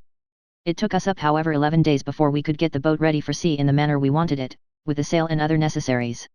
When we had got all things prepared, the captain wanted me to stay on shore while he went to sea in quest of a vessel to take all the people off the quay, but this I refused, and the captain and myself, with 5 more, set off in the boat towards New Providence. We had no more than 2 musket load of gunpowder with us if anything should happen, and our stock of provisions consisted of 3 gallons of rum, 4 of water, some salt beef, some biscuit, and in this manner we proceeded to sea. On the 2nd day of our voyage we came to an island called Abaco, the largest of the Bahama Islands. We were much in want of water, for by this time our water was expended, and we were exceedingly fatigued in pulling 2 days in the heat of the sun, and it being late in the evening, we hauled the boat ashore to try for water and remain during the night. When we came ashore we searched for water, but could find none. When it was dark, we made a fire around us for fear of the wild beasts, as the place was an entire thick wood, and we took it by turns to watch. In this situation we found very little rest, and waited with impatience for the morning. As soon as the light appeared we set off again with our boat, in hopes of finding assistance during the day. We were now much dejected and weakened by pulling the boat, for our sail was of no use, and we were almost famished for want of fresh water to drink. We had nothing left to eat but salt beef, and that we could not use without water. In this situation we toiled all day in sight of the island, which was very long. In the evening, seeing no relief, we made ashore again, and fastened our boat. We then went to look for fresh water, being quite faint for the want of it, and we dug and searched about for some all the remainder of the evening, but could not find one drop, so that our dejection at this period became excessive, and our terrors so great, that we expected nothing but death to deliver us. We could not touch our beef, which was as salt as brine, without fresh water, and we were in the greatest terror from the apprehension of wild beasts. When unwelcome night came we acted as on the night before, and the next morning we set off again from the island in hopes of seeing some vessel. In this manner we toiled as well as we were able till 4 o'clock, during which we passed several quays, but could not meet with a ship, and, still famishing with thirst, went ashore on one of those quays again in hopes of finding some water. Here we found some leaves with a few drops of water in them, which we lapped with much eagerness. We then dug in several places, but without success. As we were digging holes in search of water there came forth some very thick and black stuff, but none of us could touch it, except the poor Dutch Creole, who drank above a quart of it as eagerly as if it had been wine. We tried to catch fish, but could not, and we now began to repine at our fate, and abandon ourselves to despair, when, in the midst of our murmuring, the captain all at once cried out, "A sail! A sail! A sail!" This gladdening sound was like a reprieve to a convict, and we all instantly turned to look at it, but in a little time some of us began to be afraid it was not a sail. However, at a venture, we embarked and steered after it, and, in half an hour, to our unspeakable joy, we plainly saw that it was a vessel. At this our drooping spirits revived, and we made towards her with all the speed imaginable.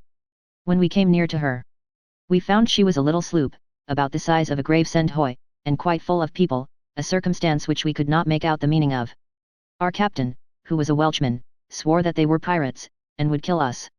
I said, be that as it might, we must board her if we were to die for it, and, if they should not receive us kindly, we must oppose them as well as we could, for there was no alternative between their perishing and ours. This counsel was immediately taken, and I really believe that the captain, myself, and the Dutchman, would then have faced 20 men. We had 2 cutlasses and a musket, that I brought in the boat, and, in this situation, we rowed alongside, and immediately boarded her.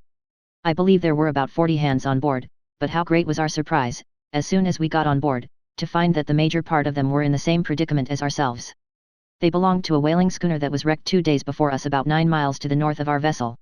When she was wrecked some of them had taken to their boats and had left some of their people and property on a quay, in the same manner as we had done, and were going, like us, to New Providence in quest of a ship, when they met with this little sloop, called a wrecker, their employment in those seas being to look after wrecks. They were then going to take the remainder of the people belonging to the schooner, for which the wrecker was to have all things belonging to the vessel, and likewise their people's help to get what they could out of her, and were then to carry the crew to New Providence.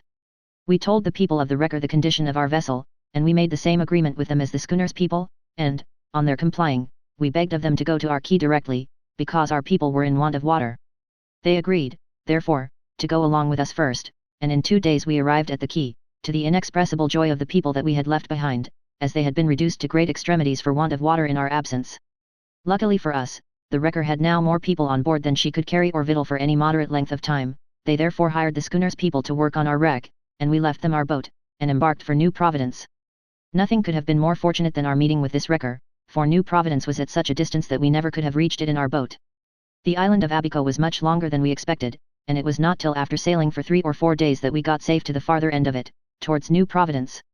When we arrived there we watered, and got a good many lobsters and other shellfish, which proved a great relief to us, as our provisions and water were almost exhausted. We then proceeded on our voyage, but the day after we left the island, late in the evening, and whilst we were yet amongst the Bahama Keys, we were overtaken by a violent gale of wind, so that we were obliged to cut away the mast. The vessel was very near foundering, for she parted from her anchors, and struck several times on the shoals.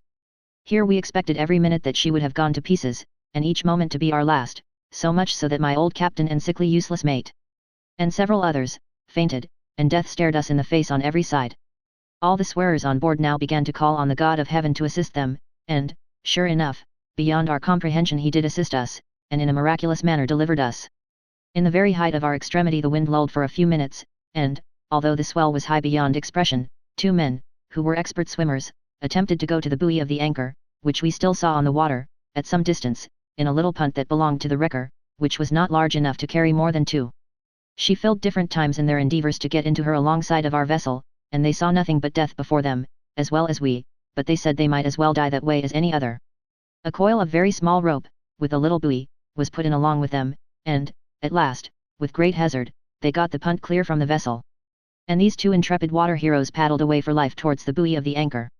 The eyes of us all were fixed on them all the time, expecting every minute to be their last, and the prayers of all those that remained in their senses were offered up to God, on their behalf, for a speedy deliverance, and for our own, which depended on them, and he heard and answered us.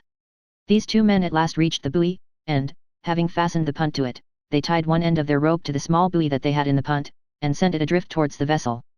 We on board observing this threw out boat hooks and leads fastened to lines, in order to catch the buoy. At last we caught it, and fastened a hawser to the end of the small rope. We then gave them a sign to pull, and they pulled the hawser to them, and fastened it to the buoy, which being done we hauled for our lives, and, through the mercy of God, we got again from the shoals into deep water, and the punt got safe to the vessel. It is impossible for any to conceive our heartfelt joy at this second deliverance from ruin, but those who have suffered the same hardships, those whose strength and senses were gone came to themselves, and were now as elated as they were before depressed. 2 days after this the wind ceased, and the water became smooth. The punt then went on shore, and we cut down some trees, and having found our mast and mended it we brought it on board, and fixed it up. As soon as we had done this we got up the anchor, and away we went once more for New Providence, which in 3 days more we reached safe, after having been above 3 weeks in a situation in which we did not expect to escape with life. The inhabitants here were very kind to us, and, when they learned our situation, shewed us a great deal of hospitality and friendship. Soon after this every one of my old fellow sufferers that were free parted from us, and shaped their course where their inclination led them. One merchant, who had a large sloop, seeing our condition, and knowing we wanted to go to Georgia, told 4 of us that his vessel was going there, and, if we would work on board and load her, he would give us our passage free. As we could not get any wages whatever, and found it very hard to get off the place, we were obliged to consent to his proposal, and we went on board and helped to load the sloop, though we had only our victuals allowed us. When she was entirely loaded he told us she was going to Jamaica first, where we must go if we went in her. This, however, I refused, but my fellow sufferers not having any money to help themselves with, necessity obliged them to accept of the offer, and to steer that course, though they did not like it. We stayed in New Providence about 17 or 18 days, during which time I met with many friends, who gave me encouragement to stay there with them, but I declined it, though, had not my heart been fixed on England, I should have stayed, as I liked the place extremely, and there were some free black people here who were very happy, and we passed our time pleasantly together, with the melodious sound of the catguts, under the lime and lemon trees. At length Captain Phillips hired a sloop to carry him and some of the slaves that he could not sell to Georgia, and I agreed to go with him in this vessel, meaning now to take my farewell of that place. When the vessel was ready we all embarked, and I took my leave of New Providence, not without regret. We sailed about 4 o'clock in the morning, with a fair wind for Georgia, and about 11 o'clock the same morning a short and sudden gale sprung up and blew away most of our sails, and, as we were still amongst the keys, in a very few minutes it dashed the sloop against the rocks. Luckily for us the water was deep, and the sea was not so angry but that, after having for some time laboured hard, and being many in number, we were saved through God's mercy, and, by using our greatest exertions, we got the vessel off. The next day we returned to Providence, where we soon got her again refitted. Some of the people swore that we had spells set upon us by somebody in Montserrat, and others that we had witches and wizards amongst the poor helpless slaves, and that we never should arrive safe at Georgia. But these things did not deter me. I said, let us again face the winds and seas, and swear not, but trust to God, and he will deliver us. We therefore once more set sail, and, with hard labour, in 7 days' time arrived safe at Georgia. After our arrival we went up to the town of Savannah, and the same evening I went to a friend's house to lodge, whose name was Mosa, a black man. We were very happy at meeting each other, and after supper we had a light till it was between 9 and 10 o'clock at night. About that time the watch or patrol came by, and, discerning a light in the house, they knocked at the door, we opened it, and they came in and sat down, and drank some punch with us. They also begged some limes of me, as they understood I had some, which I readily gave them. A little after this they told me I must go to the watch house with them. This surprised me a good deal, after our kindness to them, and I asked them, why so? They said that all Negroes who had light in their houses after 9 o'clock were to be taken into custody, and either pay some dollars or be flogged. Some of those people knew that I was a free man, but, as the man of the house was not free, and had his master to protect him, they did not take the same liberty with him they did with me. I told them that I was a free man, and just arrived from Providence, that we were not making any noise, and that I was not a stranger in that place, but was very well known there. Besides, said I, what will you do with me? That you shall see, replied they, but you must go to the watch house with us. Now whether they meant to get money from me or not I was at a loss to know, but I thought immediately of the oranges and limes at Santa Cruz, and seeing that nothing would pacify them I went with them to the watch house, where I remained during the night. Early the next morning these imposing ruffians flogged a Negro man and woman that they had in the watch house, and then they told me that I must be flogged too. I asked why? And if there was no law for free men? And told them if there was I would have it put in force against them. But this only exasperated them the more. And instantly they swore they would serve me as Dr. Perkins had done, and they were going to lay violent hands on me, when one of them, more humane than the rest, said that as I was a free man they could not justify stripping me by law. I then immediately sent for Dr. Brady, who was known to be an honest and worthy man, and on his coming to my assistance they let me go. This was not the only disagreeable incident I met with while I was in this place, for, one day, while I was a little way out of the town of Savannah, I was beset by 2 white men, who meant to play their usual tricks with me in the way of kidnapping. As soon as these men accosted me, one of them said to the other, this is the very fellow we are looking for that you lost, and the other swore immediately that I was the identical person. On this they made up to me, and were about to handle me, but I told them to be still and keep off, for I had seen those kind of tricks played upon other free blacks, and they must not think to serve me so. At this they paused a little, and one said to the other, it will not do, and the other answered that I talked too good English. I replied, I believed I did, and I had also with me a revengeful stick equal to the occasion, and my mind was likewise good. Happily however it was not used, and, after we had talked together a little in this manner, the rogues left me. I stayed in Savannah some time, anxiously trying to get to Montserrat once more to see Mr. King, my old master, and then to take a final farewell of the American quarter of the globe. At last I met with a sloop called the Speedwell, Captain John Bunton, which belonged to Grenada, and was bound to Martinico, a French island, with a cargo of rice, and I shipped myself on board of her. Before I left Georgia a black woman, who had a child lying dead, being very tenacious of the church burial service, and not able to get any white person to perform it, applied to me for that purpose. I told her I was no parson, and besides, that the service over the dead did not affect the soul. This however did not satisfy her, she still urged me very hard, I therefore complied with her earnest entreaties, and at last consented to act the parson for the first time in my life. As she was much respected, there was a great company both of white and black people at the grave. I then accordingly assumed my new vocation, and performed the funeral ceremony to the satisfaction of all present, after which I bade adieu to Georgia, and sailed for Martinico. Chapter 9. The author arrives at Martinico, meets with new difficulties, gets to Montserrat, where he takes leave of his old master, and sails for England, meets Capt. Pascal, learns the French horn, hires himself with Dr. Irving, where he learns to freshen sea water, leaves the doctor, and goes a voyage to Turkey and Portugal, and afterwards goes a voyage to Grenada, and another to Jamaica, returns to the doctor, and they embark together on a voyage to the North Pole, with the Hon. Capt. Phipps. Some account of that voyage, and the dangers the author was in. He returns to England. I thus took a final leave of Georgia, for the treatment I had received in it disgusted me very much against the place, and when I left it and sailed for Martinico I determined never more to revisit it. My new captain conducted his vessel safer than my former one, and, after an agreeable voyage, we got safe to our intended port. While I was on this island I went about a good deal, and found it very pleasant. In particular I admired the town of St. Pierre, which is the principal one in the island, and built more like an European town than any I had seen in the West Indies.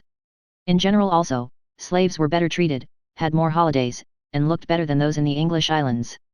After we had done our business here, I wanted my discharge, which was necessary, for it was then the month of May, and I wished much to be at Montserrat to bid farewell to Mr. King, and all my other friends there, in time to sail for Old England in the July fleet. But, alas! I had put a great stumbling block in my own way, by which I was near losing my passage that season to England. I had lent my captain some money, which I now wanted to enable me to prosecute my intentions. This I told him, but when I applied for it, though I urged the necessity of my occasion, I met with so much shuffling from him, that I began at last to be afraid of losing my money, as I could not recover it by law, for I have already mentioned, that throughout the West Indies no black man's testimony is admitted, on any occasion, against any white person whatever, and therefore my own oath would have been of no use.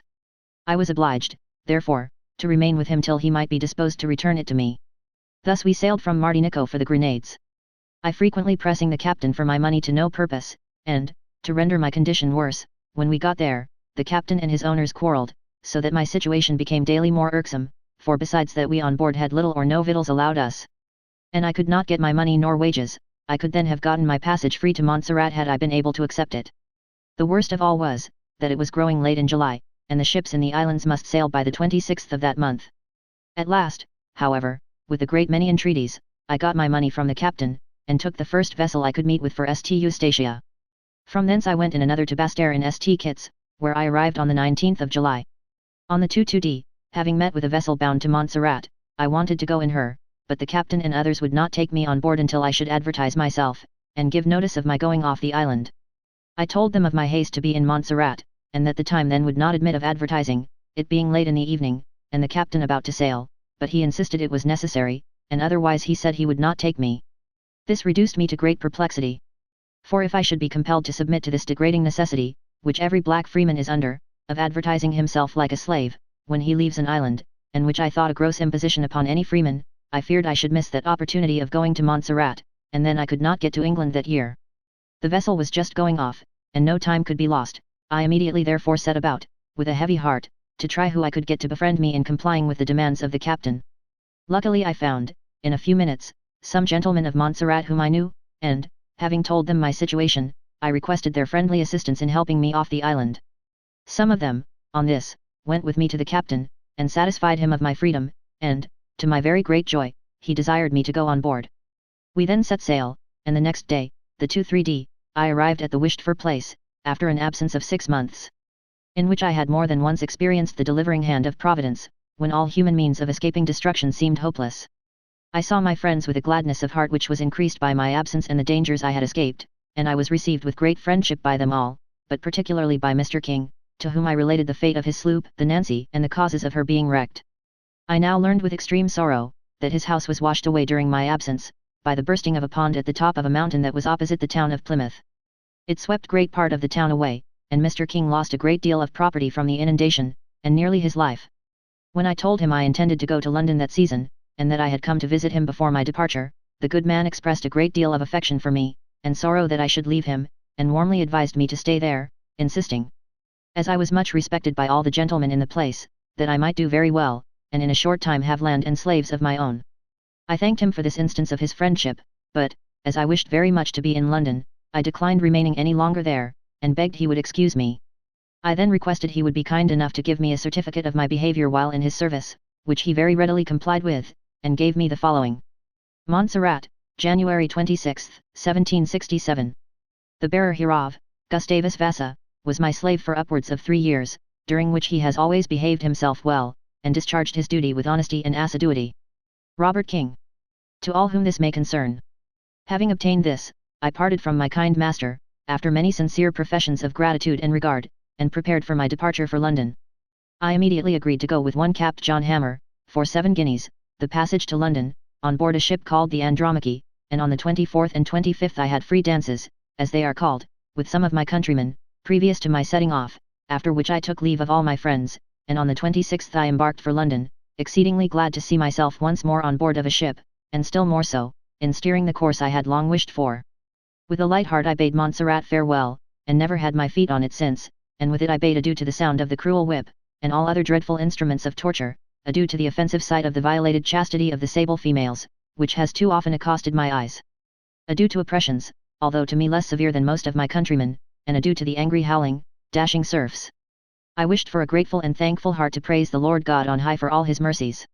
We had a most prosperous voyage, and, at the end of 7 weeks, arrived at Cherry Garden Stairs. Thus were my longing eyes once more gratified with the sight of London, after having been absent from it above 4 years. I immediately received my wages, and I never had earned 7 guineas so quick in my life before. I had 37 guineas in all, when I got cleared of the ship. I now entered upon a scene, quite new to me, but full of hope. In this situation my first thoughts were to look out for some of my former friends, and amongst the first of those were the Miss Garons. As soon, therefore, as I had regaled myself I went in quest of those kind ladies, whom I was very impatient to see, and with some difficulty and perseverance, I found them at Maze Hill, Greenwich. They were most agreeably surprised to see me, and I quite overjoyed at meeting with them. I told them my history, at which they expressed great wonder, and freely acknowledged it did their cousin, Capt. Pascal, no honour. He then visited there frequently, and I met him 4 or 5 days after in Greenwich Park. When he saw me he appeared a good deal surprised, and asked me how I came back. I answered, in a ship, to which he replied dryly, I suppose you did not walk back to London on the water, as I saw, by his manner, that he did not seem to be sorry for his behaviour to me, and that I had not much reason to expect any favour from him. I told him that he had used me very ill, after I had been such a faithful servant to him for so many years, on which, without saying any more, he turned about and went away. A few days after this I met Capt. Pascal at Miss Garon's house, and asked him for my prize money. He said there was none due to me, for, if my prize money had been £10,000, he had a right to it all. I told him I was informed otherwise, on which he bade me defiance, and, in a bantering tone, desired me to commence a lawsuit against him for it. There are lawyers enough, said he, that will take the cause in hand. And you had better try it. I told him then that I would try it, which enraged him very much. However, out of regard to the ladies, I remained still, and never made any farther demand of my right. Some time afterwards these friendly ladies asked me what I meant to do with myself, and how they could assist me. I thanked them, and said, if they pleased, I would be their servant, but if not, as I had 37 guineas, which would support me for some time, I would be much obliged to them to recommend me to some person who would teach me a business whereby I might earn my living.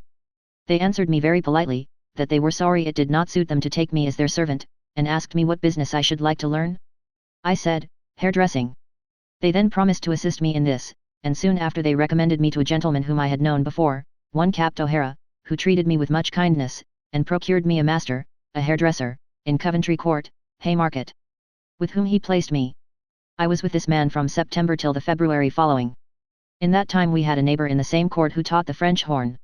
He used to blow it so well that I was charmed with it, and agreed with him to teach me to blow it. Accordingly he took me in hand, and began to instruct me, and I soon learned all the 3 parts. I took great delight in blowing on this instrument, the evenings being long, and besides that I was fond of it. I did not like to be idle, and it filled up my vacant hours innocently. At this time also I agreed with the Rev. Mr. Gregory, who lived in the same court, where he kept an academy and an evening school, to improve me in arithmetic.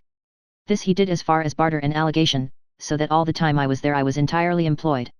In February 1768 I hired myself to Dr. Charles Irving, in Pall Mall, so celebrated for his successful experiments in making sea water fresh, and here I had plenty of hairdressing to improve my hand. This gentleman was an excellent master. He was exceedingly kind and good-tempered, and allowed me in the evenings to attend my schools, which I esteemed a great blessing. Therefore I thanked God and him for it, and used all my diligence to improve the opportunity.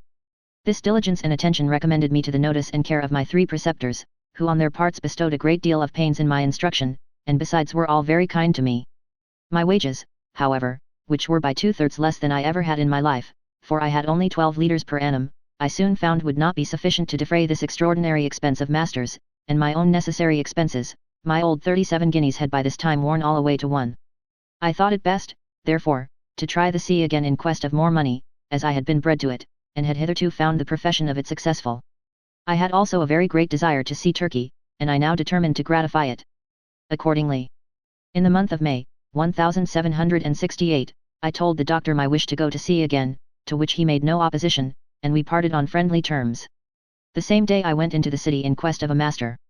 I was extremely fortunate in my inquiry, for I soon heard of a gentleman who had a ship going to Italy and Turkey, and he wanted a man who could dress hair well. I was overjoyed at this, and went immediately on board of his ship, as I had been directed, which I found to be fitted up with great taste, and I already foreboded no small pleasure in sailing in her. Not finding the gentleman on board, I was directed to his lodgings, where I met with him the next day, and gave him a specimen of my dressing. He liked it so well that he hired me immediately, so that I was perfectly happy, for the ship, master, and voyage, were entirely to my mind. The ship was called the Delaware, and my master's name was John Jolly, a neat smart good-humoured man, just such an one as I wished to serve. We sailed from England in July following, and our voyage was extremely pleasant. We went to Villafranca, Nice, and Leghorn, and in all these places I was charmed with the richness and beauty of the countries, and struck with the elegant buildings with which they abound. We had always in them plenty of extraordinary good wines and rich fruits, which I was very fond of, and I had frequent occasions of gratifying both my taste and curiosity, for my captain always lodged on shore in those places, which afforded me opportunities to see the country around. I also learned navigation of the mate, which I was very fond of. When we left Italy we had delightful sailing among the archipelago islands, and from thence to Smyrna in Turkey. This is a very ancient city, the houses are built of stone, and most of them have graves adjoining to them, so that they sometimes present the appearance of churchyards. Provisions are very plentiful in this city, and good wine less than a penny a pint. The grapes, pomegranates, and many other fruits were also the richest and largest I ever tasted. The natives are well looking and strong made, and treated me always with great civility.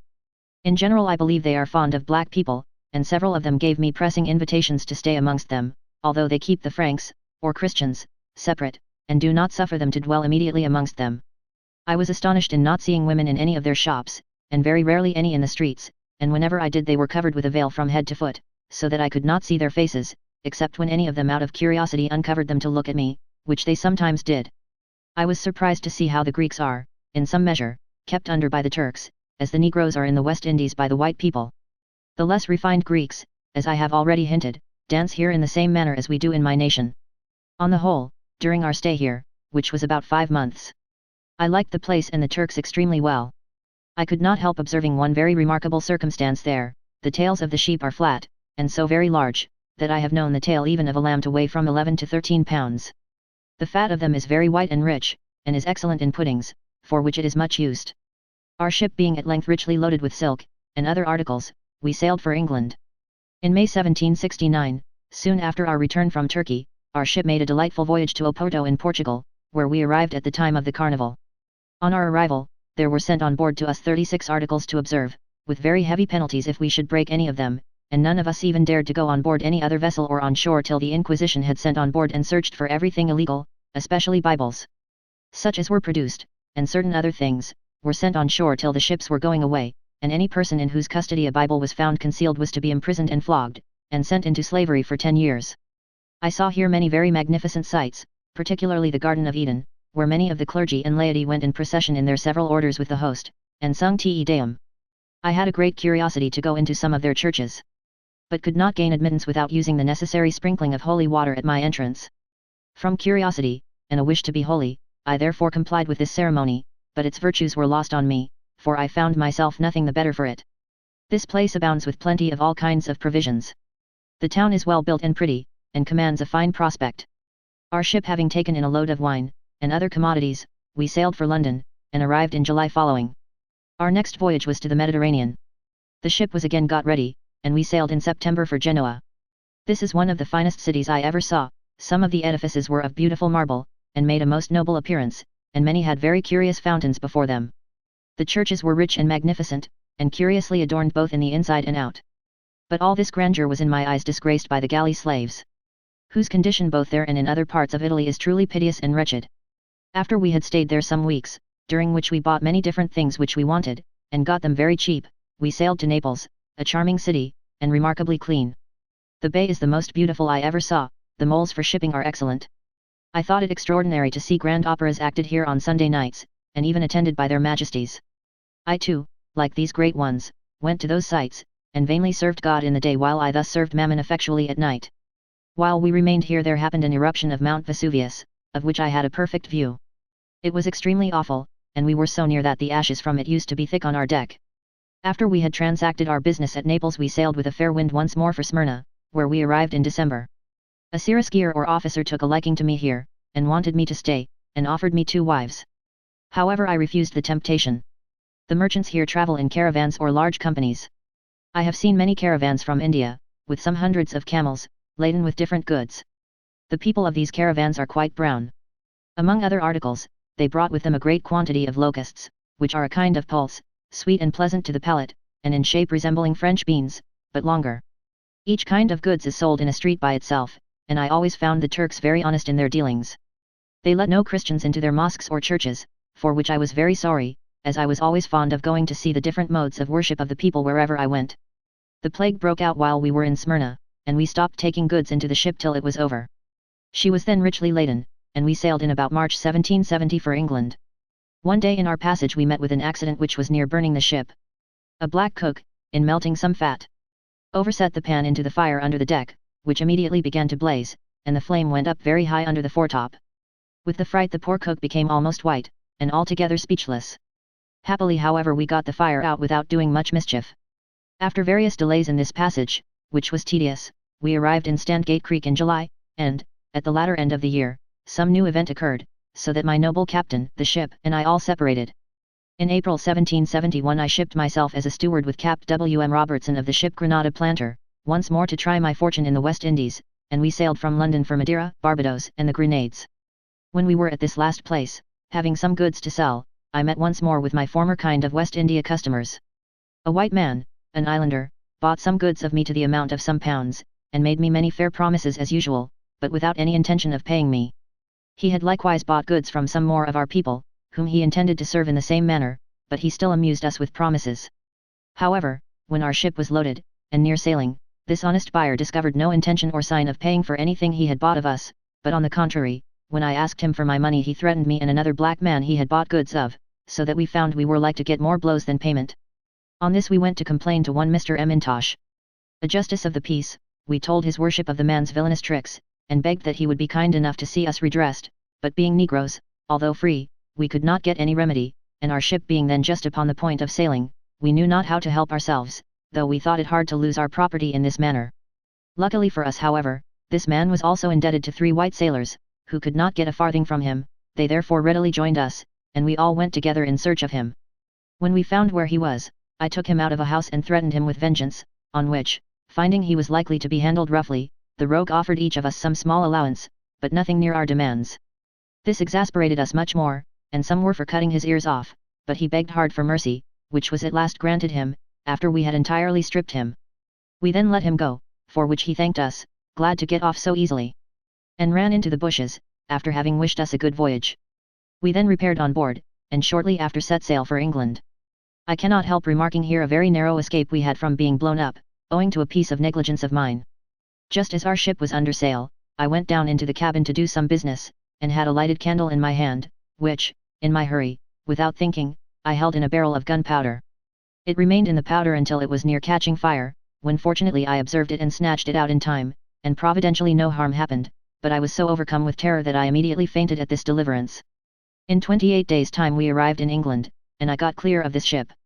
But, being still of a roving disposition, and desirous of seeing as many different parts of the world as I could, I shipped myself soon after, in the same year, as steward on board of a fine large ship, called the Jamaica, Captain David Watt, and we sailed from England in December 1771 for Nevis in Jamaica.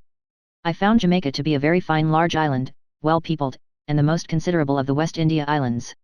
There was a vast number of Negroes here, whom I found as usual exceedingly imposed upon by the white people, and the slaves punished as in the other islands. There are Negroes whose business it is to flog slaves. They go about to different people for employment, and the usual pay is from 1 to 4 bits. I saw many cruel punishments inflicted on the slaves in the short time I stayed here. In particular I was present when a poor fellow was tied up and kept hanging by the wrists at some distance from the ground. And then some 1/2 weights were fixed to his ankles, in which posture he was flogged most unmercifully. There were also, as I heard, 2 different masters noted for cruelty on the island, who had staked up 2 Negroes naked, and in 2 hours the vermin stung them to death. I heard a gentleman I well knew tell my captain that he passed sentence on a Negro man to be burnt alive for attempting to poison an overseer. I pass over numerous other instances, in order to relieve the reader by a milder scene of roguery. Before I had been long on the island, one Mr. Smith at Port Morant bought goods of me to the amount of £25 sterling, but when I demanded payment from him, he was going each time to beat me, and threatened that he would put me in gaol. One time he would say I was going to set his house on fire, at another he would swear I was going to run away with his slaves. I was astonished at this usage from a person who was in the situation of a gentleman, but I had no alternative. I was therefore obliged to submit. When I came to Kingston, I was surprised to see the number of Africans who were assembled together on Sundays, particularly at a large commodious place, called Spring Path. Here each different nation of Africa meet and dance after the manner of their own country. They still retain most of their native customs, they bury their dead, and put victuals, pipes, and tobacco, and other things, in the grave with the core, in the same manner as in Africa. Our ship having got her loading we sailed for London, where we arrived in the August following. On my return to London, I waited on my old and good master, Dr. Irving, who made me an offer of his service again. Being now tired of the sea I gladly accepted it. I was very happy in living with this gentleman once more, during which time we were daily employed in reducing old Neptune's dominions by purifying the briny element and making it fresh. Thus I went on till May 1773, when I was roused by the sound of fame. To seek new adventures, and to find, towards the North Pole, what our Creator never intended we should, a passage to India. An expedition was now fitting out to explore a northeast passage, conducted by the Honourable John Constantine Phipps, since Lord Mulgrave, in His Majesty's sloop of war the Race Horse. My master being anxious for the reputation of this adventure, we therefore prepared everything for our voyage, and I attended him on board the Race Horse, the 24th day of May 1773. We proceeded to Sheerness, where we were joined by His Majesty's sloop the Carcass, commanded by Captain Lutwidge. On the 4th of June we sailed towards our destined place, the Pole, and on the 15th of the same month we were off Shetland. On this day I had a great and unexpected deliverance from an accident which was near blowing up the ship and destroying the crew, which made me ever after during the voyage uncommonly cautious. The ship was so filled that there was very little room on board for anyone, which placed me in a very awkward situation. I had resolved to keep a journal of this singular and interesting voyage, and I had no other place for this purpose but a little cabin, or the doctor's storeroom, where I slept. This little place was stuffed with all manner of combustibles, particularly with tow and aquafortis, and many other dangerous things. Unfortunately it happened in the evening as I was writing my journal, that I had occasion to take the candle out of the lantern, and a spark having touched a single thread of the tow, all the rest caught the flame, and immediately the whole was in a blaze. I saw nothing but present death before me, and expected to be the first to perish in the flames. In a moment the alarm was spread, and many people who were near ran to assist in putting out the fire. All this time I was in the very midst of the flames, my shirt, and the handkerchief on my neck, were burnt, and I was almost smothered with the smoke. However, through God's mercy, as I was nearly giving up all hopes, some people brought blankets and mattresses and threw them on the flames, by which means in a short time the fire was put out. I was severely reprimanded and menaced by such of the officers who knew it, and strictly charged never more to go there with a light, and, indeed, even my own fears made me give heed to this command for a little time, but at last, not being able to write my journal in any other part of the ship, I was tempted again to venture by stealth with a light in the same cabin, though not without considerable fear and dread on my mind. On the 20th of June we began to use Dr. Irving's apparatus for making salt water fresh. I used to attend the distillery. I frequently purified from 26 to 40 gallons a day. The water thus distilled was perfectly pure, well tasted, and free from salt, and was used on various occasions on board the ship. On the 28th of June, being in lat. 78, we made Greenland, where I was surprised to see the sun did not set. The weather now became extremely cold, and as we sailed between north and east, which was our course, we saw many very high and curious mountains of ice, and also a great number of very large whales, which used to come close to our ship, and blow the water up to a very great height in the air. One morning we had vast quantities of sea horses about the ship, which neighed exactly like any other horses. We fired some harpoon guns amongst them, in order to take some, but we could not get any. The 30th, the captain of a Greenland ship came on board, and told us of 3 ships that were lost in the ice. However, we still held on our course till July the 11th, when we were stopped by one compact impenetrable body of ice. We ran along it from east to west above 10 degrees, and on the 27th we got as far north as 80, 37, and in 19 or 20 degrees east longitude from London. On the 29th and 30th of July we saw one continued plain of smooth unbroken ice, bounded only by the horizon. And we fastened to a piece of ice that was 8 yards 11 inches thick. We had generally sunshine, and constant daylight, which gave cheerfulness and novelty to the whole of this striking, grand, and uncommon scene, and, to heighten it still more, the reflection of the sun from the ice gave the clouds a most beautiful appearance. We killed many different animals at this time, and among the rest 9 bears. Though they had nothing in their paunches but water, yet they were all very fat. We used to decoy them to the ship sometimes by burning feathers or skins. I thought them coarse eating, but some of the ship's company relished them very much. Some of our people once, in the boat, fired at and wounded a seahorse, which dived immediately, and, in a little time after, brought up with it a number of others. They all joined in an attack upon the boat, and were with difficulty prevented from staving or oversetting her, but a boat from the carcass having come to assist ours, and joined it, they dispersed. After having wrested an oar from one of the men. One of the ship's boats had before been attacked in the same manner, but happily no harm was done. Though we wounded several of these animals, we never got but one. We remained hereabouts until the 1st of August, when the 2 ships got completely fastened in the ice, occasioned by the loose ice that set in from the sea. This made our situation very dreadful and alarming, so that on the 7th day we were in very great apprehension of having the ships squeezed to pieces. The officers now held a council to know what was best for us to do in order to save our lives, and it was determined that we should endeavour to escape by dragging our boats along the ice towards the sea, which, however, was farther off than any of us thought. This determination filled us with extreme dejection, and confounded us with despair, for we had very little prospect of escaping with life. However, we sawed some of the ice about the ships to keep it from hurting them, and thus kept them in a kind of pond. We then began to drag the boats as well as we could towards the sea, but, after 2 or 3 days' labour, we made very little progress, so that some of our hearts totally failed us, and I really began to give up myself for lost, when I saw our surrounding calamities.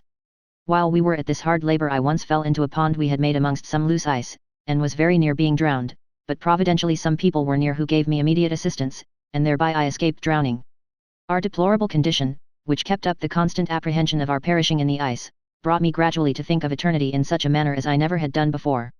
I had the fears of death hourly upon me, and shuddered at the thoughts of meeting the grim king of terrors in the natural state I then was in, and was exceedingly doubtful of a happy eternity if I should die in it. I had no hopes of my life being prolonged for any time. For we saw that our existence could not be long on the ice after leaving the ships, which were now out of sight, and some miles from the boats. Our appearance now became truly lamentable, pale dejection seized every countenance, many, who had been before blasphemers, in this our distress began to call on the good God of heaven for his help, and in the time of our utter need he heard us, and against hope or human probability delivered us. It was the 11th day of the ships being thus fastened, and the 4th of our drawing the boats in this manner, that the wind changed to the ENE. The weather immediately became mild, and the ice broke towards the sea, which was to the SW of us. Many of us on this got on board again, and with all our might we hove the ships into every open water we could find, and made all the sail on them in our power, and now, having a prospect of success, we made signals for the boats and the remainder of the people. This seemed to us like a reprieve from death. And happy was the man who could first get on board of any ship, or the first boat he could meet. We then proceeded in this manner till we got into the open water again, which we accomplished in about 30 hours, to our infinite joy and gladness of heart. As soon as we were out of danger we came to anchor and refitted, and on the 19th of August we sailed from this uninhabited extremity of the world, where the inhospitable climate affords neither food nor shelter, and not a tree or shrub of any kind grows amongst its barren rocks, but all is one desolate and expanded waste of ice, which even the constant beams of the sun for 6 months in the year cannot penetrate or dissolve. The sun now being on the decline, the days shortened as we sailed to the southward, and, on the 28th, in latitude 73, it was dark by 10 o'clock at night. September the 10th, in latitude 58 to 59, we met a very severe gale of wind and high seas, and shipped a great deal of water in the space of 10 hours. This made us work exceedingly hard at all our pumps a whole day, and one sea, which struck the ship with more force than anything I ever met with of the kind before, laid her under water for some time, so that we thought she would have gone down. 2 boats were washed from the booms, and the long boat from the chucks. All other movable things on the deck were also washed away, among which were many curious things of different kinds which we had brought from Greenland, and we were obliged, in order to lighten the ship, to toss some of our guns overboard. We saw a ship, at the same time, in very great distress, and her masts were gone, but we were unable to assist her. We now lost sight of the carcass till the 26th, when we saw land about Orfordness, off which place she joined us. From thence we sailed for London, and on the 30th came up to Deptford. And thus ended our Arctic voyage, to the no small joy of all on board, after having been absent 4 months, in which time, at the imminent hazard of our lives, we explored nearly as far towards the pole as 81 degrees north, and 20 degrees east longitude, being much farther, by all accounts, than any navigator had ever ventured before, in which we fully proved the impracticability of finding a passage that way to India. Chapter 10. The author leaves Dr. Irving and engages on board a Turkey ship, account of a black man's being kidnapped on board and sent to the West Indies, and the author's fruitless endeavours to procure his freedom, some account of the manner of the author's conversion to the faith of Jesus Christ. Our voyage to the North Pole being ended, I returned to London with Dr. Irving, with whom I continued for some time, during which I began seriously to reflect on the dangers I had escaped, particularly those of my last voyage, which made a lasting impression on my mind, and, by the grace of God, proved afterwards a mercy to me. It caused me to reflect deeply on my eternal state, and to seek the Lord with full purpose of heart ere it was too late. I rejoiced greatly, and heartily thanked the Lord for directing me to London, where I was determined to work out my own salvation, and in so doing procure a title to heaven, being the result of a mind blended by ignorance and sin. In process of time I left my master, Dr. Irving, the purifier of waters, and lodged in Coventry Court, Haymarket, where I was continually oppressed and much concerned about the salvation of my soul, and was determined, in my own strength, to be a first-rate Christian. I used every means for this purpose, and, not being able to find any person amongst my acquaintance that agreed with me in point of religion, or, in scripture language, that would shew me any good, I was much dejected, and knew not where to seek relief. However, I first frequented the neighbouring churches, St. James's, and others, 2 or 3 times a day, for many weeks. Still I came away dissatisfied, something was wanting that I could not obtain, and I really found more heartfelt relief in reading my Bible at home than in attending the church, and, being resolved to be saved, I pursued other methods still. First I went among the Quakers, where the word of God was neither read or preached, so that I remained as much in the dark as ever. I then searched into the Roman Catholic principles, but was not in the least satisfied. At length I had recourse to the Jews, which availed me nothing, for the fear of eternity daily harassed my mind, and I knew not where to seek shelter from the wrath to come. However, this was my conclusion, at all events, to read the 4 evangelists, and whatever sect or party I found adhering thereto such I would join. Thus I went on heavily without any guide to direct me the way that leadeth to eternal life. I asked different people questions about the manner of going to heaven, and was told different ways. Here I was much staggered, and could not find any at that time more righteous than myself, or indeed so much inclined to devotion. I thought we should not all be saved, this is agreeable to the Holy Scriptures, nor would all be damned. I found none among the circle of my acquaintance that kept holy the 10 Commandments. So righteous was I in my own eyes, that I was convinced I excelled many of them in that point. By keeping 8 out of 10, and finding those who in general termed themselves Christians not so honest or so good in their morals as the Turks, I really thought the Turks were in a safer way of salvation than my neighbours, so that between hopes and fears I went on, and the chief comforts I enjoyed were in the musical French horn, which I then practised, and also dressing of hair. Such was my situation some months, experiencing the dishonesty of many people here. I determined at last to set out for Turkey, and there to end my days. It was now early in the spring 1774. I sought for a master, and found a Captain John Hughes, commander of a ship called Anglicania, fitting out in the river Thames, and bound to Smyrna in Turkey. I shipped myself with him as a steward, at the same time I recommended to him a very clever black man, John Annis, as a cook. This man was on board the ship near 2 months doing his duty. He had formerly lived many years with Mr. William Kirkpatrick, a gentleman of the island of St. Kitts, from whom he parted by consent, though he afterwards tried many schemes to inveigle the poor man. He had applied to many captains who traded to St. Kitts to trepan him, and when all their attempts and schemes of kidnapping proved abortive, Mr. Kirkpatrick came to our ship at Union Stairs on Easter Monday, April the 4th, with 2 wherry boats and 6 men, having learned that the man was on board, and tied, and forcibly took him away from the ship, in the presence of the crew and the chief mate, who had detained him after he had notice to come away.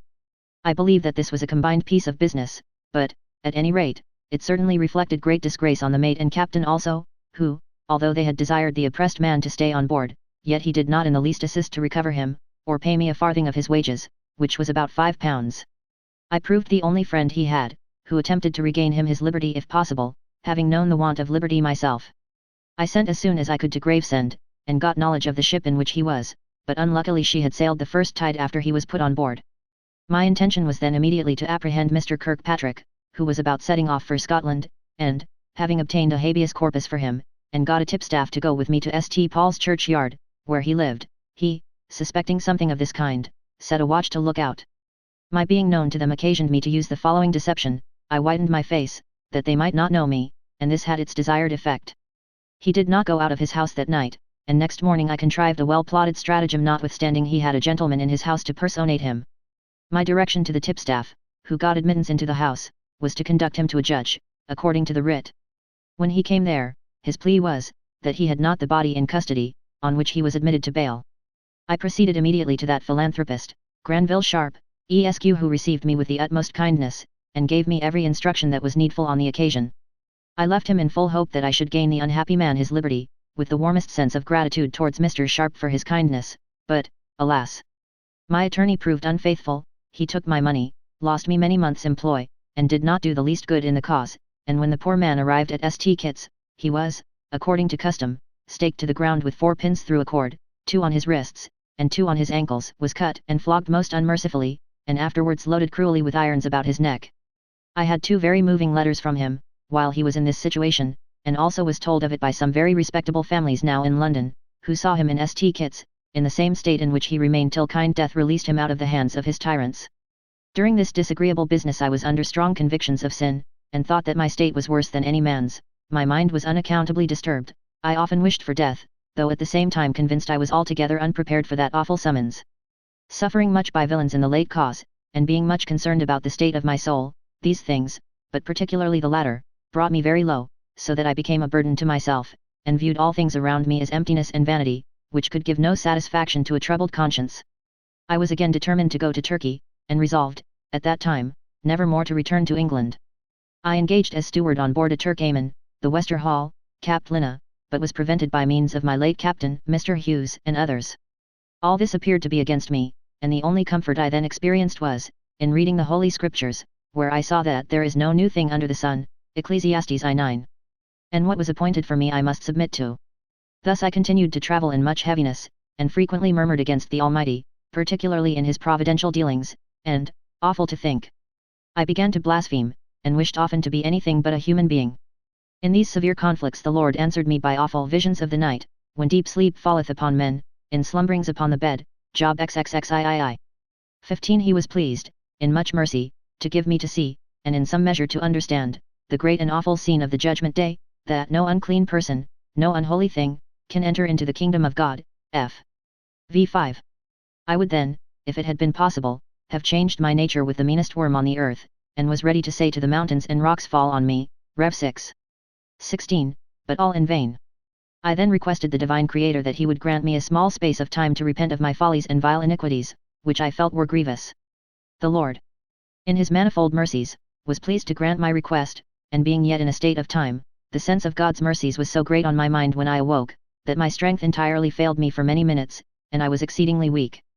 This was the first spiritual mercy I ever was sensible of, and being on praying ground, as soon as I recovered a little strength, and got out of bed and dressed myself, I invoked heaven from my inmost soul, and fervently begged that God would never again permit me to blaspheme his most holy name. The Lord, who is long-suffering, and full of compassion to such poor rebels as we are, condescended to hear and answer. I felt that I was altogether unholy, and saw clearly what a bad use I had made of the faculties I was endowed with. They were given me to glorify God with. I thought, therefore, I had better want them here, and enter into life eternal, than abuse them and be cast into hell fire. I prayed to be directed, if there were any holier than those with whom I was acquainted, that the Lord would point them out to me. I appealed to the Searcher of hearts, whether I did not wish to love him more, and serve him better. Notwithstanding all this, the reader may easily discern, if he is a believer, that I was still in nature's darkness. At length I hated the house in which I lodged, because God's most holy name was blasphemed in it. Then I saw the word of God verified, viz. Before they call, I will answer, and while they are yet speaking, I will hear. I had a great desire to read the Bible the whole day at home, but not having a convenient place for retirement, I left the house in the day, rather than stay amongst the wicked ones, and that day as I was walking, it pleased God to direct me to a house where there was an old seafaring man, who experienced much of the love of God shed abroad in his heart. He began to discourse with me, and, as I desired to love the Lord, his conversation rejoiced me greatly, and indeed I had never heard before the love of Christ to believers set forth in such a manner, and in so clear a point of view.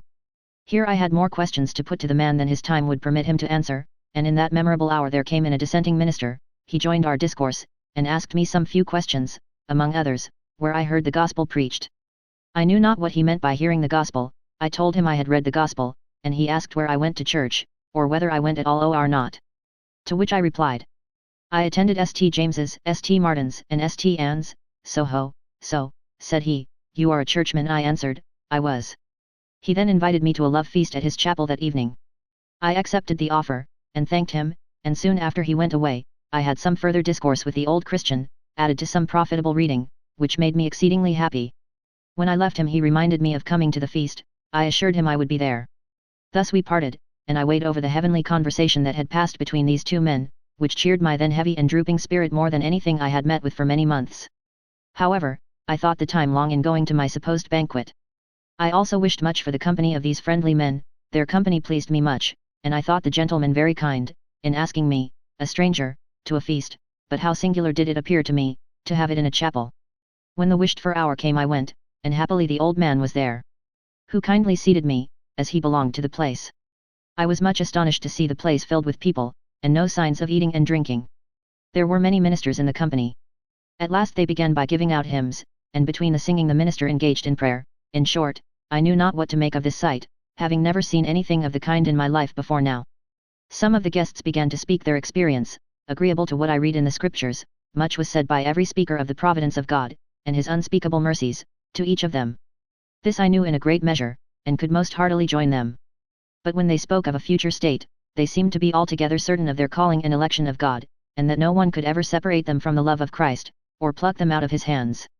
This filled me with utter consternation, intermingled with admiration. I was so amazed as not to know what to think of the company. My heart was attracted and my affections were enlarged. I wished to be as happy as them, and was persuaded in my mind that they were different from the world that lieth in wickedness. 1 John v:19.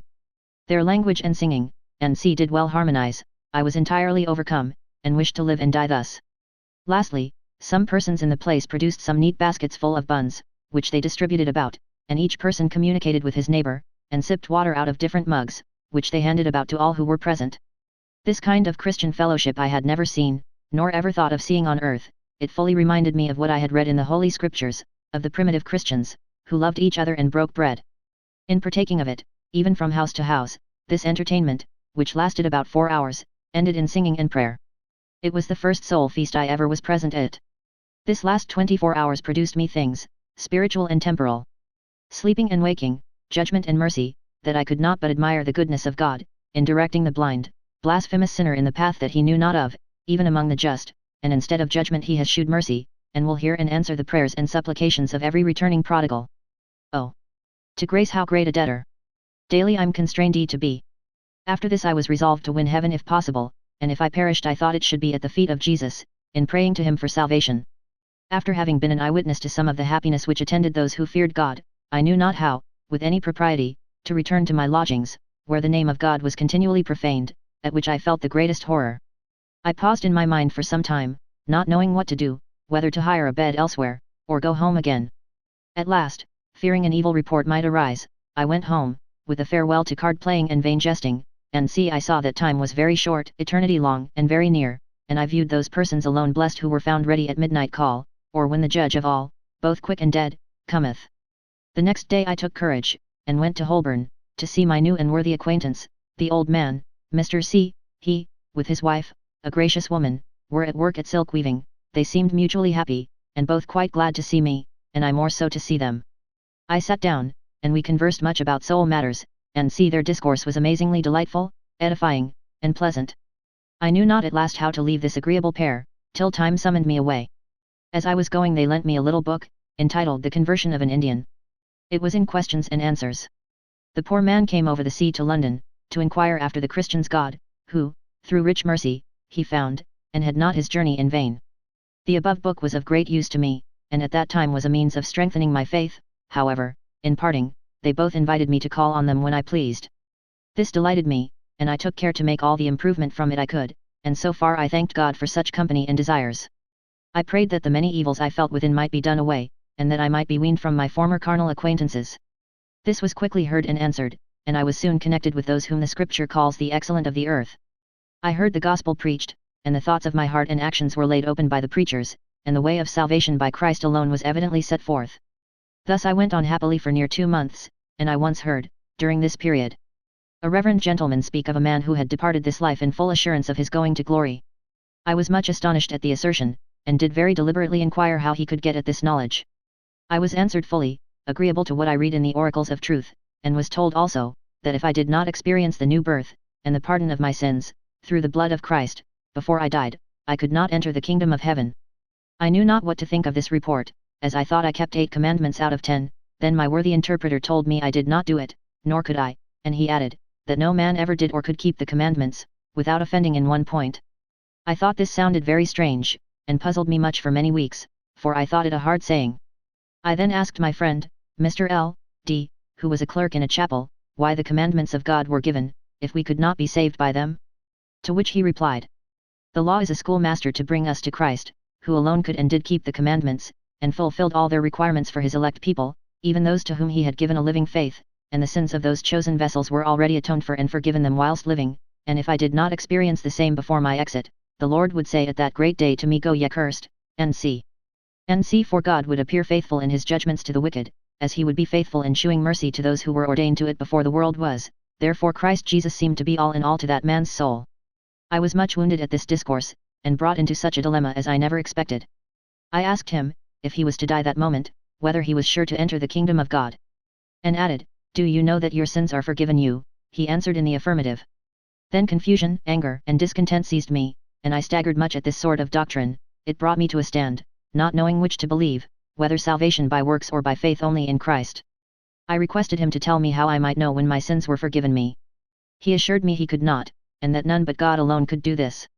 I told him it was very mysterious, but he said it was really matter of fact, and quoted many portions of Scripture immediately to the point. To which I could make no reply. He then desired me to pray to God to shew me these things. I answered, that I prayed to God every day.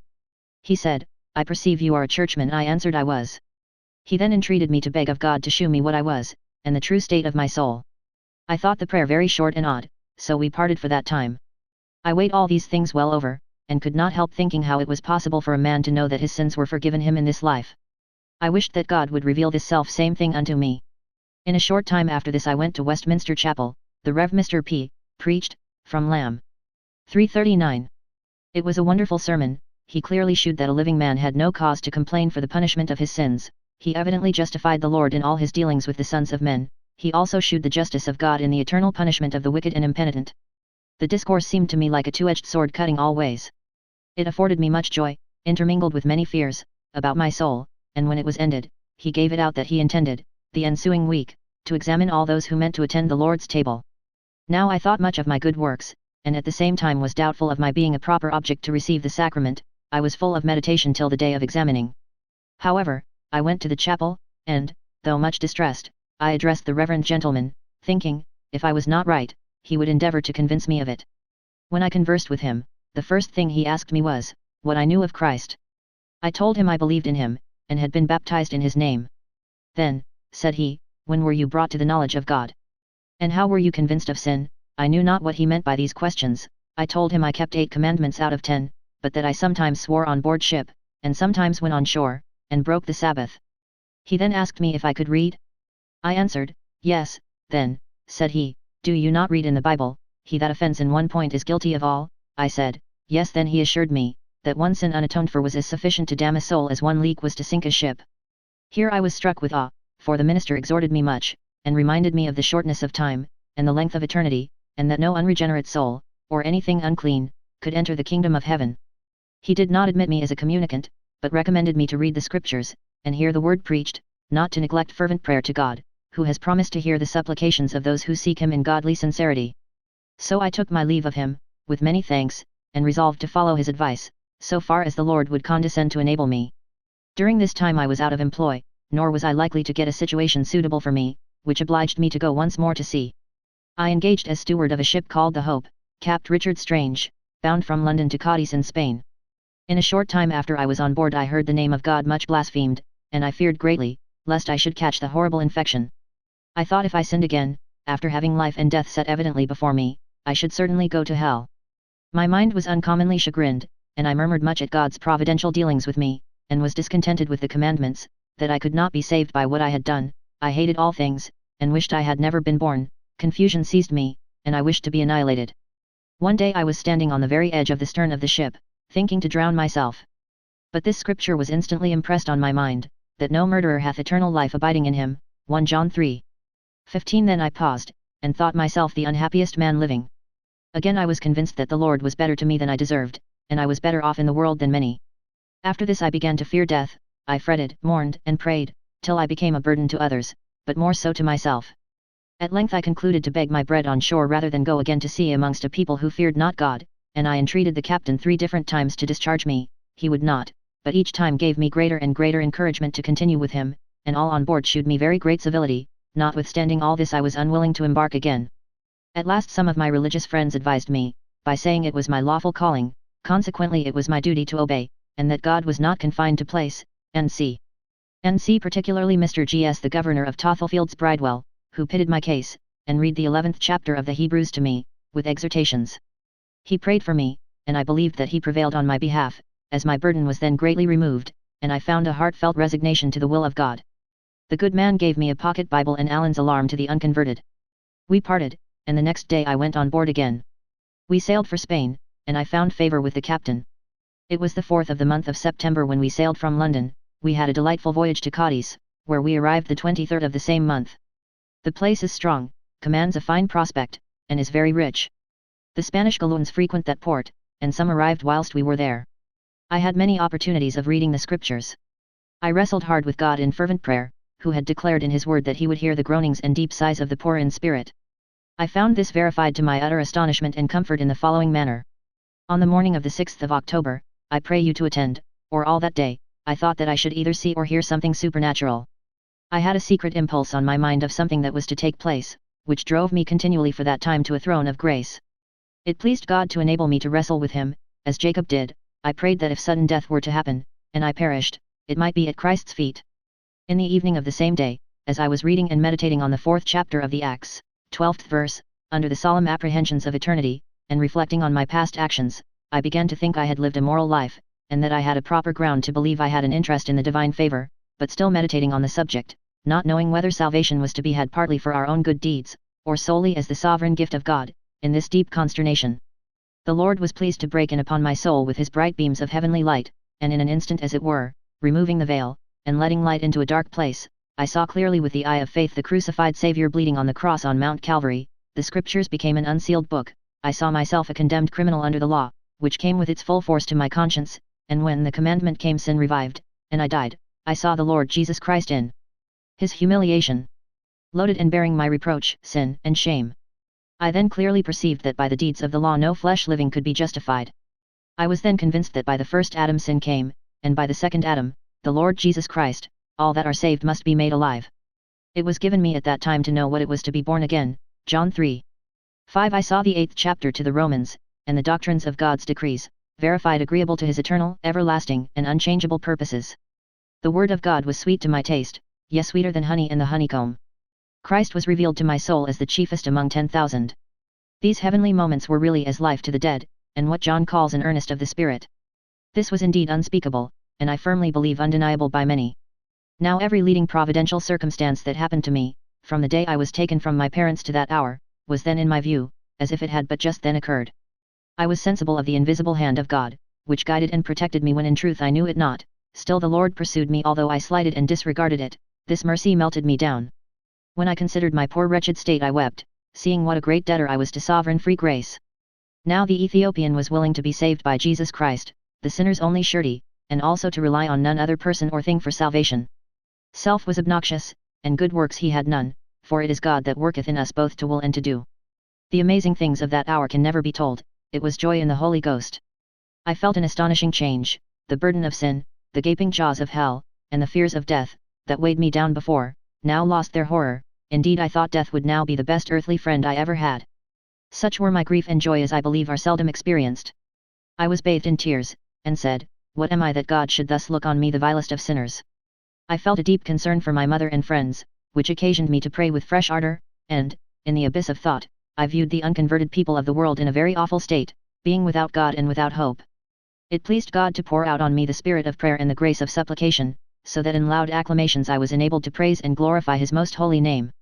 When I got out of the cabin, and told some of the people what the Lord had done for me, alas, who could understand me or believe my report? None but to whom the arm of the Lord was revealed. I became a barbarian to them in talking of the love of Christ. His name was to me as ointment poured forth. Indeed it was sweet to my soul, but to them a rock of offence. I thought my case singular, and every hour a day until I came to London, for I much longed to be with some to whom I could tell of the wonders of God's love towards me, and join in prayer to him whom my soul loved and thirsted after. I had uncommon commotions within, such as few can tell aught about. Now the Bible was my only companion and comfort. I prized it much, with many thanks to God that I could read it for myself, and was not left to be tossed about or led by man's devices and notions. The worth of a soul cannot be told. May the Lord give the reader an understanding in this. Whenever I looked in the Bible I saw things new, and many texts were immediately applied to me with great comfort, for I knew that to me was the word of salvation sent. Sure I was that the Spirit which indited the word opened my heart to receive the truth of it as it is in Jesus, that the same Spirit enabled me to act faith upon the promises that were so precious to me, and enabled me to believe to the salvation of my soul. By free grace I was persuaded that I had a part in the first resurrection, and was enlightened with the light of the living. Job XXXIII. 30 I wished for a man of God with whom I might converse, my soul was like the chariots of Aminadab. Canticles 6.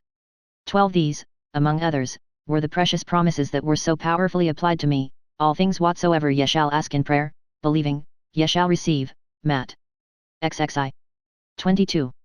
Peace I leave with you, my peace I give unto you. John 14. 27 I saw the blessed Redeemer to be the fountain of life, and the well of salvation. I experienced him all in all, he had brought me by a way that I knew not, and he had made crooked paths straight. Then in his name I set up my Ebenezer, saying, hitherto he hath helped me, and could say to the sinners about me, behold what a Saviour I have. Thus I was, by the teaching of that all-glorious Deity, the great One in Three, and Three in One, confirmed in the truths of the Bible, those oracles of everlasting truth, on which every soul living must stand or fall eternally, agreeable to Acts 4. 12. Neither is there salvation in any other, for there is none other name under heaven given among men whereby we must be saved, but only Christ Jesus. May God give the reader a right understanding in these facts. To him that believeth all things are possible, but to them that are unbelieving nothing is pure. Titus I 15. During this period we remained at Cadiz until our ship got laden. We sailed about the 4th of November, and, having a good passage, we arrived in London the month following, to my comfort, with heartfelt gratitude to God for his rich and unspeakable mercies. On my return I had but one text which puzzled me, or that the devil endeavoured to buffet me with, viz. Rom. 11:6. And, as I had heard of the Reverend Mr. Romaine, and his great knowledge in the Scriptures, I wished much to hear him preach. One day I went to Blackfriars Church, and, to my great satisfaction and surprise, he preached from that very text. He very clearly shewed the difference between human works and free election, which is according to God's sovereign will and pleasure. These glad tidings set me entirely at liberty, and I went out of the church rejoicing, seeing my spots were those of God's children. I went to Westminster Chapel, and saw some of my old friends, who were glad when they perceived the wonderful change that the Lord had wrought in me, particularly Mr. G. S., my worthy acquaintance, who was a man of a choice spirit, and had great zeal for the Lord's service. I enjoyed his correspondence till he died in the year 1784. I was again examined at that same chapel, and was received into church fellowship amongst them. I rejoiced in spirit, making melody in my heart to the God of all my mercies. Now my whole wish was to be dissolved, and to be with Christ, but, alas! I must wait mine appointed time. Miscellaneous verses. Or. Reflections on the state of my mind during my first convictions, of the necessity of believing the truth, and experiencing the inestimable benefits of Christianity. Well may I say my life has been one scene of sorrow and of pain. From early days I griefs have known. And as I grew my griefs have grown. Dangers were always in my path. And fear of wrath, and sometimes death. While pale dejection in me reigned. I often wept, by grief constrained. When taken from my native land. By an unjust and cruel band. How did uncommon dread prevail? My sighs no more I could conceal. To ease my mind I often strove. And tried my trouble to remove. I sung, and uttered sighs between. Essayed to stifle guilt with sin. But oh! Not all that I could do would stop the current of my woe. Conviction still my vileness shewed. How great my guilt, how lost from God. Prevented, that I could not die. Nor might to one kind refuge fly. An orphan state I had to mourn. Forsook by all, and left forlorn. Those who beheld my downcast mien could not guess at my woes unseen. They by appearance could not know the troubles that I waded through. Lust, anger, blasphemy, and pride, with legions of such ills beside, troubled my thoughts, while doubts and fears clouded and darkened most my years. Sighs now no more would be confined. They breathed the trouble of my mind. I wished for death, but checked the word. And often prayed unto the Lord. Unhappy, more than some on earth. I thought the place that gave me birth. Strange thoughts oppressed while I replied. Why not in Ethiopia died? And why thus spared, nigh to hell? God only knew, I could not tell. A tottering fence, a bowing wall. Thought myself ere since the fall. Oft times I mused, nigh despair. While birds melodious filled the air. Thrice happy songsters, ever free. How blessed were they compared to me. Thus all things added to my pain. While grief compelled me to complain. When sable clouds began to rise. My mind grew darker than the skies. The English nation called to leave. How did my breast with sorrows heave? I longed for rest, cried help me, Lord. Some mitigation, Lord, afford. Yet on, dejected, still I went. Heart-throbbing woes within were pent. Nor land, nor sea, could comfort give. Nothing my anxious mind relieve. Weary with travail, yet unknown to all but God and self alone. Numerous months for peace I strove, and numerous foes I had to prove. Inured to dangers, griefs, and woes. Trained up midst perils, deaths, and foes. I said, must it thus ever be?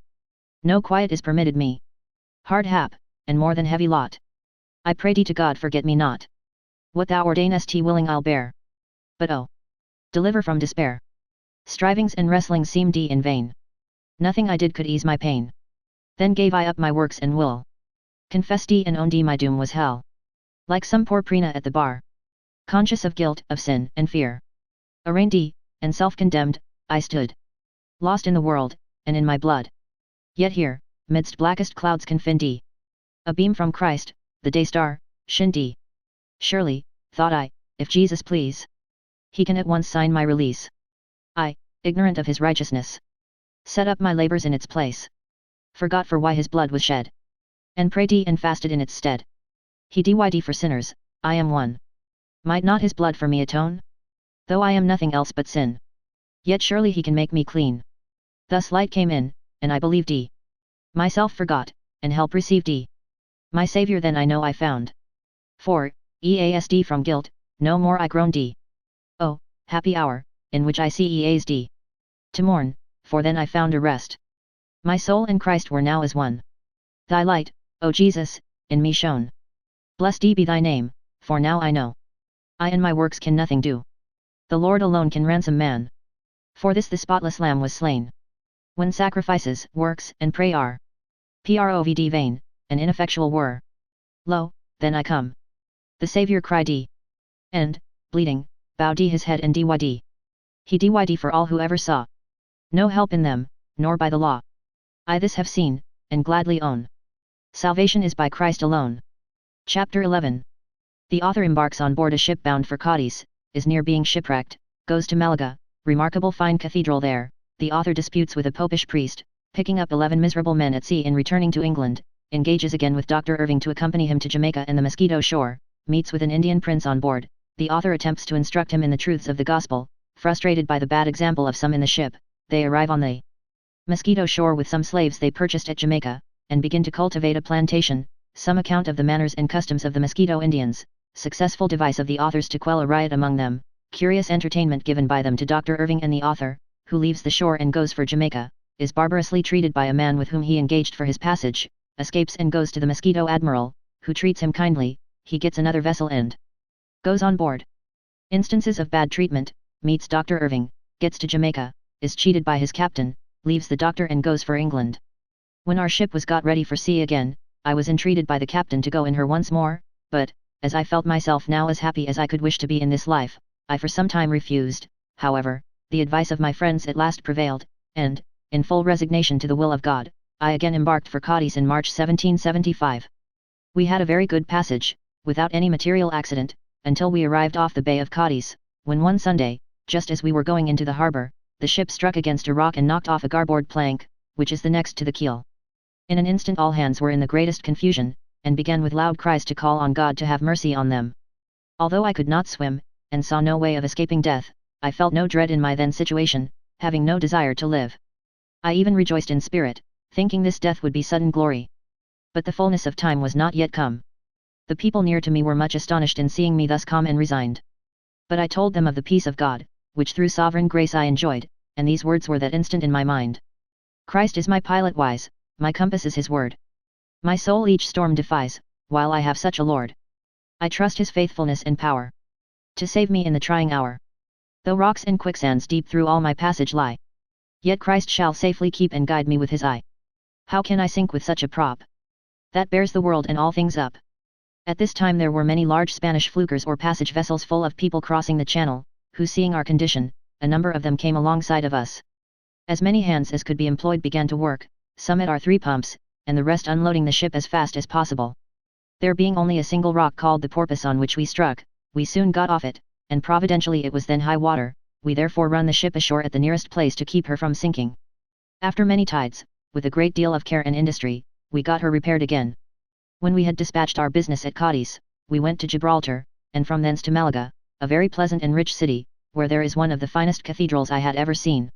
It had been above 50 years in building, as I heard, though it was not then quite finished. Great part of the inside, however, was completed and highly decorated with the richest marble columns and many superb paintings. It was lighted occasionally by an amazing number of wax tapers of different sizes, some of which were as thick as a man's thigh. These, however, were only used on some of their grand festivals. I was very much shocked at the custom of bull baiting, and other diversions which prevailed here on Sunday evenings, to the great scandal of Christianity and morals. I used to express my abhorrence of it to a priest whom I met with. I had frequent contests about religion with the Reverend Father, in which he took great pains to make a proselyte of me to his church, and I no less to convert him to mine. On these occasions I used to produce my Bible, and shew him in what points his church erred. He then said he had been in England, and that every person there read the Bible, which was very wrong, but I answered him that Christ desired us to search the Scriptures. In his zeal for my conversion, he solicited me to go to one of the universities in Spain, and declared that I should have my education free, and told me, if I got myself made a priest, I might in time become even Pope, and that Pope Benedict was a black man. As I was ever desirous of learning, I paused for some time upon this temptation, and thought by being crafty I might catch some with guile, but I began to think that it would be only hypocrisy in me to embrace his offer, as I could not in conscience conform to the opinions of his church. I was therefore enabled to regard the word of God, which says, "Come out from amongst them," and refused Father Vincent's offer. So we parted without conviction on either side. Having taken at this place some fine wines, fruits, and money, we proceeded to Cadiz, where we took about 2 tons more of money and sea, and then sailed for England in the month of June. When we were about the north latitude 42, we had contrary wind for several days, and the ship did not make in that time above 6 or 7 miles straight course. This made the captain exceeding fretful and peevish, and I was very sorry to hear God's most holy name often blasphemed by him. One day, as he was in that impious mood, a young gentleman on board, who was a passenger, reproached him, and said he acted wrong, for we ought to be thankful to God for all things, as we were not in want of anything on board, and though the wind was contrary for us, yet it was fair for some others, who, perhaps, stood in more need of it than we. I immediately seconded this young gentleman with some boldness, and said we had not the least cause to murmur, for that the Lord was better to us than we deserved, and that he had done all things well. I expected that the captain would be very angry with me for speaking, but he replied not a word. However, before that time on the following day, being the 21st of June, much to our great joy and astonishment, we saw the providential hand of our benign Creator, whose ways with his blind creatures are past finding out. The preceding night I dreamed that I saw a boat immediately off the starboard main shrouds, and exactly at 1:30, the following day at noon, while I was below, just as we had dined in the cabin, the man at the helm cried out, "A boat!" which brought my dream that instant into my mind. I was the first man that jumped on the deck, and, looking from the shrouds onward, according to my dream, I descried a little boat at some distance, but, as the waves were high, it was as much as we could do sometimes to discern her. We however stopped the ship's way, and the boat, which was extremely small, came alongside with 11 miserable men, whom we took on board immediately. To all human appearance, these people must have perished in the course of 1 hour or less, the boat being small, it barely contained them. When we took them up they were half drowned, and had no victuals, compass, water, or any other necessary whatsoever, and had only one bit of an oar to steer with, and that right before the wind, so that they were obliged to trust entirely to the mercy of the waves. As soon as we got them all on board, they bowed themselves on their knees, and, with hands and voices lifted up to heaven, thanked God for their deliverance, and I trust that my prayers were not wanting amongst them at the same time. This mercy of the Lord quite melted me, and I recollected his words, which I saw thus verified in the 107th Psalm: O give thanks unto the Lord, for he is good, for his mercy endureth for ever. Hungry and thirsty, their souls fainted in them. They cried unto Lord in their trouble, and he delivered them out of their distresses. And he led them forth by the right way, that they might go to a city of habitation. O that men would praise the Lord for his goodness and for his wonderful works to the children of men. For he satisfieth the longing soul, and filleth the hungry soul with goodness. Such as sit in darkness and in the shadow of death. Then they cried unto the Lord in their trouble, and he saved them out of their distresses. They that go down to the sea in ships, that do business in great waters, these see the works of the Lord, and his wonders in the deep. Whoso is wise and will observe these things, even they shall understand the loving kindness of the Lord. The poor distressed captain said, that the Lord is good, for, seeing that I am not fit to die, he therefore gave me a space of time to repent. I was very glad to hear this expression, and took an opportunity when convenient of talking to him on the providence of God. They told us they were Portuguese, and were in a brig loaded with corn, which shifted that morning at 5 o'clock, owing to which the vessel sunk that instant with 2 of the crew, and how these 11 got into the boat, which was lashed to the deck, not one of them could tell. We provided them with every necessary, and brought them all safe to London, and I hope the Lord gave them repentance unto life eternal. I was happy once more amongst my friends and brethren, till November, when my old friend, the celebrated Dr. Irving, bought a remarkable fine sloop, about 150 tons. He had a mind for a new adventure in cultivating a plantation at Jamaica and the Mosquito shore, asked me to go with him, and said that he would trust me with his estate in preference to anyone. By the advice, therefore, of my friends, I accepted of the offer, knowing that the harvest was fully ripe in those parts, and hoped to be the instrument, under God, of bringing some poor sinner to my well-beloved Master, Jesus Christ.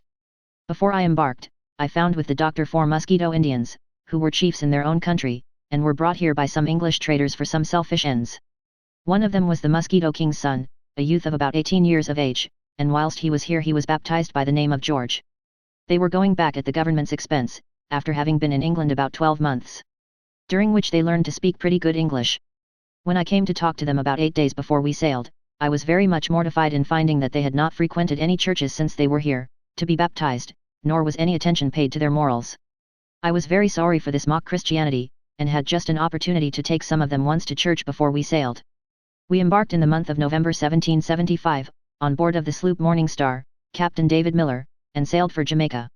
In our passage, I took all the pains that I could to instruct the Indian prince in the doctrines of Christianity, of which he was entirely ignorant, and, to my great joy, he was quite attentive, and received with gladness the truths that the Lord enabled me to set forth to him. I taught him in the compass of 11 days all the letters, and he could put even 2 or 3 of them together and spell them. I had Fox's Martyrology with cuts, and he used to be very fond of looking into it, and would ask many questions about the papal cruelties he saw depicted there, which I explained to him.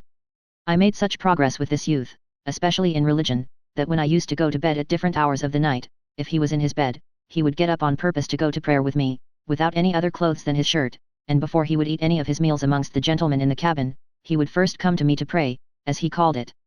I was well pleased at this, and took great delight in him, and used much supplication to God for his conversion. I was in full hope of seeing daily every appearance of that change which I could wish, not knowing the devices of Satan, who had many of his emissaries to sow his tares as fast as I sowed the good seed, and pull down as fast as I build up. Thus we went on nearly 4/5 of our passage, when Satan at last got the upper hand. Some of his messengers, seeing this poor heathen much advanced in piety, began to ask him whether I had converted him to Christianity, laughed, and made their jest at him, for which I rebuked them as much as I could, but this treatment caused the prince to halt between 2 opinions. Some of the true sons of Belial, who did not believe that there was any hereafter, told him never to fear the devil, for there was none existing, and if ever he came to the prince, they desired he might be sent to them. Thus they teased the poor innocent youth, so that he would not learn his book any more. He would not drink nor carouse with these ungodly actors, nor would he be with me, even at prayers. This grieved me very much. I endeavoured to persuade him as well as I could, but he would not come, and entreated him very much to tell me his reasons for acting thus. At last he asked me, how comes it that all the white men on board who can read and write, and observe the sun, and know all things, yet swear, lie, and get drunk, only excepting yourself? I answered him, the reason was that they did not fear God, and that if any one of them died so they could not go to, or be happy with God.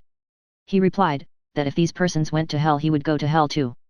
I was sorry to hear this, and, as he sometimes had the toot hatch, and also some other persons in the ship at the same time, I asked him if their toot hatch made his easy. He said, no. Then I told him if he and these people went to hell together, their pains would not make his any lighter. This answer had great weight with him, it depressed his spirits much, and he became ever after, during the passage, fond of being alone. When we were in the latitude of Martinico, and near making the land, one morning we had a brisk gale of wind, and, carrying too much sail, the mainmast went over the side. Many people were then all about the deck, and the yards, masts, and rigging, came tumbling all about us, yet there was not one of us in the least hurt, although some were within a hair's breadth of being killed, and, particularly, I saw 2 men then, by the providential hand of God, most miraculously preserved from being smashed to pieces.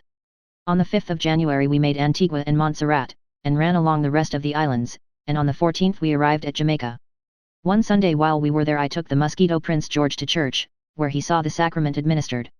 When we came out we saw all kinds of people, almost from the church door for the space of half a mile down to the waterside, buying and selling all kinds of commodities, and these acts afforded me great matter of exhortation to this youth, who was much astonished.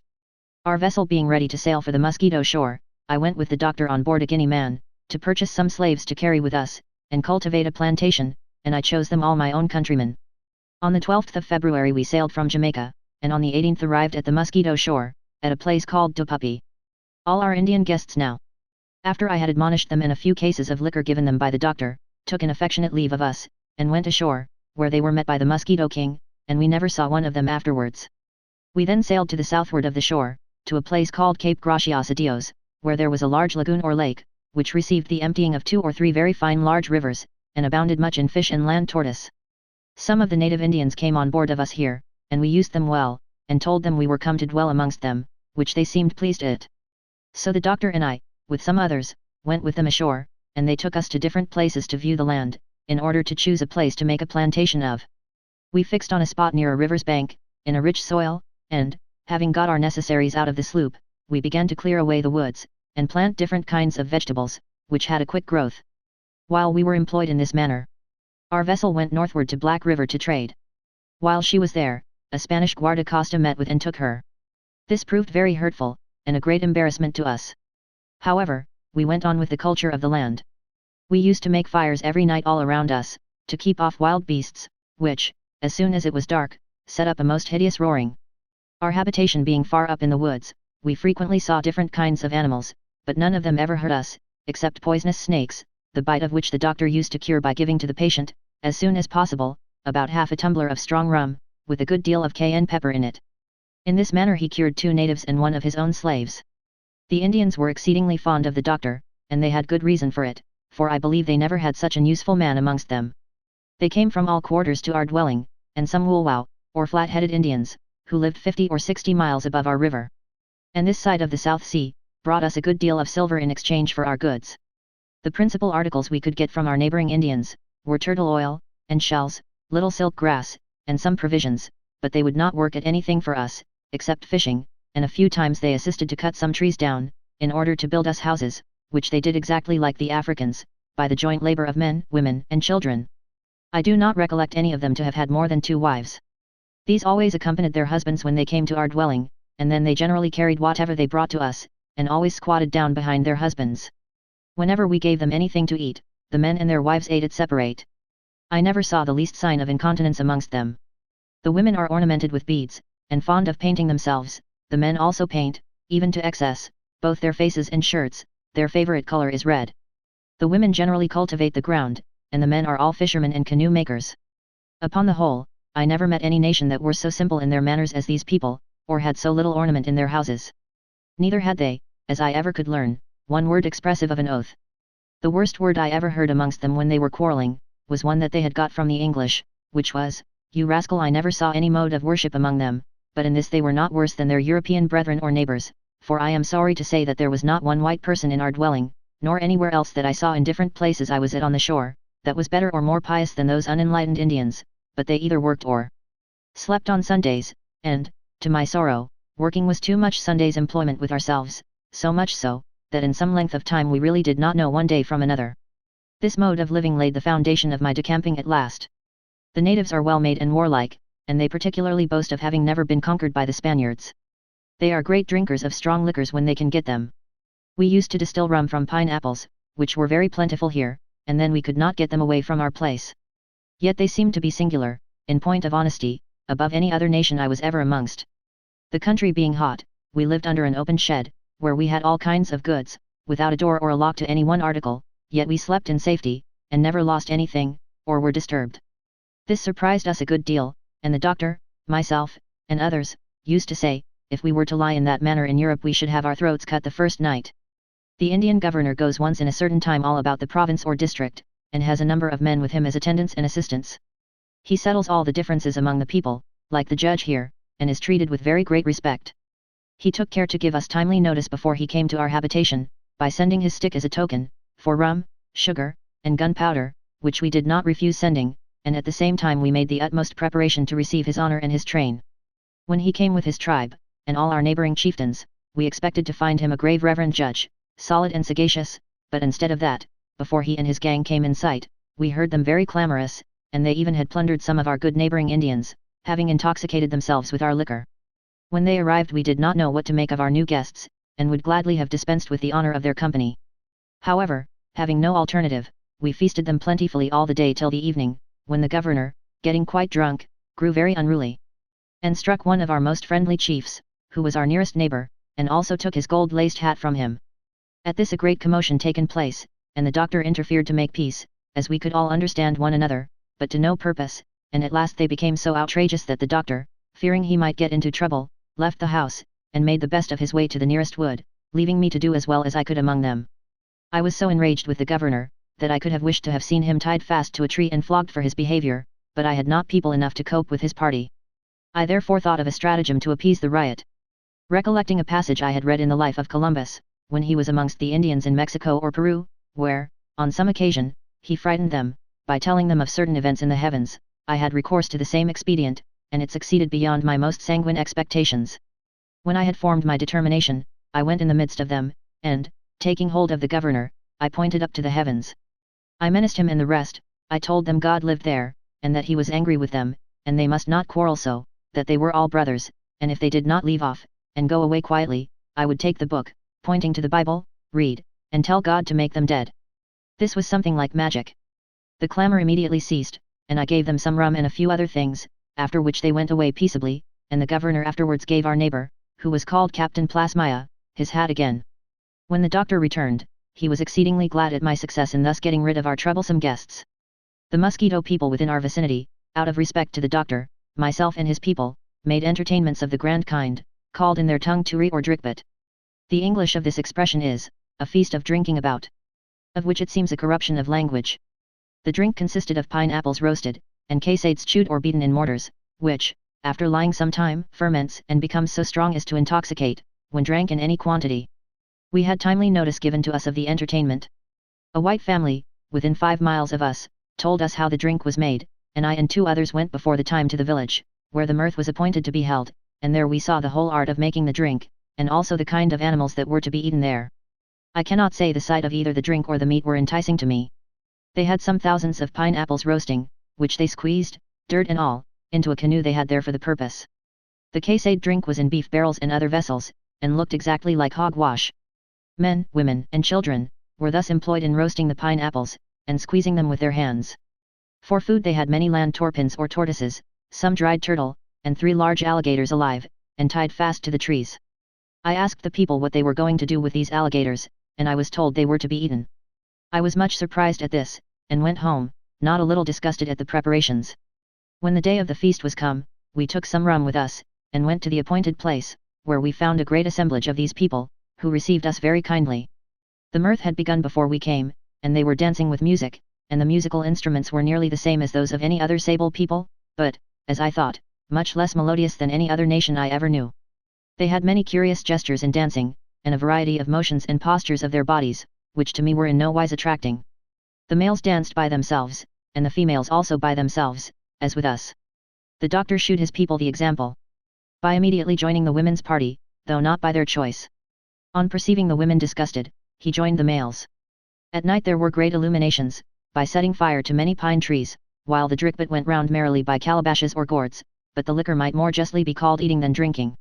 One Oudin, the oldest father in the vicinity, was dressed in a strange and terrifying form. Around his body were skins adorned with different kinds of feathers, and he had on his head a very large and high head-piece, in the form of a grenadier's cap, with prickles like a porcupine, and he made a certain noise which resembled the cry of an alligator.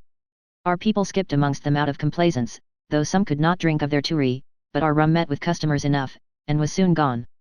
The alligators were killed and some of them roasted. Their manner of roasting is by digging a hole in the earth, and filling it with wood, which they burn to coal. And then they lay sticks across, on which they set the meat. I had a raw piece of the alligator in my hand, it was very rich, I thought it looked like fresh salmon, and it had a most fragrant smell, but I could not eat any of it. This merrymaking at last ended without the least discord in any person in the company, although it was made up of different nations and complexions. The rainy season came on here about the latter end of May, which continued till August very heavily, so that the rivers were overflowed, and our provisions then in the ground were washed away. I thought this was in some measure a judgment upon us for working on Sundays, and it hurt my mind very much. I often wished to leave this place and sail for Europe, for our mode of procedure and living in this heathenish form was very irksome to me. The word of God saith, "What does it avail a man if he gain the whole world, and lose his own soul?" This was much and heavily impressed on my mind, and, though I did not know how to speak to the doctor for my discharge, it was disagreeable for me to stay any longer. But about the middle of June I took courage enough to ask him for it. He was very unwilling at first to grant my request, but I gave him so many reasons for it, that at last he consented to my going, and gave me the following certificate of my behavior. The bearer, Gustavus Vassa, has served me several years with strict honesty, sobriety, and fidelity. I can, therefore, with justice recommend him for these qualifications, and indeed in every respect I consider him as an excellent servant. I do hereby certify that he always behaved well, and that he is perfectly trustworthy. Charles Irving. Mosquito Shore, June 15, 1776. Though I was much attached to the doctor, I was happy when he consented. I got everything ready for my departure, and hired some Indians, with a large canoe, to carry me off. All my poor countrymen, the slaves, when they heard of my leaving them, were very sorry, as I had always treated them with care and affection, and did everything I could to comfort the poor creatures, and render their condition easy. Having taken leave of my old friends and companions, on the 18th of June, accompanied by the doctor, I left that spot of the world, and went southward above 20 miles along the river. There I found a sloop, the captain of which told me he was going to Jamaica. Having agreed for my passage with him and one of the owners, who was also on board, named Hughes, the doctor and I parted, not without shedding tears on both sides. The vessel then sailed along the river till night, when she stopped in a lagoon within the same river.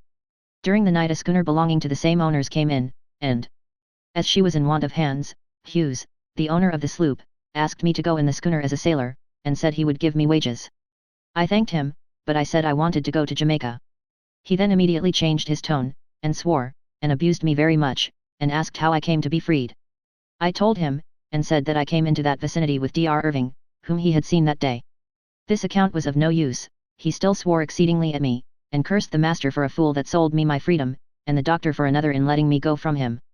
Then he desired me to go in the schooner, or else I should not go out of the sloop as a freeman. I said this was very hard, and begged to be put on shore again, but he swore that I should not.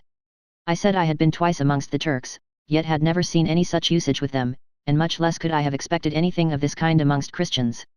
This incensed him exceedingly, and, with a volley of oaths and imprecations, he replied, "Christians! Damn you, you are one of St. Paul's men, but by G, except you have St. Paul's or St. Peter's faith, and walk upon the water to the shore, you shall not go out of the vessel," which I now found was going amongst the Spaniards towards Carthagena, where he swore he would sell me. I simply asked him what right he had to sell me.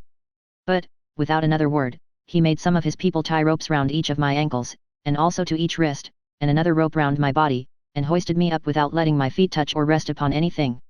Thus I hung, without any crime committed, and without judge or jury, merely because I was a free man, and could not by the law get any redress from a white person in those parts of the world. I was in great pain from my situation, and cried and begged very hard for some mercy, but all in vain. My tyrant, in a great rage, brought a musket out of the cabin, and loaded it before me and the crew, and swore that he would shoot me if I cried any more. I had now no alternative, I therefore remained silent, seeing not one white man on board who said a word on my behalf. I hung in that manner from between 10 and 11 o'clock at night till about 1 in the morning, when, finding my cruel abuser fast asleep, I begged some of his slaves to slack the rope that was round my body, that my feet might rest on something. This they did at the risk of being cruelly used by their master, who beat some of them severely at first for not tying me when he commanded them.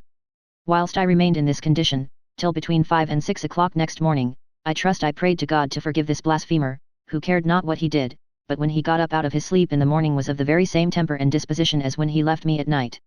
When they got up the anchor, and the vessel was getting under way, I once more cried and begged to be released, and now, being fortunately in the way of their hoisting the sails, they released me. When I was let down, I spoke to one Mr. Cox, a carpenter, whom I knew on board, on the impropriety of this conduct. He also knew the doctor, and the good opinion he ever had of me. This man then went to the captain, and told him not to carry me away in that manner, that I was the doctor's steward, who regarded me very highly, and would resent this usage when he should come to know it. On which he desired a young man to put me ashore in a small canoe I brought with me. This sound gladdened my heart, and I got hastily into the canoe and set off, whilst my tyrant was down in the cabin, but he soon spied me out, when I was not above 30 or 40 yards from the vessel, and, running upon the deck with a loaded musket in his hand, he presented it at me, and swore heavily and dreadfully, that he would shoot me that instant, if I did not come back on board. As I knew the wretch would have done as he said, without hesitation, I put back to the vessel again, but, as the good Lord would have it, just as I was alongside he was abusing the captain for letting me go from the vessel, which the captain returned, and both of them soon got into a very great heat. The young man that was with me now got out of the canoe, the vessel was sailing on fast with a smooth sea, and I then thought it was neck or nothing, so at that instant I set off again, for my life, in the canoe, towards the shore, and fortunately the confusion was so great amongst them on board, that I got out of the reach of the musket shot unnoticed, while the vessel sailed on with a fair wind a different way, so that they could not overtake me without tacking, but even before that could be done I should have been on shore, which I soon reached, with many thanks to God for this unexpected deliverance. I then went and told the other owner, who lived near that shore, with whom I had agreed for my passage, of the usage I had met with. He was very much astonished, and appeared very sorry for it. After treating me with kindness, he gave me some refreshment, and 3 heads of roasted Indian corn, for a voyage of about 18 miles south, to look for another vessel. He then directed me to an Indian chief of a district, who was also the Mosquito Admiral, and had once been at our dwelling, after which I set off with the canoe across a large lagoon alone, for I could not get any one to assist me, though I was much jaded, and had pains in my bowels, by means of the rope I had hung by the night before. I was therefore at different times unable to manage the canoe, for the paddling was very laborious. However, a little before dark I got to my destined place, where some of the Indians knew me, and received me kindly. I asked for the Admiral, and they conducted me to his dwelling. He was glad to see me, and refreshed me with such things as the place afforded, and I had a hammock to sleep in. They acted towards me more like Christians than those whites I was amongst the last night, though they had been baptized. I told the Admiral I wanted to go to the next port to get a vessel to carry me to Jamaica, and requested him to send the canoe back which I then had, for which I was to pay him. He agreed with me, and sent 5 able Indians with a large canoe to carry my things to my intended place, about 50 miles, and we set off the next morning. When we got out of the lagoon and went along shore, the sea was so high that the canoe was oftentimes very near being filled with water. We were obliged to go ashore and drag across different necks of land. We were also 2 nights in the swamps, which swarmed with mosquito flies, and they proved troublesome to us. This tiresome journey of land and water ended, however, on the 3rd day, to my great joy, and I got on board of a sloop commanded by one Captain Jennings. She was then partly loaded, and he told me he was expecting daily to sail for Jamaica, and having agreed with me to work my passage, I went to work accordingly. I was not many days on board before we sailed. But to my sorrow and disappointment, though used to such tricks, we went to the southward along the Mosquito shore, instead of steering for Jamaica. I was compelled to assist in cutting a great deal of mahogany wood on the shore as we coasted along it, and load the vessel with it, before she sailed. This fretted me much, but, as I did not know how to help myself among these deceivers, I thought patience was the only remedy I had left, and even that was forced. There was much hard work and little victuals on board, except by good luck we happened to catch turtles. On this coast there was also a particular kind of fish called manatee, which is most excellent eating, and the flesh is more like beef than fish, the scales are as large as a shilling, and the skin thicker than I ever saw that of any other fish. Within the brackish waters along shore there were likewise vast numbers of alligators, which made the fish scarce. I was on board this sloop 16 days, during which, in our coasting, we came to another place, where there was a smaller sloop called the Indian Queen, commanded by one John Baker. He also was an Englishman, and had been a long time along the shore trading for turtle shells and silver, and had got a good quantity of each on board. He wanted some hands very much, and, understanding I was a free man, and wanted to go to Jamaica, he told me if he could get 1 or 2, that he would sail immediately for that island. He also pretended to me some marks of attention and respect, and promised to give me 45 shillings sterling a month if I would go with him. I thought this much better than cutting wood for nothing. I therefore told the other captain that I wanted to go to Jamaica in the other vessel, but he would not listen to me, and, seeing me resolved to go in a day or 2, he got the vessel to sail, intending to carry me away against my will. This treatment mortified me extremely.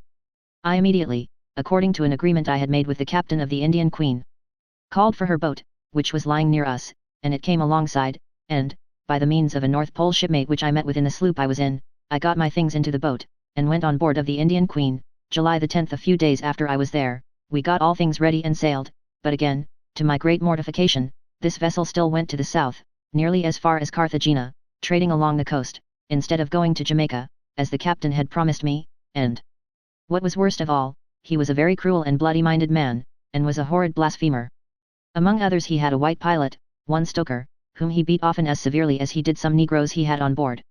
One night in particular, after he had beaten this man most cruelly, he put him into the boat, and made 2 negroes row him to a desolate key, or small island, and he loaded 2 pistols, and swore bitterly that he would shoot the negroes if they brought Stoker on board again. There was not the least doubt but that he would do as he said, and the 2 poor fellows were obliged to obey the cruel mandate, but, when the captain was asleep, the 2 negroes took a blanket and carried it to the unfortunate Stoker, which I believe was the means of saving his life from the annoyance of insects. A great deal of entreaty was used with the captain the next day, before he would consent to let Stoker come on board, and when the poor man was brought on board he was very ill, from his situation during the night, and he remained so till he was drowned a little time after. As we sailed southward we came to many uninhabited islands, which were overgrown with fine large cocoa nuts. As I was very much in want of provisions, I brought a boatload of them on board, which lasted me and others for several weeks, and afforded us many a delicious repast in our scarcity. One day, before this, I could not help observing the providential hand of God, that ever supplies all our wants, though in the ways and manner we know not. I had been a whole day without food, and made signals for boats to come off, but in vain. I therefore earnestly prayed to God for relief in my need, and at the close of the evening I went off the deck. Just as I laid down I heard a noise on the deck, and, not knowing what it meant, I went directly on the deck again, when what should I see but a fine large fish about 7 or 8 pounds, which had jumped aboard. I took it, and admired, with thanks, the good hand of God, and, what I considered as not less extraordinary, the captain, who was very avaricious, did not attempt to take it from me, there being only him and I on board, for the rest were all gone ashore trading. Sometimes the people did not come off for some days, this used to fret the captain, and then he would vent his fury on me by beating me, or making me feel in other cruel ways. One day especially, in his wild, wicked, and mad career, after striking me several times with different things, and once across my mouth, even with a red burning stick out of the fire, he got a barrel of gunpowder on the deck, and swore that he would blow up the vessel. I was then at my wits' end, and earnestly prayed to God to direct me. The head was out of the barrel, and the captain took a lighted stick out of the fire to blow himself and me up, because there was a vessel then in sight coming in, which he supposed was a Spaniard, and he was afraid of falling into their hands. Seeing this I got an axe, unnoticed by him, and placed myself between him and the powder, having resolved in myself as soon as he attempted to put the fire in the barrel to chop him down that instant. I was more than an hour in this situation, during which he struck me often, still keeping the fire in his hand for this wicked purpose. I really should have thought myself justifiable in any other part of the world if I had killed him, and prayed to God, who gave me a mind which rested solely on himself. I prayed for resignation, that his will might be done, and the following 2 portions of his holy word, which occurred to my mind, buoyed up my hope, and kept me from taking the life of this wicked man. He hath determined the times before appointed, and set bounds to our habitations, Acts 17:26. And, who is there amongst you that feareth the Lord, that obeyeth the voice of his servant, that walketh in darkness and hath no light? Let him trust in the name of the Lord, and stay upon his God, Isaiah 1:10. And thus by the grace of God I was enabled to do.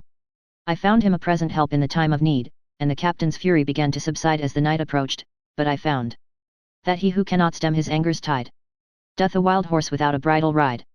The next morning we discovered that the vessel which had caused such a fury in the captain was an English sloop. They soon came to an anchor where we were, and, to my no small surprise, I learned that Dr. Irving was on board of her on his way from the Mosquito shore to Jamaica. I was for going immediately to see this old master and friend, but the captain would not suffer me to leave the vessel. I then informed the doctor, by letter, how I was treated, and begged that he would take me out of the sloop, but he informed me that it was not in his power, as he was a passenger himself, but he sent me some rum and sugar for my own use.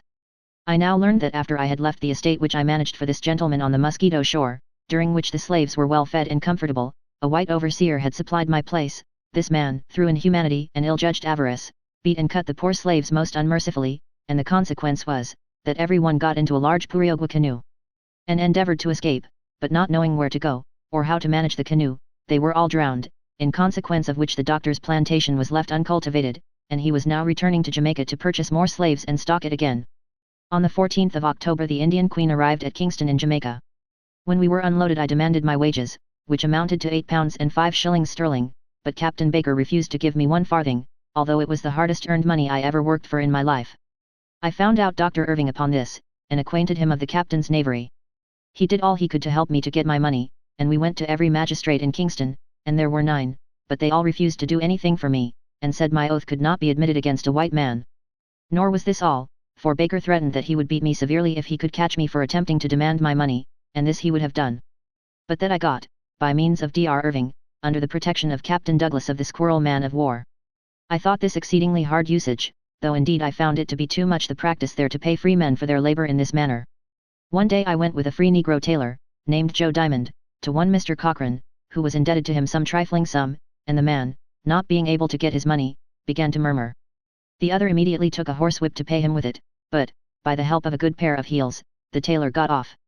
Such oppressions as these made me seek for a vessel to get off the island as fast as I could, and by the mercy of God I found a ship in November bound for England, when I embarked with a convoy, after having taken a last farewell of Dr. Irving.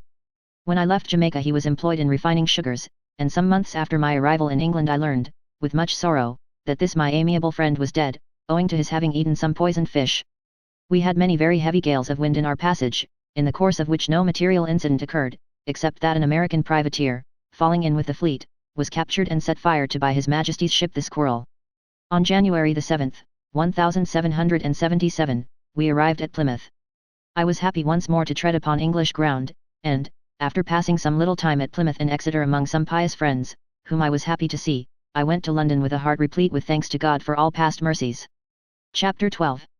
Different transactions of the author's life till the present time, his application to the late Bishop of London to be appointed a missionary to Africa, some account of his share in the conduct of the late expedition to Sierra Leone, petition to the Queen, conclusion. Such were the various scenes which I was a witness to, and the fortune I experienced until the year 1777. Since that period my life has been more uniform, and the incidents of it fewer, than in any other equal number of years preceding. I therefore hasten to the conclusion of a narrative, which I fear the reader may think already sufficiently tedious. I had suffered so many impositions in my commercial transactions in different parts of the world, that I became heartily disgusted with the seafaring life, and I was determined not to return to it, at least for some time. I therefore once more engaged in service shortly after my return, and continued for the most part in this situation until 1784. Soon after my arrival in London, I saw a remarkable circumstance relative to African complexion, which I thought so extraordinary, that I beg leave just to mention it. A white Negro woman, that I had formerly seen in London and other parts, had married a white man, by whom she had 3 boys, and they were every one mulattoes, and yet they had fine light hair. In 1779 I served Governor McNamara, who had been a considerable time on the coast of Africa. In the time of my service, I used to ask frequently other servants to join me in family prayers, but this only excited their mockery. However, the governor, understanding that I was of a religious turn, wished to know of what religion I was. I told him I was a Protestant of the Church of England, agreeable to the 39 articles of that church, and that whomsoever I found to preach according to that doctrine, those I would hear. A few days after this, we had some more discourse on the same subject. The governor spoke to me on it again, and said that he would, if I chose, as he thought I might be of service in converting my countrymen to the gospel faith, get me sent out as a missionary to Africa. I at first refused going, and told him how I had been served on a like occasion by some white people the last voyage I went to Jamaica, when I attempted, if it were the will of God, to be the means of converting the Indian prince, and I said I supposed they would serve me worse than Alexander the coppersmith did St. Paul, if I should attempt to go amongst them in Africa. He told me not to fear, for he would apply to the Bishop of London to get me ordained. On these terms I consented to the governor's proposal to go to Africa, in hope of doing good if possible amongst my countrymen. So, in order to have me sent out properly, we immediately wrote the following letters to the late Bishop of London. To the Right Reverend Father in God, Robert, Lord Bishop of London. The Memorial of Gustavus Vassa. Shouth. That your memorialist is a native of Africa, and has a knowledge of the manners and customs of the inhabitants of that country. That your memorialist has resided in different parts of Europe for 22 years last past, and embraced the Christian faith in the year 1759. That your memorialist is desirous of returning to Africa as a missionary, if encouraged by your lordship, in hopes of being able to prevail upon his countrymen to become Christians, and your memorialist is the more induced to undertake the same, from the success that has attended the like undertakings when encouraged by the Portuguese through their different settlements on the coast of Africa, and also by the Dutch, both governments encouraging the blacks, who, by their education are qualified to undertake the same, and are found more proper than European clergymen, unacquainted with the language and customs of the country. Your memorialist's only motive for soliciting the office of a missionary is, that he may be a means, under God, of reforming his countrymen and persuading them to embrace the Christian religion. Therefore your memorialist humbly prays your lordship's encouragement and support in the undertaking. Gustavus Vassa. At Mr. Guthrie's, Taylor. Number 17, Hedge Lane. My lord. I have resided near 7 years on the coast of Africa, for most part of the time as commanding officer. From the knowledge I have of the country and its inhabitants, I am inclined to think that the within plan will be attended with great success, if countenanced by your lordship. I beg leave further to represent to your lordship, that the like attempts, when encouraged by other governments, have met with uncommon success, and at this very time I know a very respectable character a black priest at Cape Coast Castle. I know the within named Gustavus Vassa, and believe him a moral good man. I have the honour to be, my lord, your lordship's humble and obedient servant, Matt McNamara. Grove, March 11, 1779. This letter was also accompanied by the following from Dr. Wallace, who had resided in Africa for many years, and whose sentiments on the subject of an African mission were the same with Governor McNamara's. March 13, 1779. My lord, I have resided near 5 years on Senegambia on the coast of Africa, and have had the honour of filling very considerable employments in that province. I do approve of the within plan, and think the undertaking very laudable and proper, and that it deserves your lordship's protection and encouragement, in which case it must be attended with the intended success. I am, my lord, your lordship's humble and obedient servant, Thomas Wallace. With these letters, I waited on the bishop by the governor's desire, and presented them to his lordship. He received me with much condescension and politeness, but, from some certain scruples of delicacy, declined to ordain me. My sole motive for thus dwelling on this transaction, or inserting these papers, is the opinion which gentlemen of sense and education, who are acquainted with Africa, entertain of the probability of converting the inhabitants of it to the faith of Jesus Christ, if the attempt were countenanced by the legislature.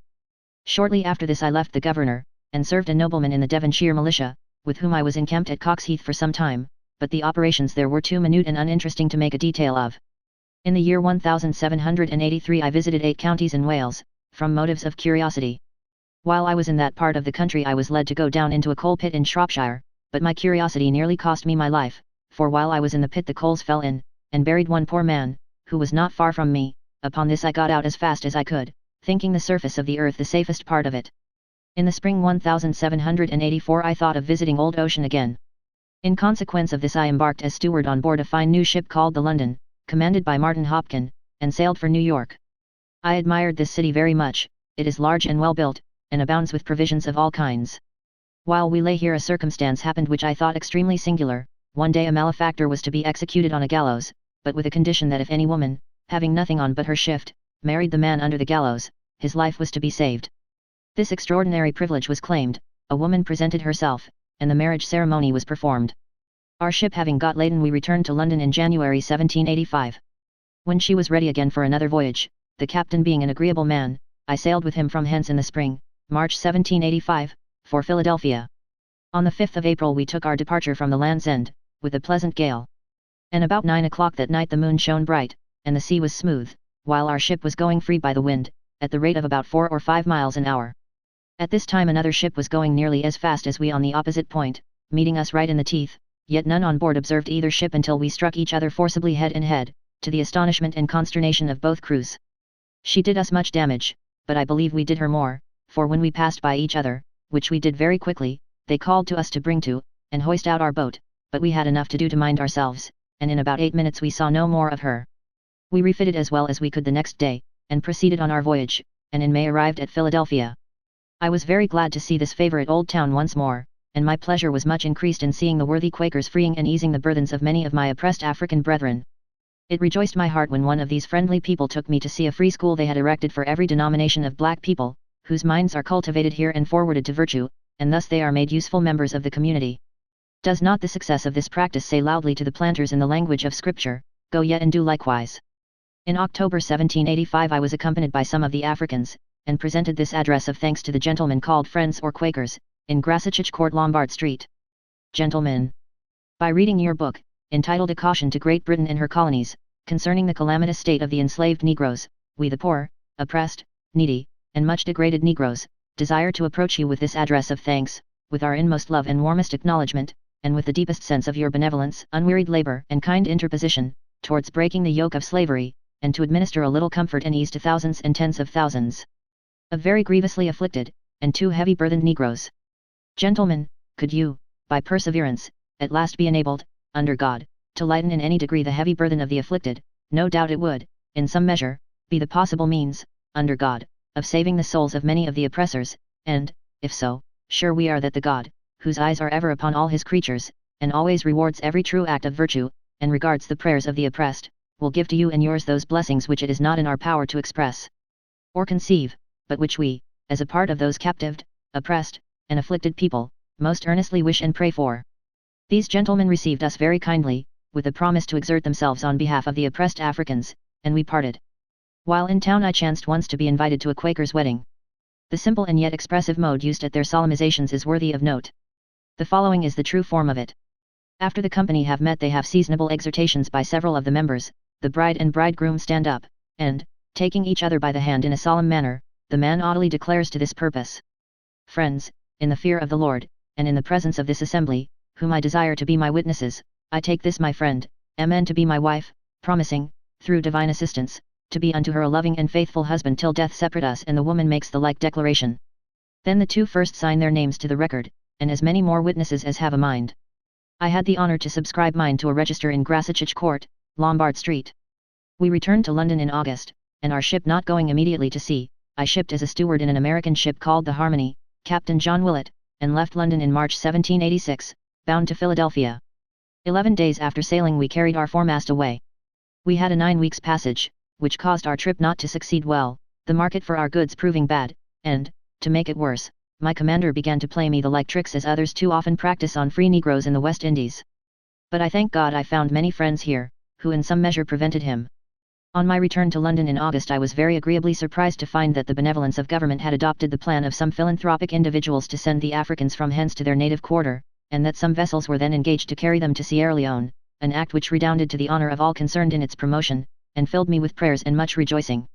There was then in the city a select committee of gentlemen for the black poor, to some of whom I had the honour of being known, and, as soon as they heard of my arrival they sent for me to the committee. When I came there they informed me of the intention of government, and as they seemed to think me qualified to superintend part of the undertaking, they asked me to go with the black poor to Africa. I pointed out to them many objections to my going, and particularly I expressed some difficulties on the account of the slave dealers, as I would certainly oppose their traffic in the human species by every means in my power. However, these objections were overruled by the gentlemen of the committee, who prevailed on me to go, and recommended me to the honourable commissioners of His Majesty's Navy as a proper person to act as commissary for government in the intended expedition, and they accordingly appointed me in November 1786 to that office, and gave me sufficient power to act for the government in the capacity of commissary, having received my warrant and the following order. By the principal officers and commissioners of His Majesty's Navy. Whereas you were directed, by our warrant of the 4th of last month, to receive into your charge from Mr. Irving the surplus provisions remaining of what was provided for the voyage, as well as the provisions for the support of the black poor, after the landing at Sierra Leone, with the clothing, tools and all other articles provided at government's expense, and as the provisions were laid in at the rate of 2 months for the voyage, and for 4 months after the landing, but the number embarked being so much less than was expected, whereby there may be a considerable surplus of provisions, clothing, and these are, in addition to former orders, to direct and require you to appropriate or dispose of such surplus to the best advantage you can for the benefit of government, keeping and rendering to us a faithful account of what you do herein. And for your guidance in preventing any white persons going, who are not intended to have the indulgences of being carried thither. We send you herewith a list of those recommended by the committee for the black poor as proper persons to be permitted to embark, and acquaint you that you are not to suffer any others to go who do not produce a certificate from the committee for the black poor, of their having their permission for it. For which this shall be your warrant. Dated at the Navy Office, January 16, 1787. J. Hinslow. Geo. Marsh. W. Palmer. To Mr. Gustavus Vassa, Commissary of Provisions and Stores for the Black Poor. Going to Sierra Leone. I proceeded immediately to the execution of my duty on board the vessels destined for the voyage, where I continued till the March following. During my continuance in the employment of government, I was struck with the flagrant abuses committed by the agent, and endeavoured to remedy them, but without effect. One instance, among many which I could produce, may serve as a specimen. Government had ordered to be provided all necessaries, slops, as they are called, included, for 750 persons, however, not being able to muster more than 426, I was ordered to send the superfluous slops, and see to the King's stores at Portsmouth, but, when I demanded them for that purpose from the agent, it appeared they had never been bought, though paid for by government. But that was not all, government were not the only objects of peculation, these poor people suffered infinitely more, their accommodations were most wretched, many of them wanted beds, and many more clothing and other necessaries. For the truth of this, and much more, I do not seek credit from my own assertion. I appeal to the testimony of Cap Thompson, of the Nautilus, who convoyed us, to whom I applied in February 1787 for a remedy, when I had remonstrated to the agent in vain, and even brought him to be a witness of the injustice and oppression I complained of. I appeal also to a letter written by these wretched people, so early as the beginning of the preceding January, and published in the Morning Herald of the 4th of that month, signed by 20 of their chiefs. I could not silently suffer government to be thus cheated, and my countrymen plundered and oppressed, and even left destitute of the necessaries for almost their existence. I therefore informed the commissioners of the Navy of the agent's proceeding, but my dismission was soon after procured, by means of a gentleman in the city, whom the agent, conscious of his peculation, had deceived by letter, and whom, moreover, empowered the same agent to receive on board, at the government expense, a number of persons as passengers, contrary to the orders I received. By this I suffered a considerable loss in my property, however, the commissioners were satisfied with my conduct, and wrote to Cap Thompson, expressing their approbation of it. Thus provided, they proceeded on their voyage, and at last, worn out by treatment, perhaps not the most mild, and wasted by sickness, brought on by want of medicine, clothes, bedding, and they reached Sierra Leone just at the commencement of the rains. At that season of the year it is impossible to cultivate the lands, their provisions therefore were exhausted before they could derive any benefit from agriculture, and it is not surprising that many, especially the Lascars, whose constitutions are very tender, and who had been cooped up in ships from October to June, and accommodated in the manner I have mentioned, should be so wasted by their confinement as not long to survive it. Thus ended my part of the long-talked-of expedition to Sierra Leone, an expedition which, however unfortunate in the event, was humane and politic in its design, nor was its failure owing to government. Everything was done on their part, but there was evidently sufficient mismanagement attending the conduct and execution of it to defeat its success. I should not have been so ample in my account of this transaction, had not the share I bore in it been made the subject of partial animadversion, and even my dismission from my employment thought worthy of being made by some a matter of public triumph. The motives which might influence any person to descend to a petty contest with an obscure African, and to seek gratification by his depression, perhaps it is not proper here to inquire into or relate, even if its detection were necessary to my vindication, but I thank heaven it is not.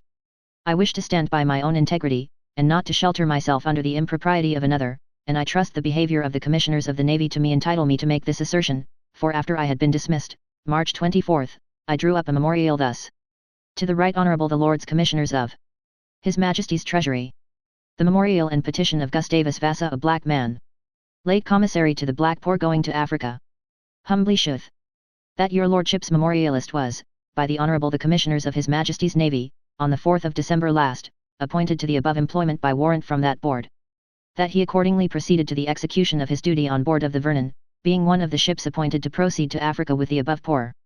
That your memorialist, to his great grief and astonishment, received a letter of dismission from the Honourable Commissioners of the Navy, by your Lordship's orders.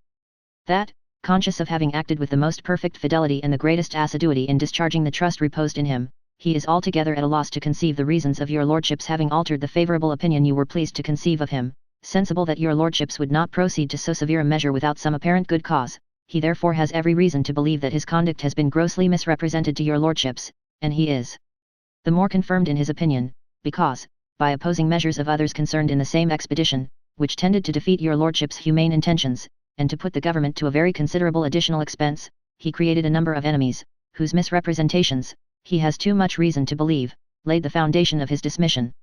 Unsupported by friends, and unaided by the advantages of a liberal education, he can only hope for redress from the justice of his cause. In addition to the mortification of having been removed from his employment, and the advantage which he reasonably might have expected to have derived therefrom, he has had the misfortune to have sunk a considerable part of his little property in fitting himself out, and in other expenses arising out of his situation, an account of which he here annexes. Your memorialist will not trouble your Lordships with a vindication of any part of his conduct, because he knows not of what crimes he is accused. He, however, earnestly entreats that you will be pleased to direct an inquiry into his behaviour during the time he acted in the public service, and, if it be found that his dismission arose from false representations, he is confident that in your Lordship's justice he shall find redress. Your petitioner therefore humbly prays that your Lordships will take his case into consideration, and that you will be pleased to order payment of the above referred to account, amounting to 32 litres. 4s and also the wages intended, which is most humbly submitted. London, May 12, 1787. The above petition was delivered into the hands of their Lordships, who were kind enough, in the space of some few months afterwards, without hearing, to order me 50 litres sterling, that is, 18 litres. Wages for the time, upwards of 4 months, I acted a faithful part in their service.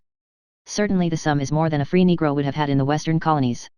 March the 21st, 1788, I had the honour of presenting the Queen with a petition on behalf of my African brethren, which was received most graciously by Her Majesty. To the Queen's most excellent Majesty. Madam, Your Majesty's well-known benevolence and humanity emboldens me to approach your royal presence, trusting that the obscurity of my situation will not prevent your Majesty from attending to the sufferings for which I plead. Yet I do not solicit your royal pity for my own distress. My sufferings, although numerous, are in a measure forgotten.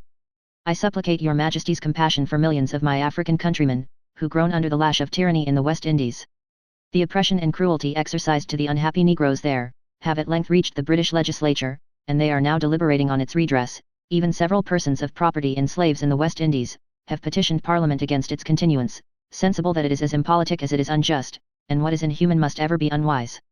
Your Majesty's reign has been hitherto distinguished by private acts of benevolence and bounty. Surely the more extended the misery is, the greater claim it has to your Majesty's compassion, and the greater must be your Majesty's pleasure in administering to its relief.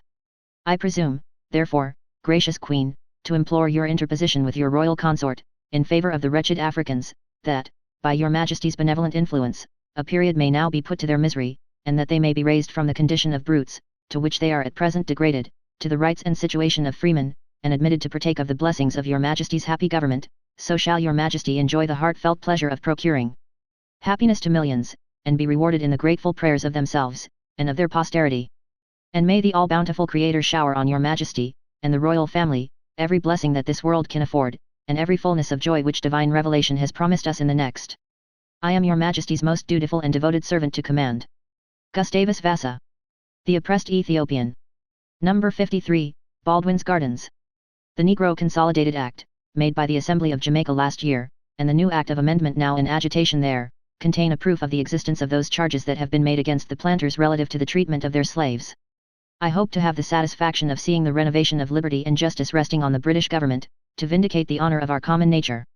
These are concerns which do not perhaps belong to any particular office, but, to speak more seriously to every man of sentiment, actions like these are the just and sure foundation of future fame. A reversion, though remote, is coveted by some noble minds as a substantial good. It is upon these grounds that I hope and expect the attention of gentlemen in power. These are designs consonant to the elevation of their rank, and the dignity of their stations. They are ends suitable to the nature of a free and generous government, and, connected with views of empire and dominion, suited to the benevolence and solid merit of the legislature. It is a pursuit of substantial greatness. May the time come, at least the speculation to me is pleasing, when the sable people shall gratefully commemorate the auspicious era of extensive freedom. Then shall those persons particularly be named with praise and honour, who generously proposed and stood forth in the cause of humanity, liberty, and good policy, and brought to the ear of the legislature designs worthy of royal patronage and adoption. May heaven make the British senators the dispersers of light, liberty, and science, to the uttermost parts of the earth. Then will be glory to God on the highest, on earth peace, and goodwill to men, glory, honour, peace, and see to every soul of man that worketh good, to the Britons first, because to them the gospel is preached, and also to the nations. Those that honour their Maker have mercy on the poor. It is righteousness exalteth a nation, but sin is a reproach to any people. Destruction shall be to the workers of iniquity, and the wicked shall fall by their own wickedness. May the blessings of the Lord be upon the heads of all those who commiserated the cases of the oppressed Negroes, and the fear of God prolong their days, and may their expectations be filled with gladness. The liberal devise liberal things, and by liberal things shall stand. Isaiah XXXII. 8. They can say with pious Job, did not I weep for him that was in trouble? Was not my soul grieved for the poor? Job XXX. 25. As the inhuman traffic of slavery is to be taken into the consideration of the British legislature, I doubt not, if a system of commerce was established in Africa, the demand for manufactures would most rapidly augment, as the native inhabitants will insensibly adopt the British fashions, manners, customs, and see in proportion to the civilization, so will be the consumption of British manufactures. The wear and tear of a continent, nearly twice as large as Europe, and rich in vegetable and mineral productions, is much easier conceived than calculated. A case in point, it cost the aborigines of Britain little or nothing in clothing, and see the difference between their forefathers and the present generation, in point of consumption, is literally infinite. The supposition is most obvious. It will be equally immense in Africa. The same cause, viz. civilization, will ever have the same effect. It is trading upon safe grounds. A commercial intercourse with Africa opens an inexhaustible source of wealth to the manufacturing interests of Great Britain, and to all which the slave trade is an objection. If I am not misinformed, the manufacturing interest is equal, if not superior, to the landed interest, as to the value, for reasons which will soon appear. The abolition of slavery, so diabolical, will give a most rapid extension of manufactures, which is totally and diametrically opposite to what some interested people assert. The manufacturers of this country must and will, in the nature and reason of things, have a full and constant employ by supplying the African markets. Population, the bowels and surface of Africa, abound in valuable and useful returns. The hidden treasures of centuries will be brought to light and into circulation. Industry, enterprise, and mining, will have their full scope, proportionably as they civilize.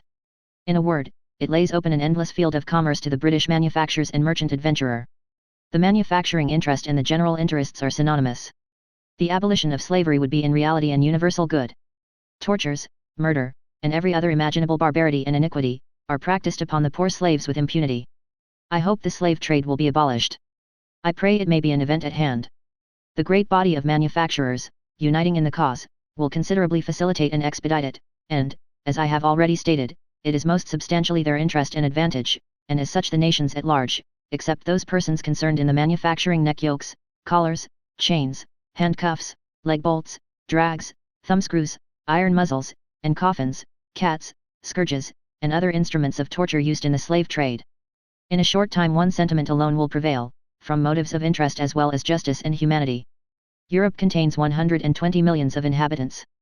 Query, how many millions doth Africa contain?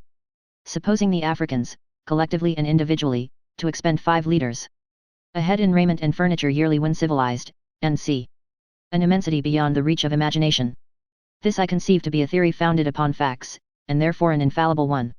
If the blacks were permitted to remain in their own country, they would double themselves every 15 years. In proportion to such increase will be the demand for manufactures. Cotton and indigo grow spontaneously in most parts of Africa, a consideration this of no small consequence to the manufacturing towns of Great Britain.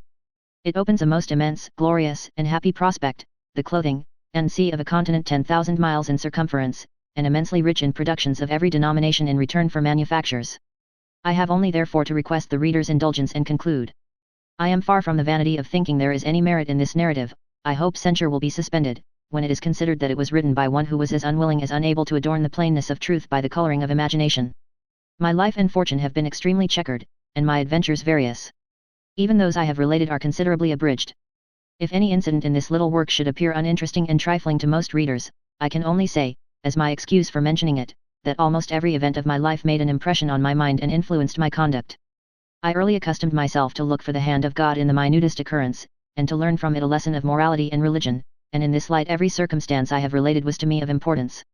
After all, what makes any event important, unless by its observation we become better and wiser, and learn to do justly, to love mercy, and to walk humbly before God? To those who are possessed of this spirit, there is scarcely any book or incident so trifling that does not afford some profit, while to others the experience of ages seems of no use, and even to pour out to them the treasures of wisdom is throwing the jewels of instruction away. The end.